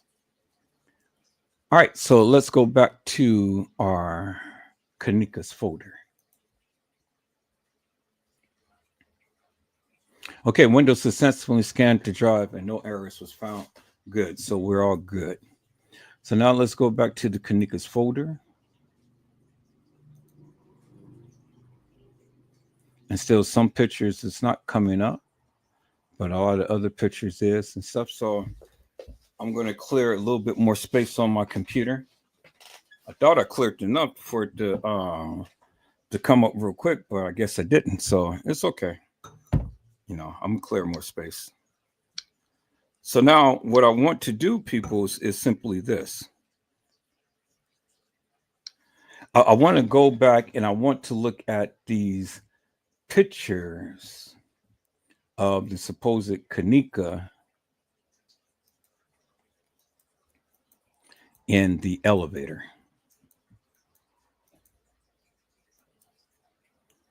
Okay, so here it is right here. So is Shemaya and Monifa in the elevator? And you see Shemaya has the keys. I mean, Monifa has the keys and Shemaya has the power cord. But where's Kanika? You don't see Kanika in the elevator. And see, there is the side of the wall of the elevator. And then on this side, there you see the control panel. But see, everything in this picture is reverse. It's reverse, peoples, as you can see. But there's no mirror that Shemaiah is taking a picture of herself in the elevator. So do you see what I'm saying? So if Shemaiah was taking a selfie, well, then you should be able to see her head, and you should be able to see Shemaiah's head, and that's pretty much it. But you see their whole body. So Shemaiah is not taking a selfie in a mirror, but somebody is taking a picture of them and just only reverse the camera around. Do you see what I'm saying? And see, look at Shemaiah's hand. Shemaiah's hand is already covering the area, the lens, to where it will be able to show them. So that's how you know that this picture is bogus. This is bullshit. Somebody is in there and they took a picture of them and not them themselves. And so, see, that's a part of the play right there, peoples. That's a part of the setup right there. Now I can't blame TM because TM ain't right there in this picture. I can't blame TM, but I can blame the kids for the play. I can blame the kids for the setup, because this is a clear setup. Whether you like it or whether you accept it or not, it's clear setup, peoples. And it's crystal clear that they are not taking a selfie of themselves, peoples, because this elevator, it is a 2-door elevator. So what is behind Shemaiah? It is right in front of Monifa. It's a 2-door elevator that opens on either side. And so if Shemaiah was taking a picture, she wasn't taking a picture in a mirror. Do you understand what I'm saying? And so if she was taking a picture in a mirror, well, then there would be a reflection to a reflection to a reflection. Case in point, let me show you, peoples. Case in point, let me show you. Okay, let me show you. Bingo to the bingo right here. Case in point right here, when she had took a picture of her and Kanika in the bathroom. Okay, this is Shemaiah. And there's Kanika. She's in the mirror. And look at her hand. Her hand is not covering the camera. You see that, right? See how Shemaiah's hands is spread apart and she's holding the phone and she's not covering the camera. See that? Bingo. But look at Monifa and how she's holding the phone.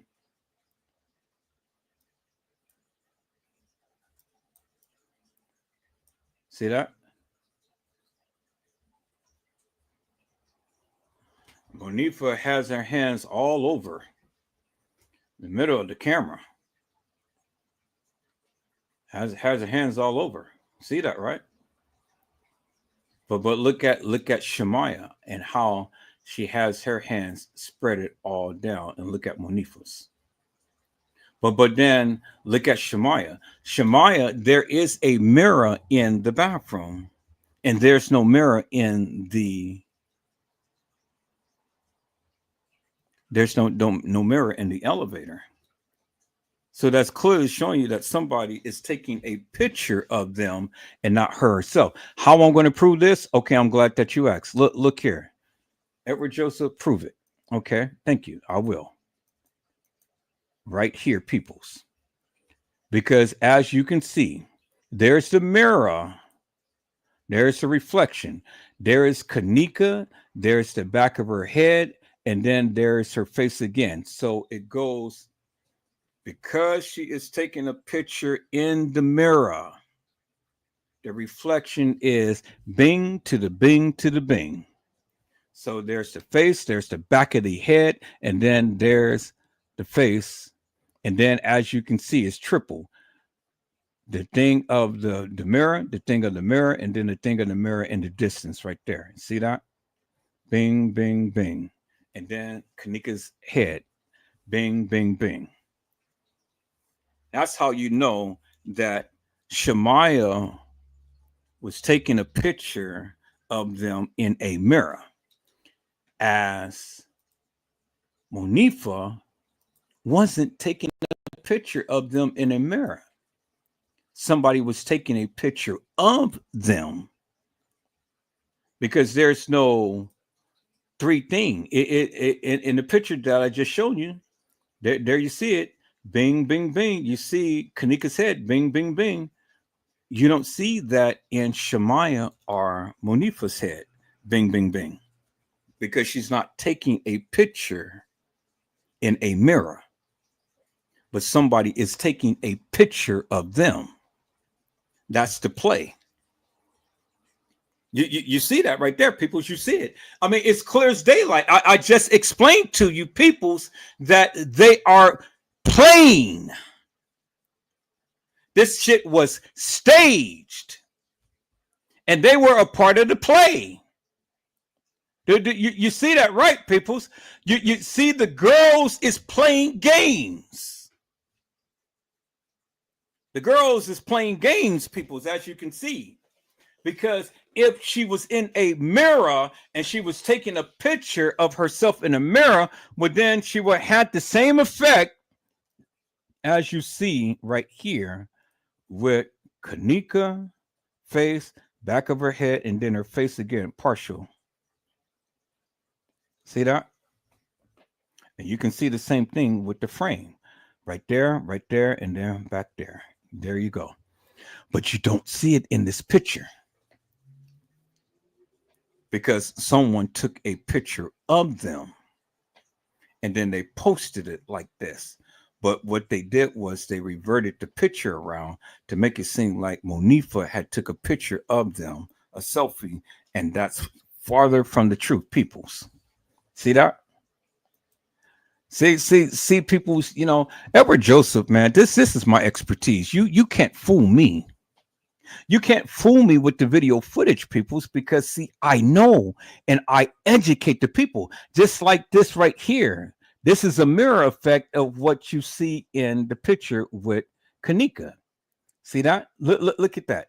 You see the little picture of TM? It goes right there. Then it goes back. Then it goes back. Then it goes back. And it's all the way to infinity. Look at the chat room. See that? See the little pointer? It goes from here. Then it goes from there. And goes from there. It goes from there. It goes from there.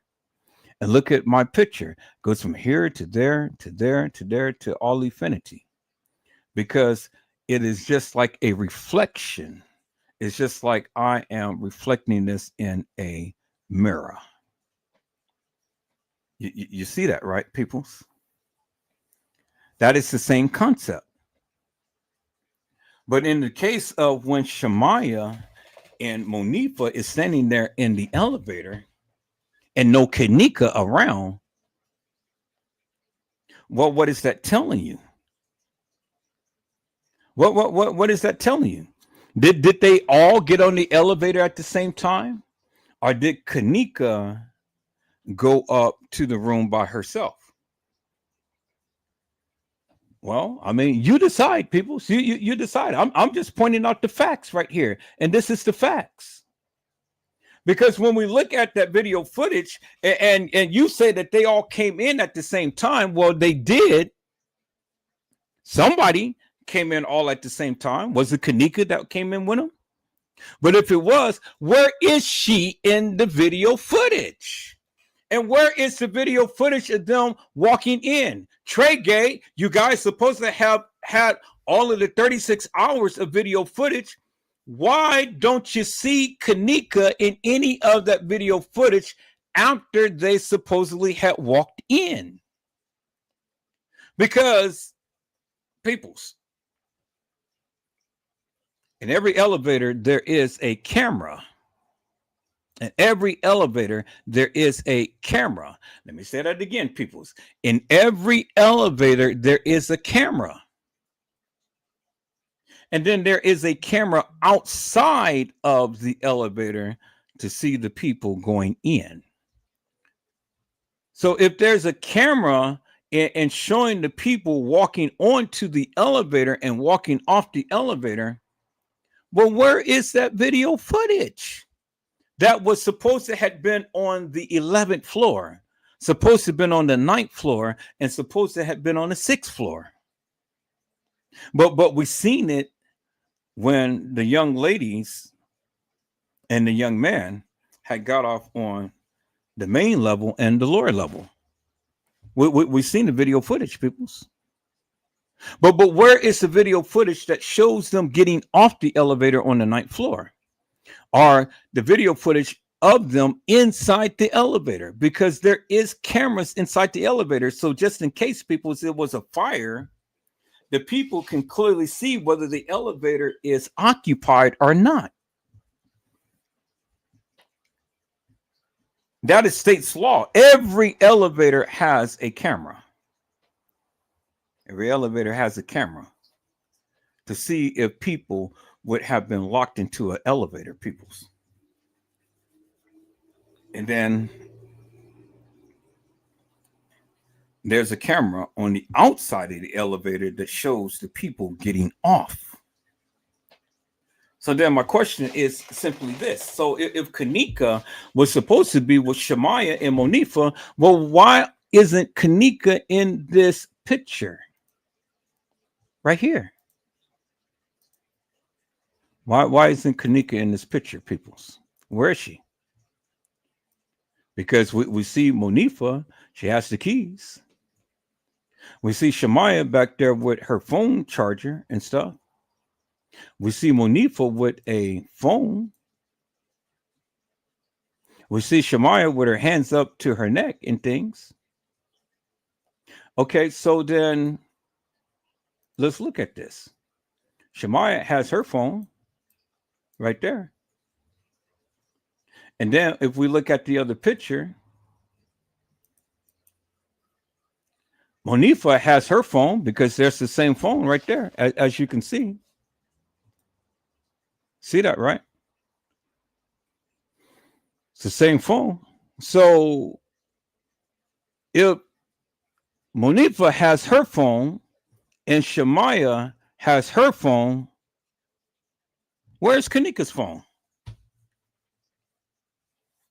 And then why are they carrying the keys? Why is Monifa carrying the keys? When in the video, let's go back to the video of when they were first walking in to see, because supposedly Kanika, as you guys saying that's her, she walked in with the keys. So how did Monifa get the keys from the time to when they supposed to have walked in to the time to when they were on the elevator? Did Kanika hand her the keys? Because we've seen keys in her hand. You guys say that that's Kanika, so let's go back to that video, peoples.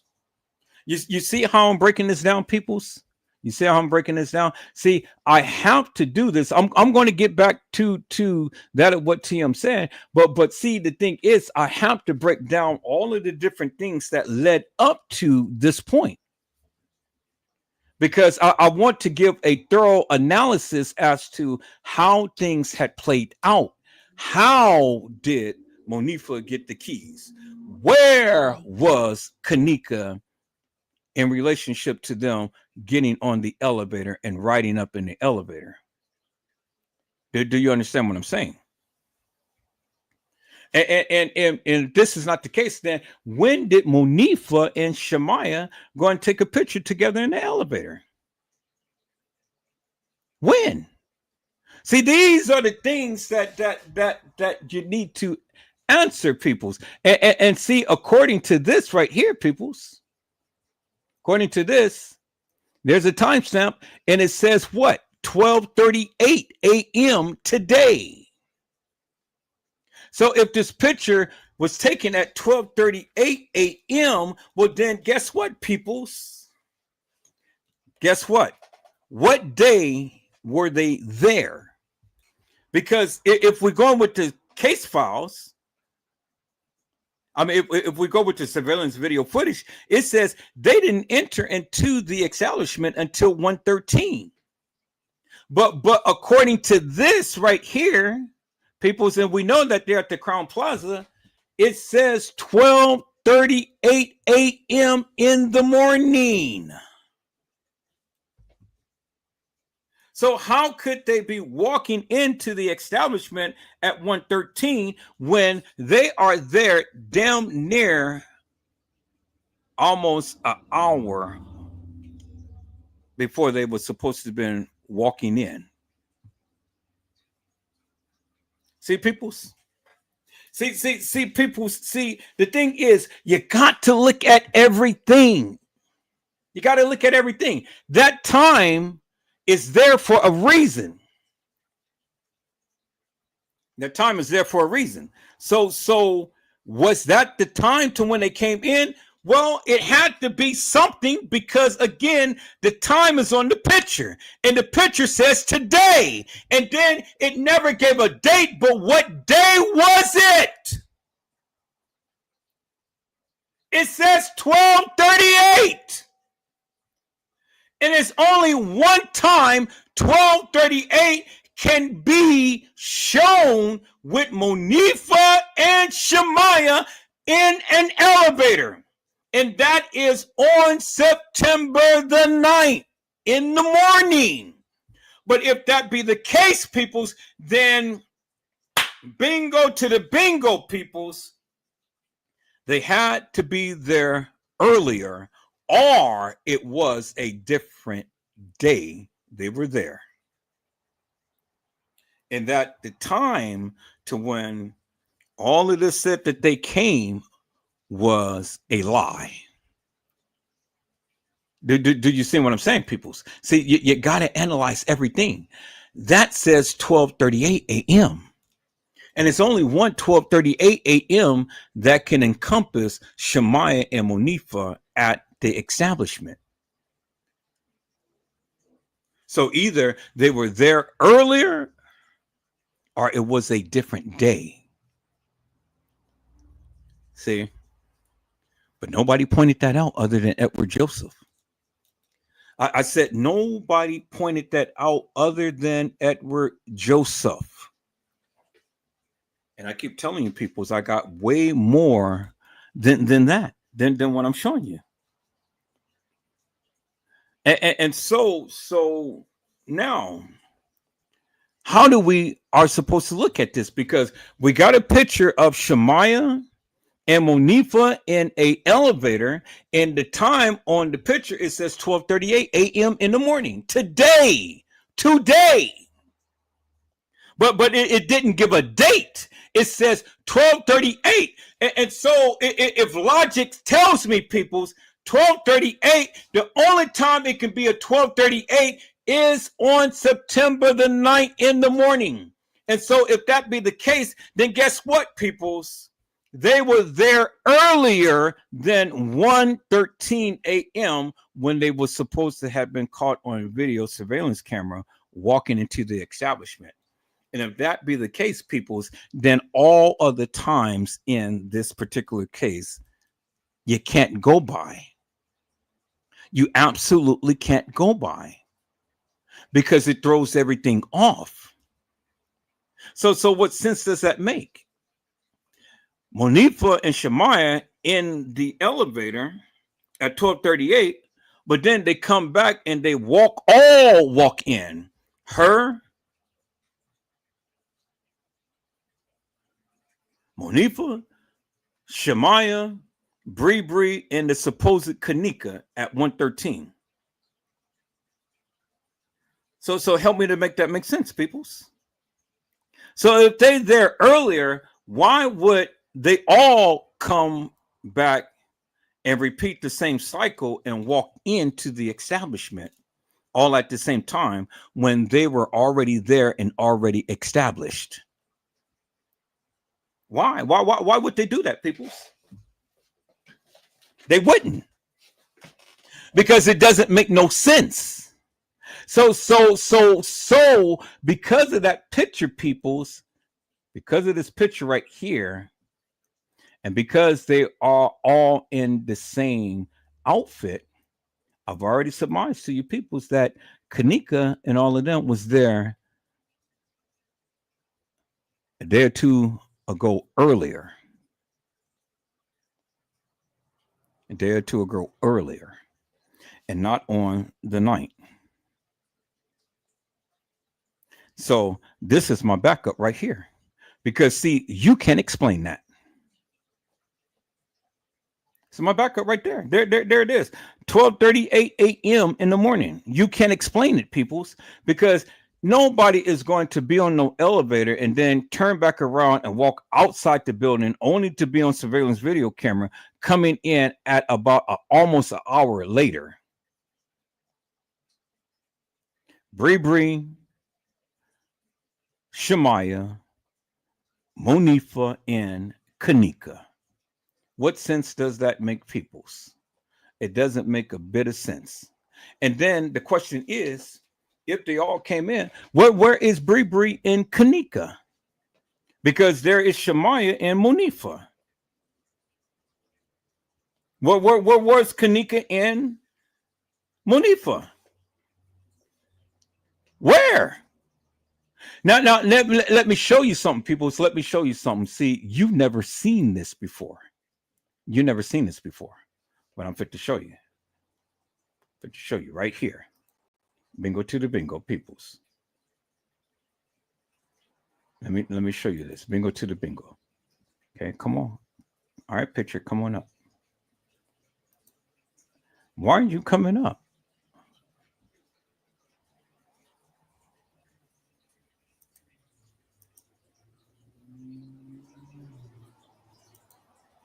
Okay, there we go. Now, look at the picture, peoples. There you see Irene in the picture right there. See that? And there you see Shemaya. That's Shemaya, peoples. And how do I know that's Shemaya? Because if you look at the head right here, and I'm fit to show you Shemaya in this picture right here. Look at Shemaya right here. And then we move this over right here. Look at the hump on the head. Look at the hump on the head. And look how the hair is tapered down. And look how the hair is tapered down. And there's the part right there. There's the hump. There's the part right there. And there's the hump right here. That is Shemaya, peoples. And then look at the kind of rounded head. And you can even match this little part right here with that part right there. The way that Shemaya's head is made. There you see it right there. That's Shemaya, peoples. See that? That's Shemaya. And then Shemaya had on the blue shirt. When Shemaya had on the blue shirt right here. See that? Blue shirt. That's Shemaya. There Shemaya is. And that's the only picture that you will ever see Shemaya in Irene's live. The only picture. There is Shemaya right there in Irene's live. But not only there is Shemaya in Irene's live, but Irene had her child, and there is her child right there. There's a little boy. Right there. See that? There's a little boy right there. By her breasts, you can see his little face with his little hair twisted up and things. And you all didn't think that Irene had brought her son, but there is a video. And I have this video. I gotta look for it. I've been looking for it. But I was able to find a screenshot of this that I had taken, because I always, with the videos I take, I've always take screenshots too, just in case I can't find a video. There is Irene's little child in Irene's live. And then look back here. There is Kanika. because you can clearly see the difference in the two. Because Shamaya's hair has a hump, and Kanika has the part in the center of her head. And then the shirts don't even match because Shamaya wore the little shirt thing where Kanika wore the jacket. Bingo to the bingo.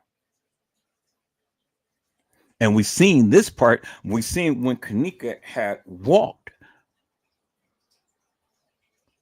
from the bathroom to right there behind Irene and then walked back again. And CC was on the side of her, sitting down on a little bench in the room. Now, so then the question is, peoples, where was Shamaya? Because Shamaya was not shown in Irene's live in that little clip that we seen of Irene's live. But Shamaya was shown in the clip with her and Irene's baby. You could have seen Shamaya in the video. So where was Shamaya? Where was Shamaya, peoples? Where was Shamaya? I'm showing you right there, peoples. Bingo to the bingo. I told you Irene brought her son.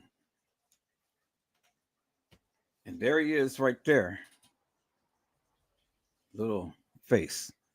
And then I got another video to where I showed you Irene and her boyfriend at the time and stuff when the baby was a little baby. So let me go back to that video, peoples. So when the people think that Irene did not have a son or brought her son, there's the proof right there, peoples. I just shown you. Now here's the picture right here of the picture that I just took a screenshot of right here of Kanika standing in behind Irene right here. Let me go back.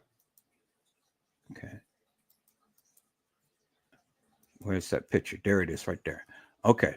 Here is the video to this picture right here. Here's the video.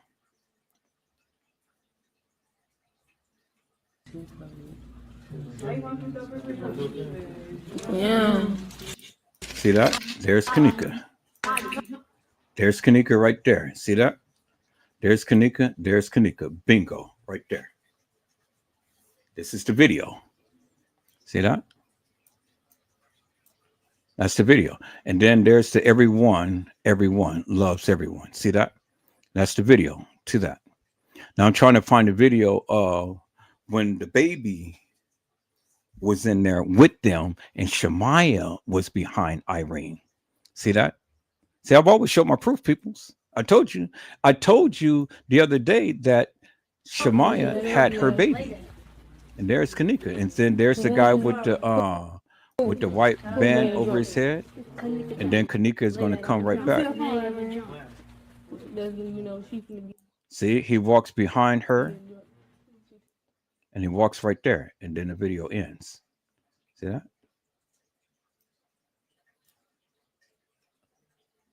Let's go and watch that again, peoples. But I'm going to try to slow it down this time. Let me see if I can slow it down. And if I can't slow it down, then I'm going to put this in my editing software and I can play it frame by frame. Okay, that's the audio track, video speed. Okay, so we're going to slow it down to ×5. Okay, there we go. Turn out that sound. There's Kanika. There's Kanika. There's Kanika. She's walking to the bathroom. Then she turns around and there she is right there. And then there's the picture that I've taken right there. Bingo to the bingo. Kanika Jenkins, peoples. When the people said that Kanika was never in Irene's live, there's the proof right there, peoples. There she is. Right there. Right there, peoples. As you can see. Okay. That's the video. I found the video. And there's the guy with the bandana on. in the red jacket. Then Kanika walks back over again, as you can see. Then the guy is going to walk behind her.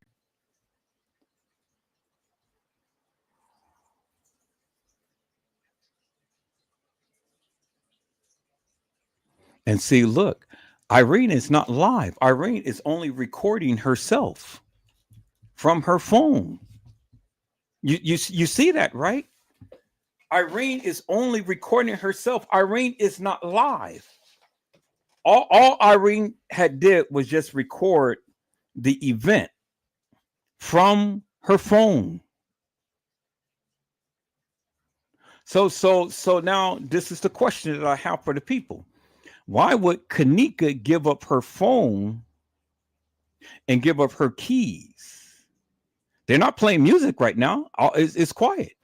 All Kanika is doing is just walking back and forth in the room. So why would Irene have Kanika's phone? Is Kanika the only phone that has internet service and whatnot that they can play the music with and stuff? And why wasn't they playing the music? Why was it silent for all of that time? See, Irene's live went live longer than that little clip that they shown. And Kanika was in there. And so now let's go back to the picture, people. So let's go back to the picture. And it says right here, 12:38, they were there. And she has Kanika keys.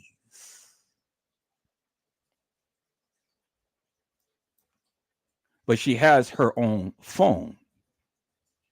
Now, where's Kanika and where is Bree? Why isn't it that they all just can't be together when they're coming in? Why is it that, they just you just don't see them? Why? What was Bree at? Well, we've seen Bree and Irene's live. But we didn't see Bree in the pictures that Kanika and Monifa had taken. So why they're supposed to be friends? Here it is right here, peoples. Where's Bree? Because there's Kanika, there's Shemaya, and then there is Monifa. And they all in the picture together. And this is Shemaya's Snapchat. And then there is Monifa, who's sticking out her tongue and acting all crazy. There's Shemaya, who's doing the same lip service as Kanika would do. And look at her head. There's the big hump. And then there's the hair laying down. And then there's Kanika looking into Monifa's phone. And then look, they're taking a picture. Just like just like Shemaya is taking a picture, just like Irene is taking a picture or video, which is what she's doing here. All of them is taking pictures and videos. Have you noticed that, peoples? That's all that they were doing, is just taking pictures and videos. That's all that Irene did. That's all that Shemaya did. See that? She had one phone over here, and she held that phone in with the other phone that she's taking the video with. See that? The video, the phone that she's taking the video of herself with is lower than the phone that she's looking at and texting people with.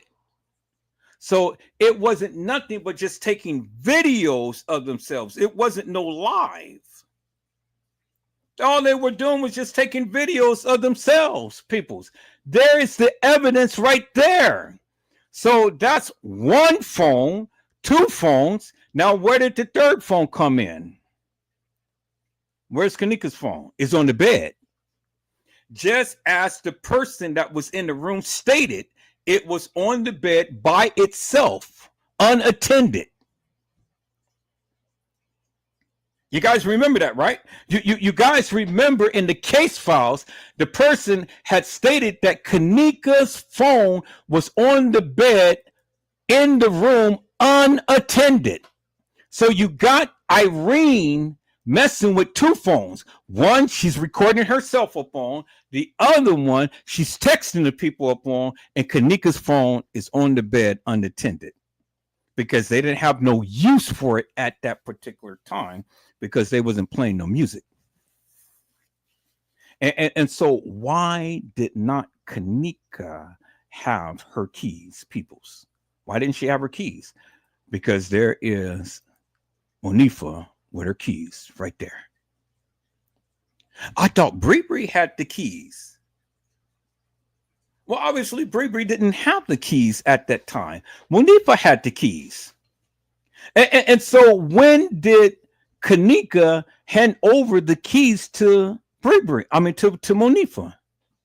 When did Kanika hand over the keys to Monifa? Because, see, the person walking in had the keys, and it's the same set of keys hanging, dangling, and things. Why did she give her the keys? And then why did she give up her cell phone? Why was she the only one to give up everything, her prized possessions, the car keys and cell phone? For what? What, did she have intentions on getting down and everything? And then you see by the looks of her walking around in the room, she didn't look drunk. She's standing there looking at the people. She didn't look drunk.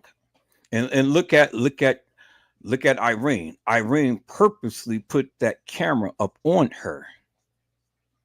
Right there. And there you see, right there. There you see right there. Irene purposely did that. And then look at Shemaya. Shemaya purposely did the same thing. Look, right there. See that? Did the same thing. Did the same thing that Irene had did. See that? Bingo to the bingo. Kanika. Right there, peoples. Right there. They didn't go live. They only recorded themselves. And in that elevator, somebody recorded them and not them themselves. See, peoples, see, when you look at this, you got to put things in perspective, and it has to make sense. And I know none of you can debunk what I'm saying because I know what I'm saying because I got the receipts right here. I'm showing you. There's the screenshot. There's the video.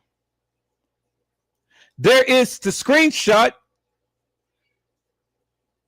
And then there's the time. But nobody paid attention to the time.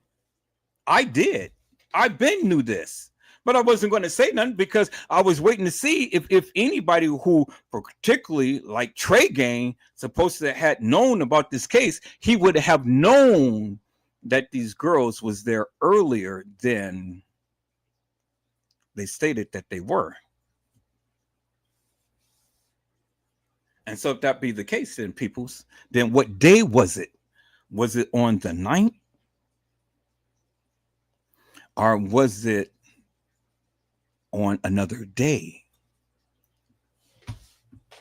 See, you don't know.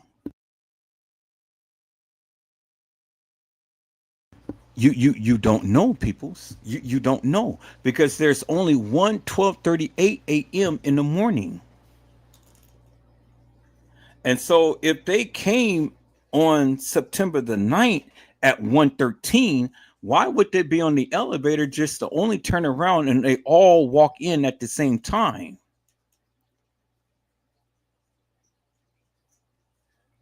You know what that's called, peoples? It's called a reenactment. That's what it's called. And that just proves what I have been stating forever and a day.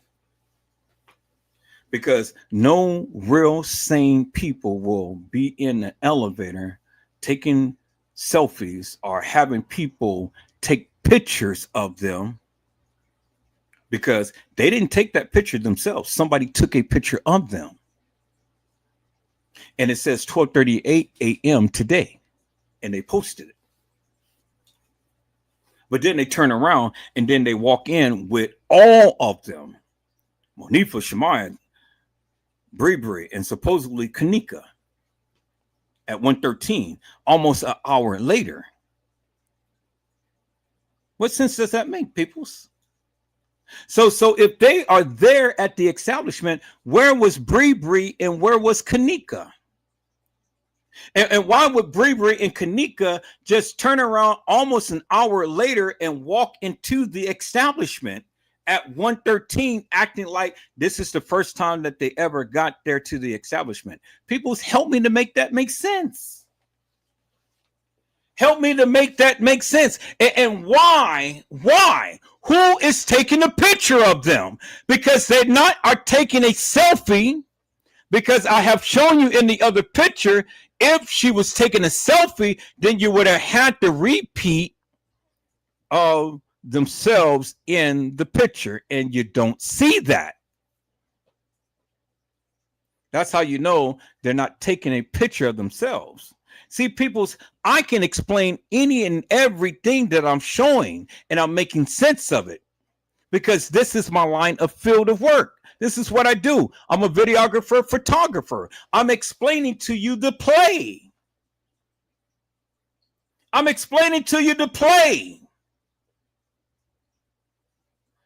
And so when you want to tell me that these kids were over here at the establishment at a certain day and at a certain time, well, then explain to me, how are these pictures and why does Irene have her kid at the establishment?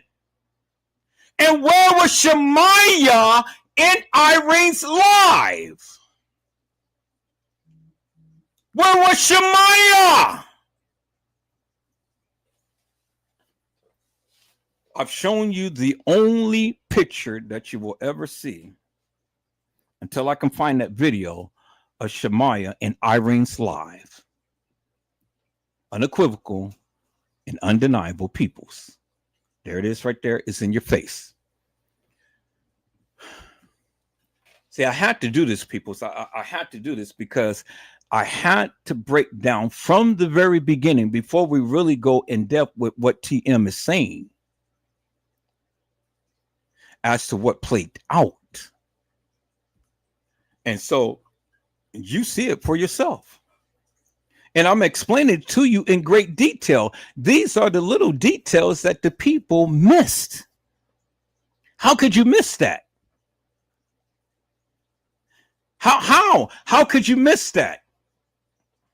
Because that is very important details that you need to know. And I ain't never seen no other YouTuber or content creator that ever showed what I just showed. Because all of this was in the beginning, peoples. In the beginning.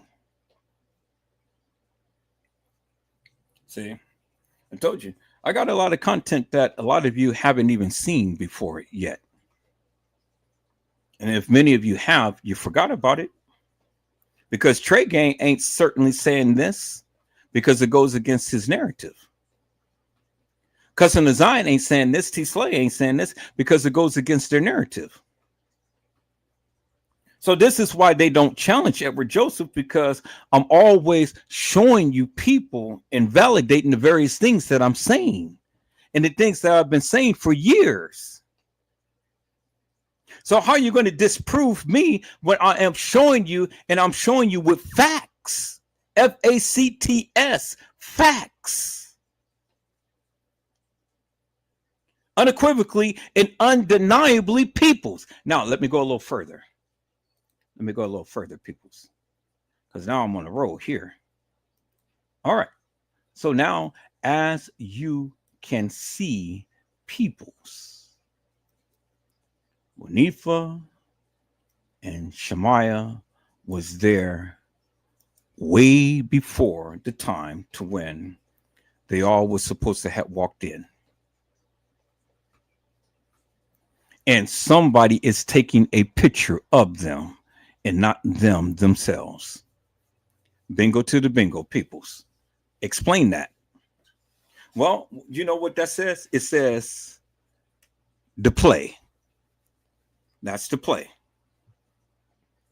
That's the play, peoples. It ain't no explanation. That's the play. And I'm telling you, and I told you, and I'm showing you. And so what rebuttal do you have? You don't have no rebuttal. I got all of this, peoples. I got all of this. I got all of these pictures and stuff. I just have to find it. To find it, peoples. Got all of this juicies, and I got to find it. Says Shamaya and Monifa in the elevator. And you don't see no reflection of them, but somebody is taking a picture of them. Bingo to the bingo, peoples. That's why they was posing. And that's why Shamaya has her hands all over to where the camera is supposed to be showing. But there's no reflection. Somebody's taking a picture of them. Bingo. All right. So now let's look at this one right here, peoples.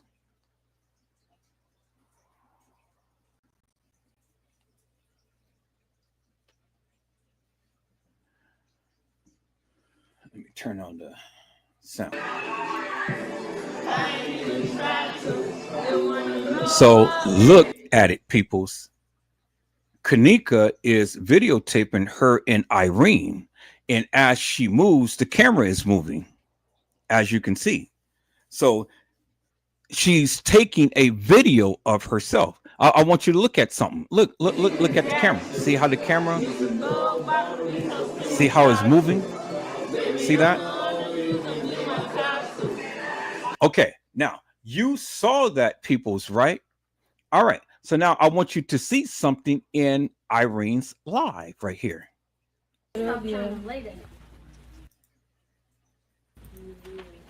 See, she has the camera. It's moving. See that?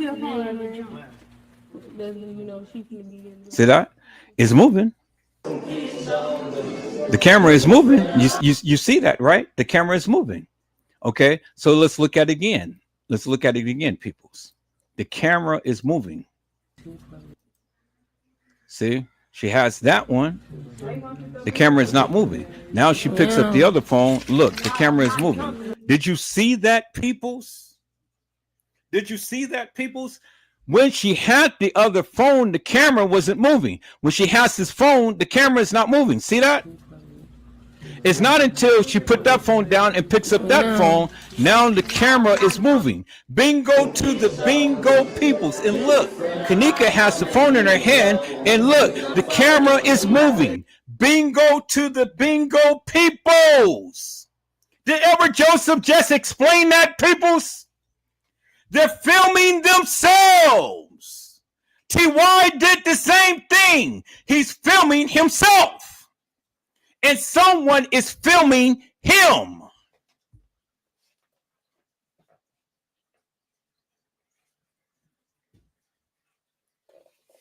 I said, peoples, they're filming themselves. And then in some instances, someone is filming them. That's the play. That's the play, peoples. That is the play. Do you see how that worked out, people? You see how that worked out, right? So how do you explain that?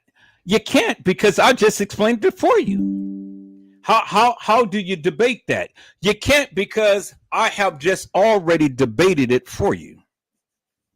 It's unequivocal and undeniable proof, peoples. So now you go and ask the question, when did these girls get at the establishment? Well, according to the case files, let's go back to the case files, peoples. According to the case files, the last time that Lenore had a text message from Kanika was at 1:30 on September the 9th. And no contact has been made with her since. Okay, so from 113 to when they supposedly had walked in to 130, well, Lenora didn't have no more contact with Kanika, according to the statement here. So from 130 to 230 or 234, when Kanika was supposed to have been getting off in an elevator, well, then what happened to Kanika within that golden hour? Because there's your timeline right there, 130 to 230.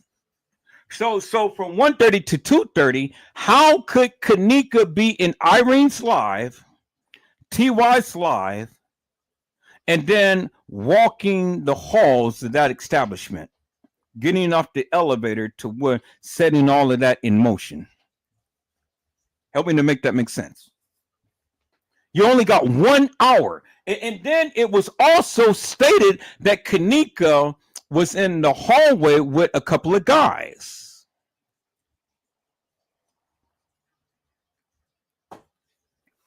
According to the training. Now, I have that video. Let me go and play that video, peoples, because according to the training, that's what was stated. So you got to do your homework, peoples. Let me go back to that video, peoples, because this is the video right here. This is the video right here.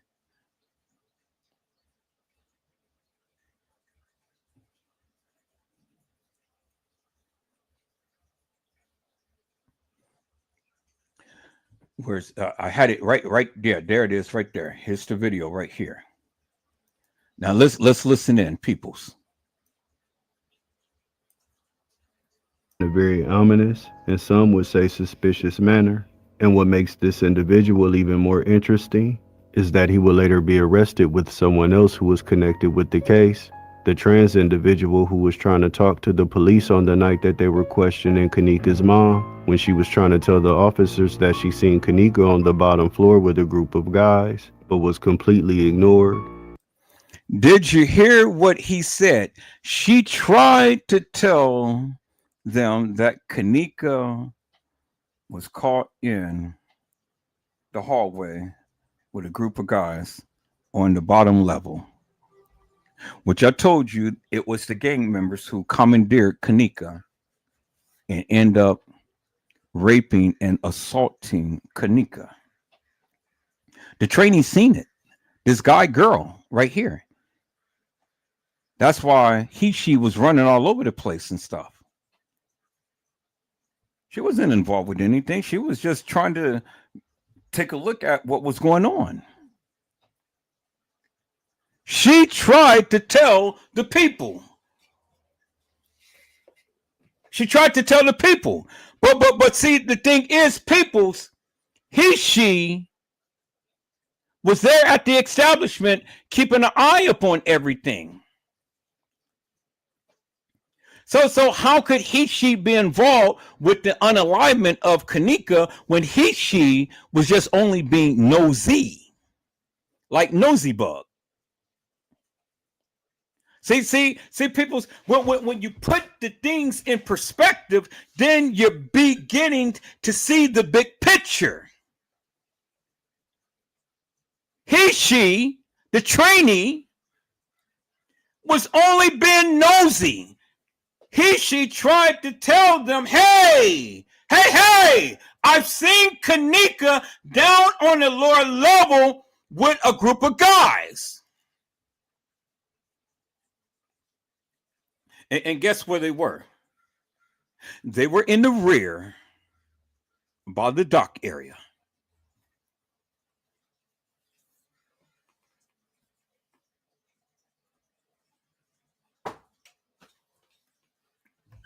Let's listen to this again.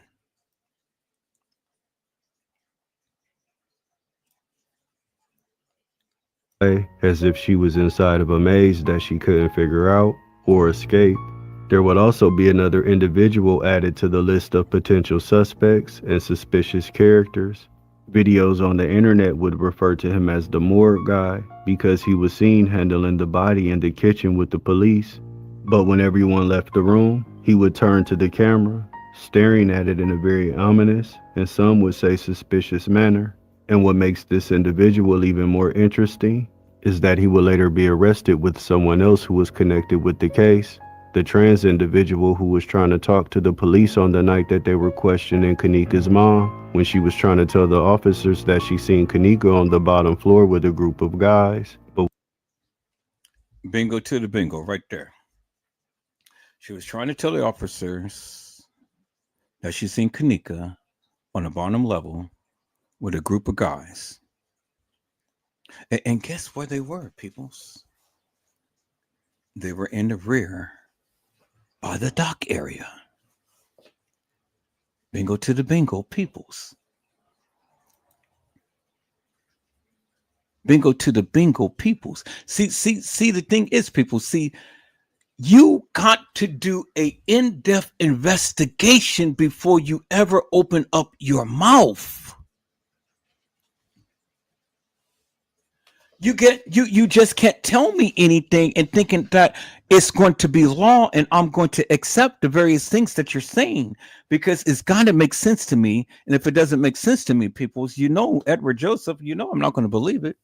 But I came today with receipts, major receipts. And I just got started, peoples. Because see, I can't go on and go fully in depth with what TM had said without first going down and explaining from the different points of what she is talking about. How did they get Kanika's keys and cell phone?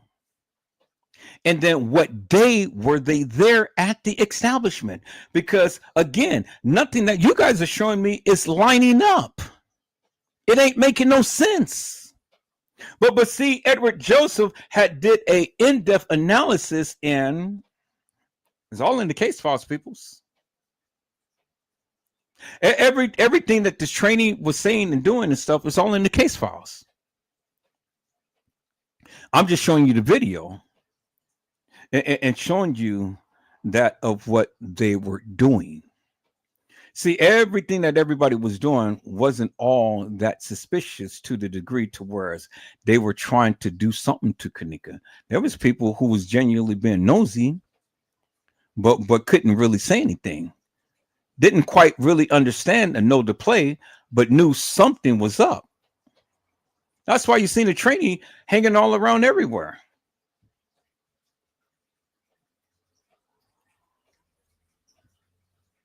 But see, the trainee knew this guy, the coroner's friend or son or whoever he is and things. Now, if the trainee wanted to see the demise of Kanika, why would the trainee want to go to the police and tell the police where she last seen Kanika, or she, I should say? That doesn't sound like a person who wants to be, who don't want to get involved. That person only just tried to tell the people what she saw. Being just like Franz Cave, running around the establishment, looking here and there and all like that. So what was he doing? Because he was doing the same thing she was doing. But see, she had heard something over by the elevator, just like the housekeeper heard something over in that room by the elevator, just like Monifa tried to get into that door over by the room by the elevator. What was going on in that room by the elevator? What was going on in that room, peoples? Well, okay, so I'm glad that you asked. Let me show you this picture, peoples, right here. Let me show you this picture. Because see, Kanika didn't get assaulted there, but Kanika got assaulted in the laundry room. But let me show you this picture right here, peoples. And guess where this door is that's leading to? I'm fit to show you right here. Just a moment. Let me show you. Let me send it to my email. Because this is the same door. This is the same door that led to over by the door by the elevator. Yep. That's where they held her captive, peoples, until they was able to move her. It all plays a role. And guess who did it? It was Mike. I'm fit to show you. You guys hold on.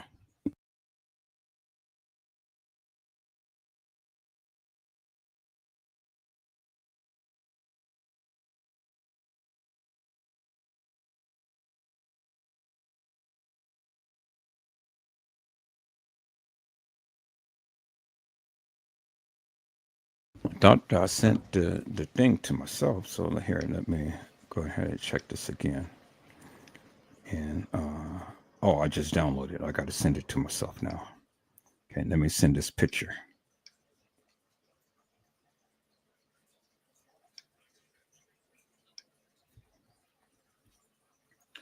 Okay. Let me send this picture. It's coming up in a second. Y'all hold on.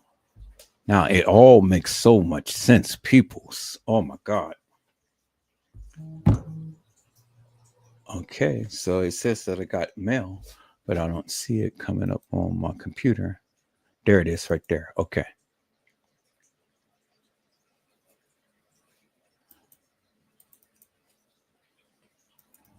Oh, no. Is it broken?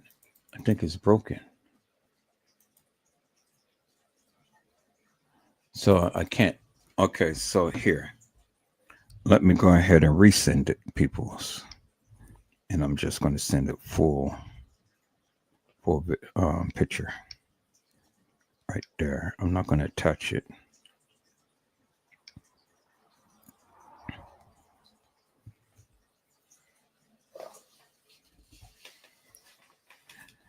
Let me see. I'm going to send a full picture. I'm going to touch that.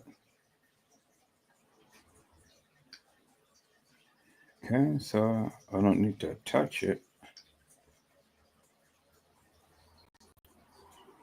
So here.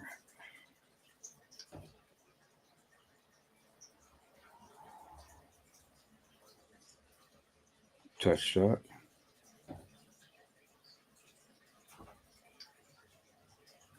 And let me go back. And let me just touch the things and see. So it's not going to send me that first one. I don't know why. No, why it's not.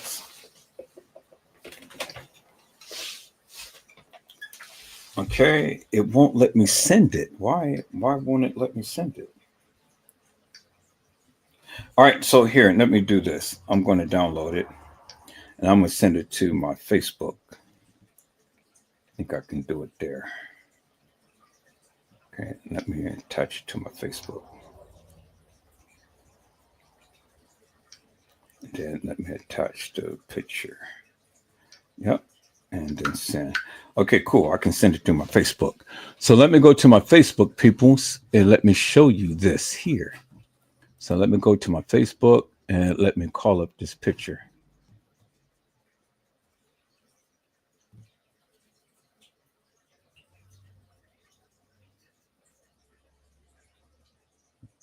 Okay, so here, let me go to my messenger. Let me call up this picture and let me call it that picture. There it is right there. Now, let me share my screen, peoples. Let me show you. Let me share. I'm going to share my screen.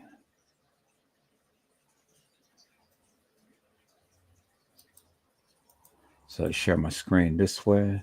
Open up that, like that, like that. Okay. Now, let me go to my Facebook.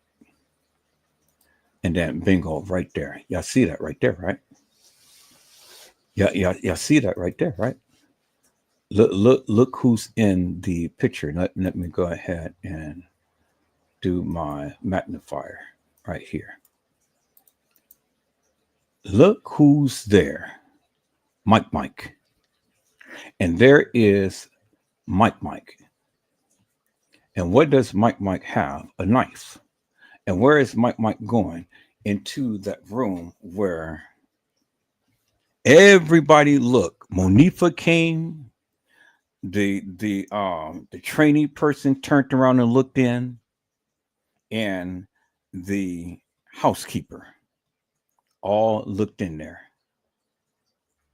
And guess who was in there, peoples? Guess who was in there? And guess where they took her out from? Because look, there's Mike, and there is Killer. There's Mike, there's Killer. And then look where Mike is going to. It's going into the room. See that, right? And all three of the people had looked in at that room because they heard something going on in that room right there. Bingo to the bingo peoples. Y'all see that, right? Now let's go back. Let's go back to what the person had said. Okay, let's go back to what the person had said. So let's go back to this video right here, peoples. And let's rewind and let's listen to what this person had said. Let's go back a little bit.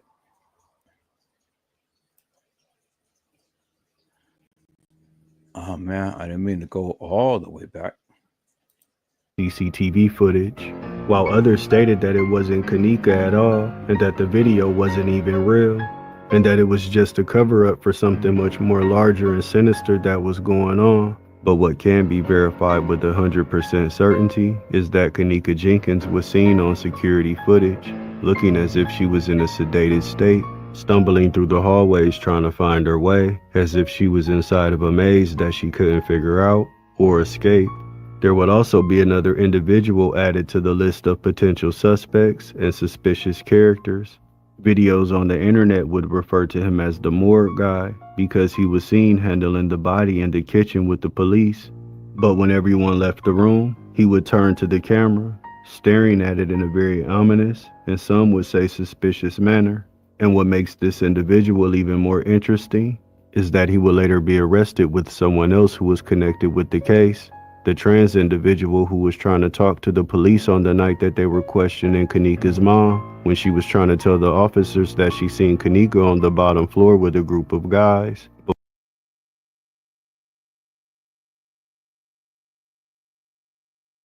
And there you have it, peoples. Right there. There you have it. She tried to tell the police that Kanika was seen on the lower level with a group of guys. She tried to tell the police and the mother, but nobody wanted to listen to what she had to, or she had to say. It all makes sense now, people, doesn't it? You see that, right?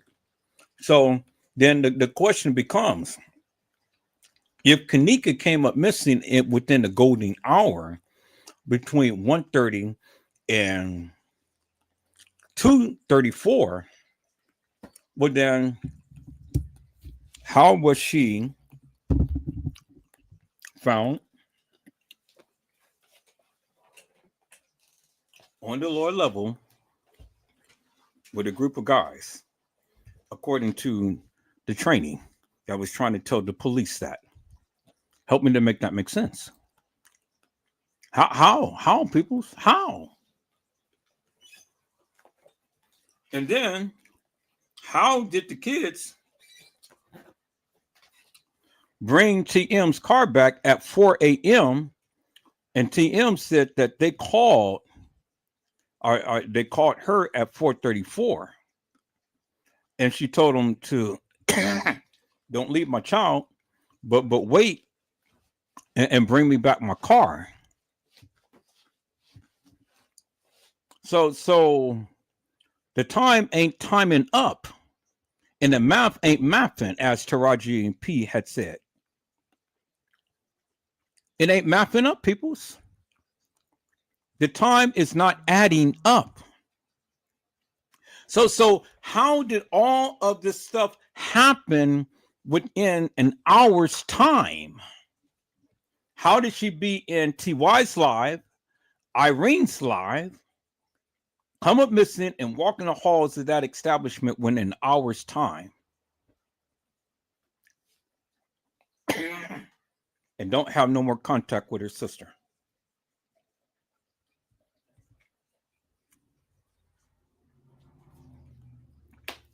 How, peoples?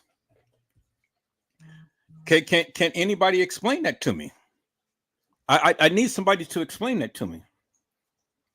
You know, I need somebody to explain that to me, peoples.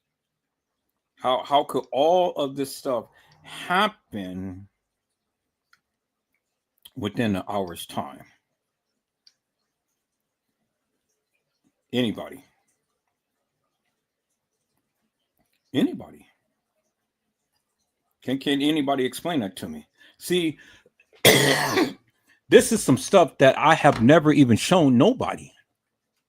And I purposely did that because I wanted to make sure that when I come and I come to you, I'm coming hard and I'm coming strong and I'm coming with some receipts. And I got receipts that none of you has ever even shown or probably have ever even seen. Now wait till I find that video of Irene in the room with her baby, because see, I wasn't the only one who seen it. I said I wasn't the only one who had seen it. Mariah Lavender had seen it as well, and she chimed out on a live on last night. But I've shown you the screenshot of Irene with her child in the room in Irene's live. And Shemaiah, the only picture that you ever seen in Irene's live, standing behind Irene. And none of you has ever even shown that.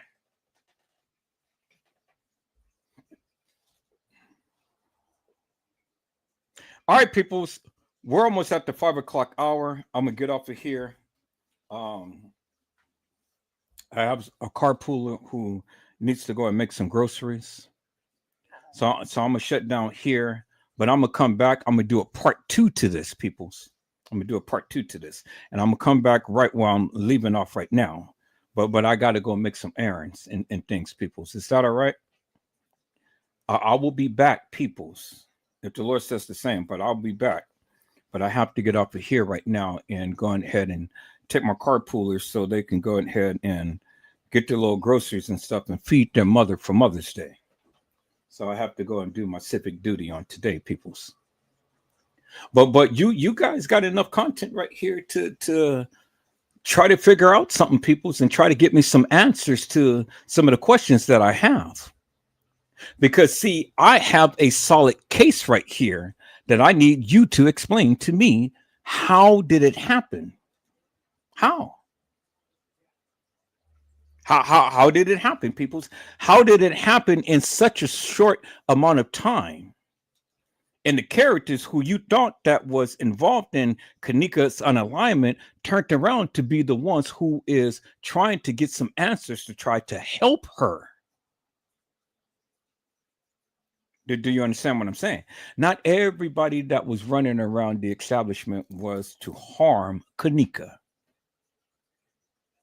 But they had to be very, very smart and somewhat incognito. See, the running around the establishment can be one or two things.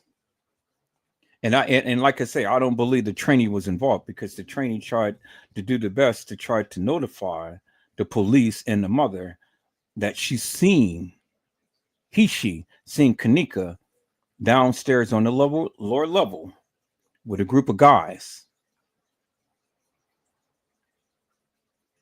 which as you see, Man and all of them, and Killer and all of them running around.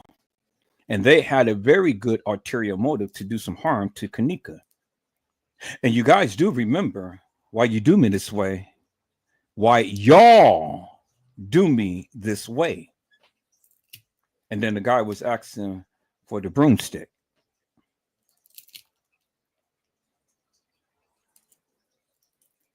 Well, the assault took place in the laundry room. And that's why you see all of the bloody sheets on the cart in the laundry room. And that's why you see Kanika washed down from head to toe, because again, peoples, remember when TM had the autopsy done, there was no evidence on Kanika's body because, again, the coroner did not take Kanika's body directly to no Cook County Medical Examiner's office. She was taken to the Resurrection Hospital where she was cleaned up. The second autopsy wasn't done by the Cook County Medical Examiner's office. The person who came to the Cook County Medical Examiner office wasn't Kanika Jenkins. Peoples. Kanika never made it to the Cook County Medical Examiner's office. Peoples. She never did. And I told you that. And I've shown you that. She never made it. Now, when you guys still don't believe that several girls played Kanika, well then, hey, I'm not going to debate that. I'm not going to argue with you peoples. I'm just going to show you my facts. I'm going to show you my proof to my truth. And then you make the decision on whether you believe it or not. Is that all right, peoples? Because the only thing I can do is just show you what I know, and then you make the decision as to what you believe. But in doing so, come up with something that will literally debunk what I'm saying and what I'm showing. Because as it stands now, I have yet to see any YouTuber come up with anything that I have ever said or shown thus far, and come up with another narrative that surpasses that of what I am showing you and saying. Because I came with receipts, peoples. I didn't come with just flapping my gums. I came with a timeline that they developed for me, not me developing it for them. I've only went by what they said, and that's what they said. 113, according to the video surveillance footage, they came. But I have already shown you Shemaya and Monifa is already there way an hour earlier in the elevator at 12:38. Okay.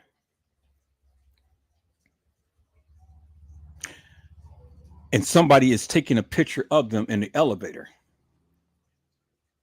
And so what make it make sense of how they're there and somebody's taking a picture of them on the elevator, and then they all go out and walk into the establishment at 113, trying to make it that is the time that they came. That is the play. That is the play.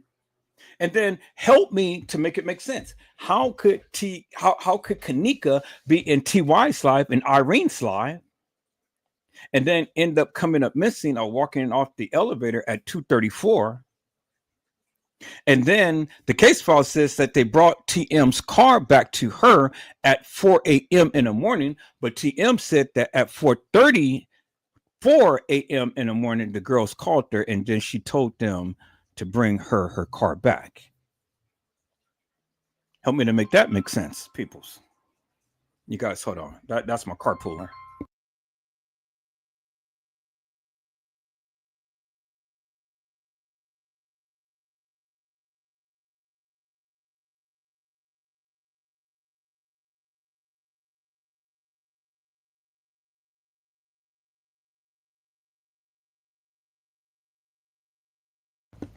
All right, people. So that was my carpooler.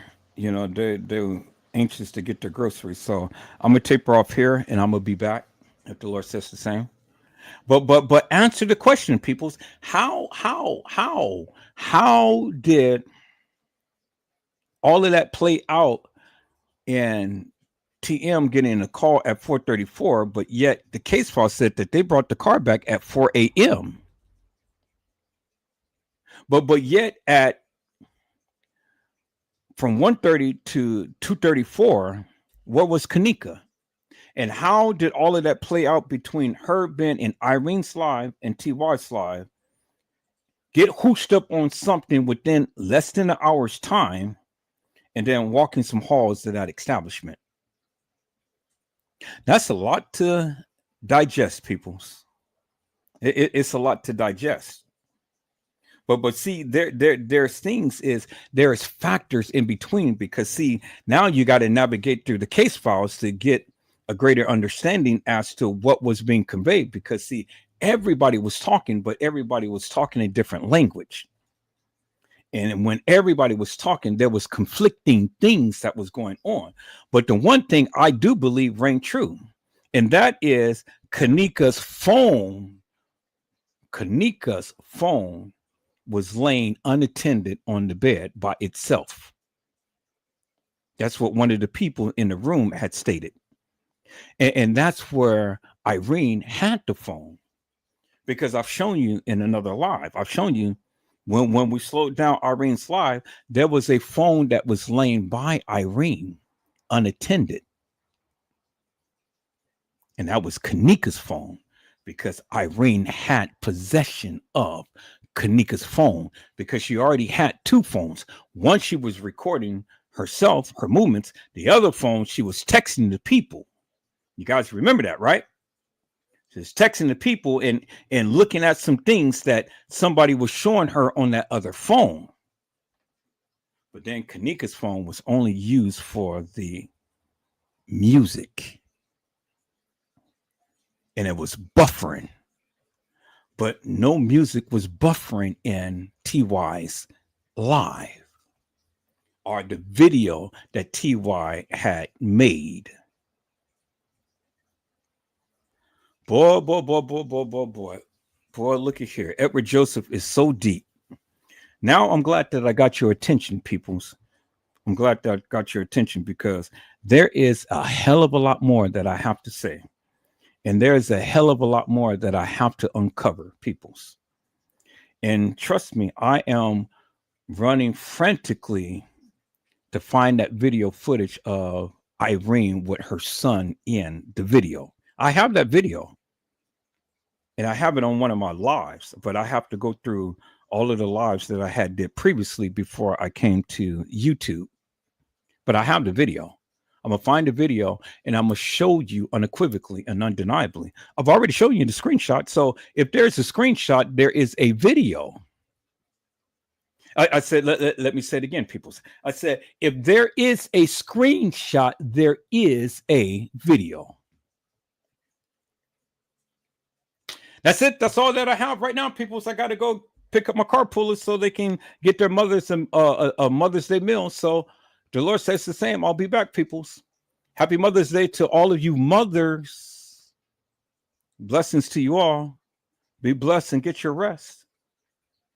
And if the Lord says the same, peoples, I will see you. I will see you later on today, peoples. And I just want to go ahead and end this live with just that little song. Come on, Shirley Caesar. Bring us out. Bring us out. Take us on out. Shirley Caesar, peoples.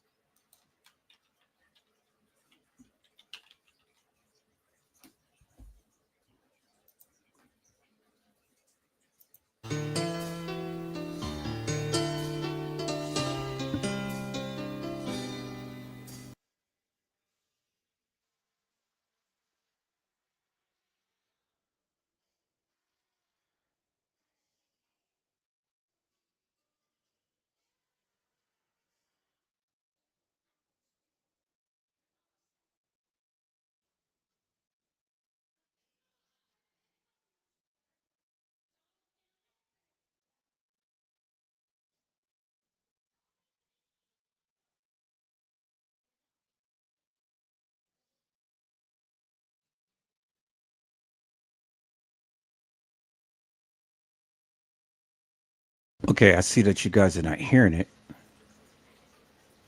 So let me do this. Let me share my screen, and I know you'll hear it that way. You guys are not hearing it.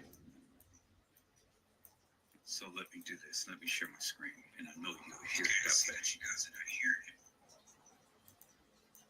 So let me do this. Let me share my screen, and I know you'll hear it that way. You guys are not hearing it. So let me do this.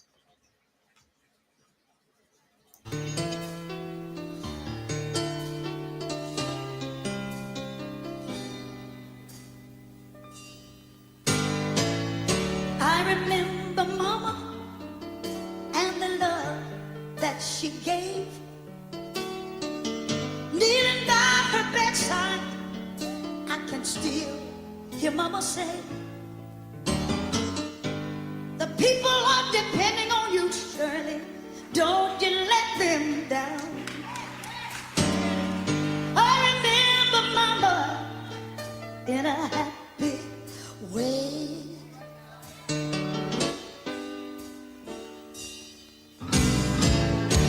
We went to school with holes in our shoes. We didn't have much, but the Lord saw us through. Mama kept the family together, yes she did. I remember Mama in a happy way.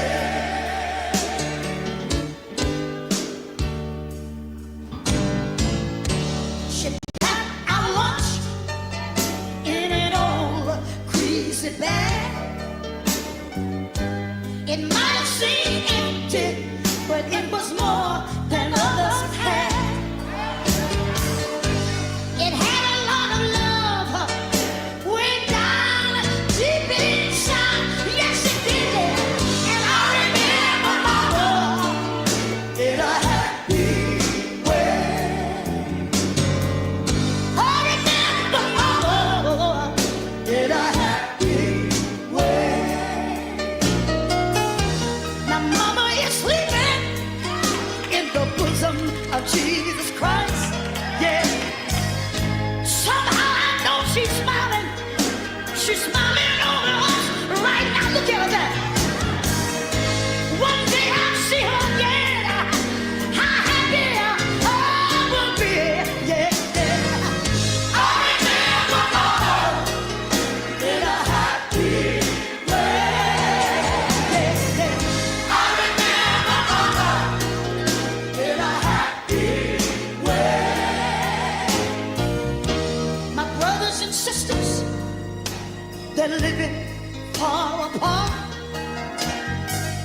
Although my mom is gone, she's right here in our hearts. We all gonna pull together and stay in the holy place. Why? I remember Mama in a happy way. Oh, yeah. I remember Mama in a happy way. You know, I remember my mama when I was about 12 years old. I was going to church, playing church. How many of you used to play church? Let me see your hand. Yeah, some of you still play. And I remember I go down Mount Calvary, that's where I belong. And I jump and I shout and I come back home. But I was still disobedient. I would talk back. And one day, me and Ann here, we decided that we want to play church. Let me tell you what we did. We went out in the back and started playing church. And my brother was a pastor. Me and Ann here, we were the members in the church.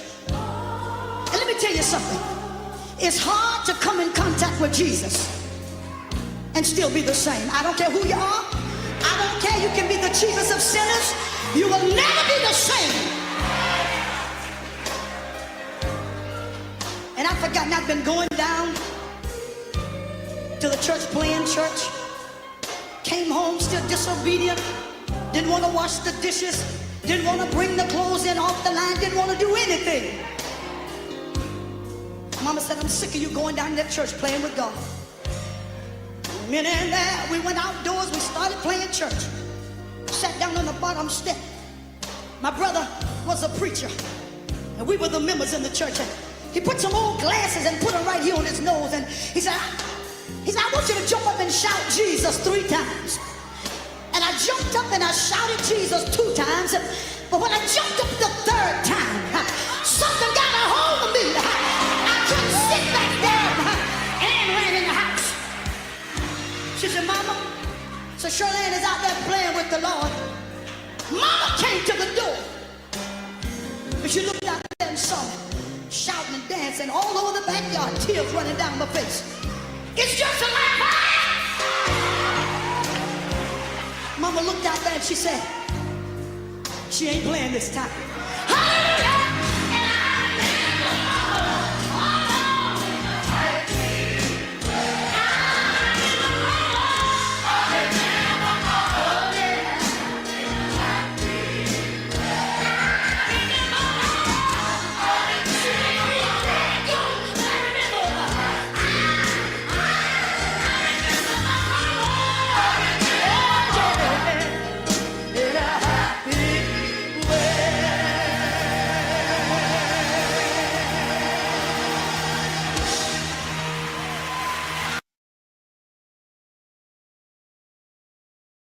In Peoples, I remember my mama. And so, Mama, happily, heavenly Mother's Day to you. You were always blessed, and now you're taking your rest. And so, Peoples, thank you, Jesus. Ooh, thank you. I hope I had said something to encourage your hearts upon today. Tune in again next time to an Edward Joseph Let's Talk Live. Edward Joseph Kitchen, Edward Joseph Gospel Hour, Edward Joseph's Blessings Giveaway 2025 will come to you with something wonderful. I love you with the love of Christ, and there's absolutely nothing you can do about it. Peoples, mask up and be safe. And again, Peoples, happily, heavenly Mother's Day to you, Mother. I love you. And happy Mother's Day to each and every one of you mothers on this day. And if the Lord says the same, Peoples, I'll be back. But until then, you guys be blessed and get your rest. And I will see you soon. God bless you all.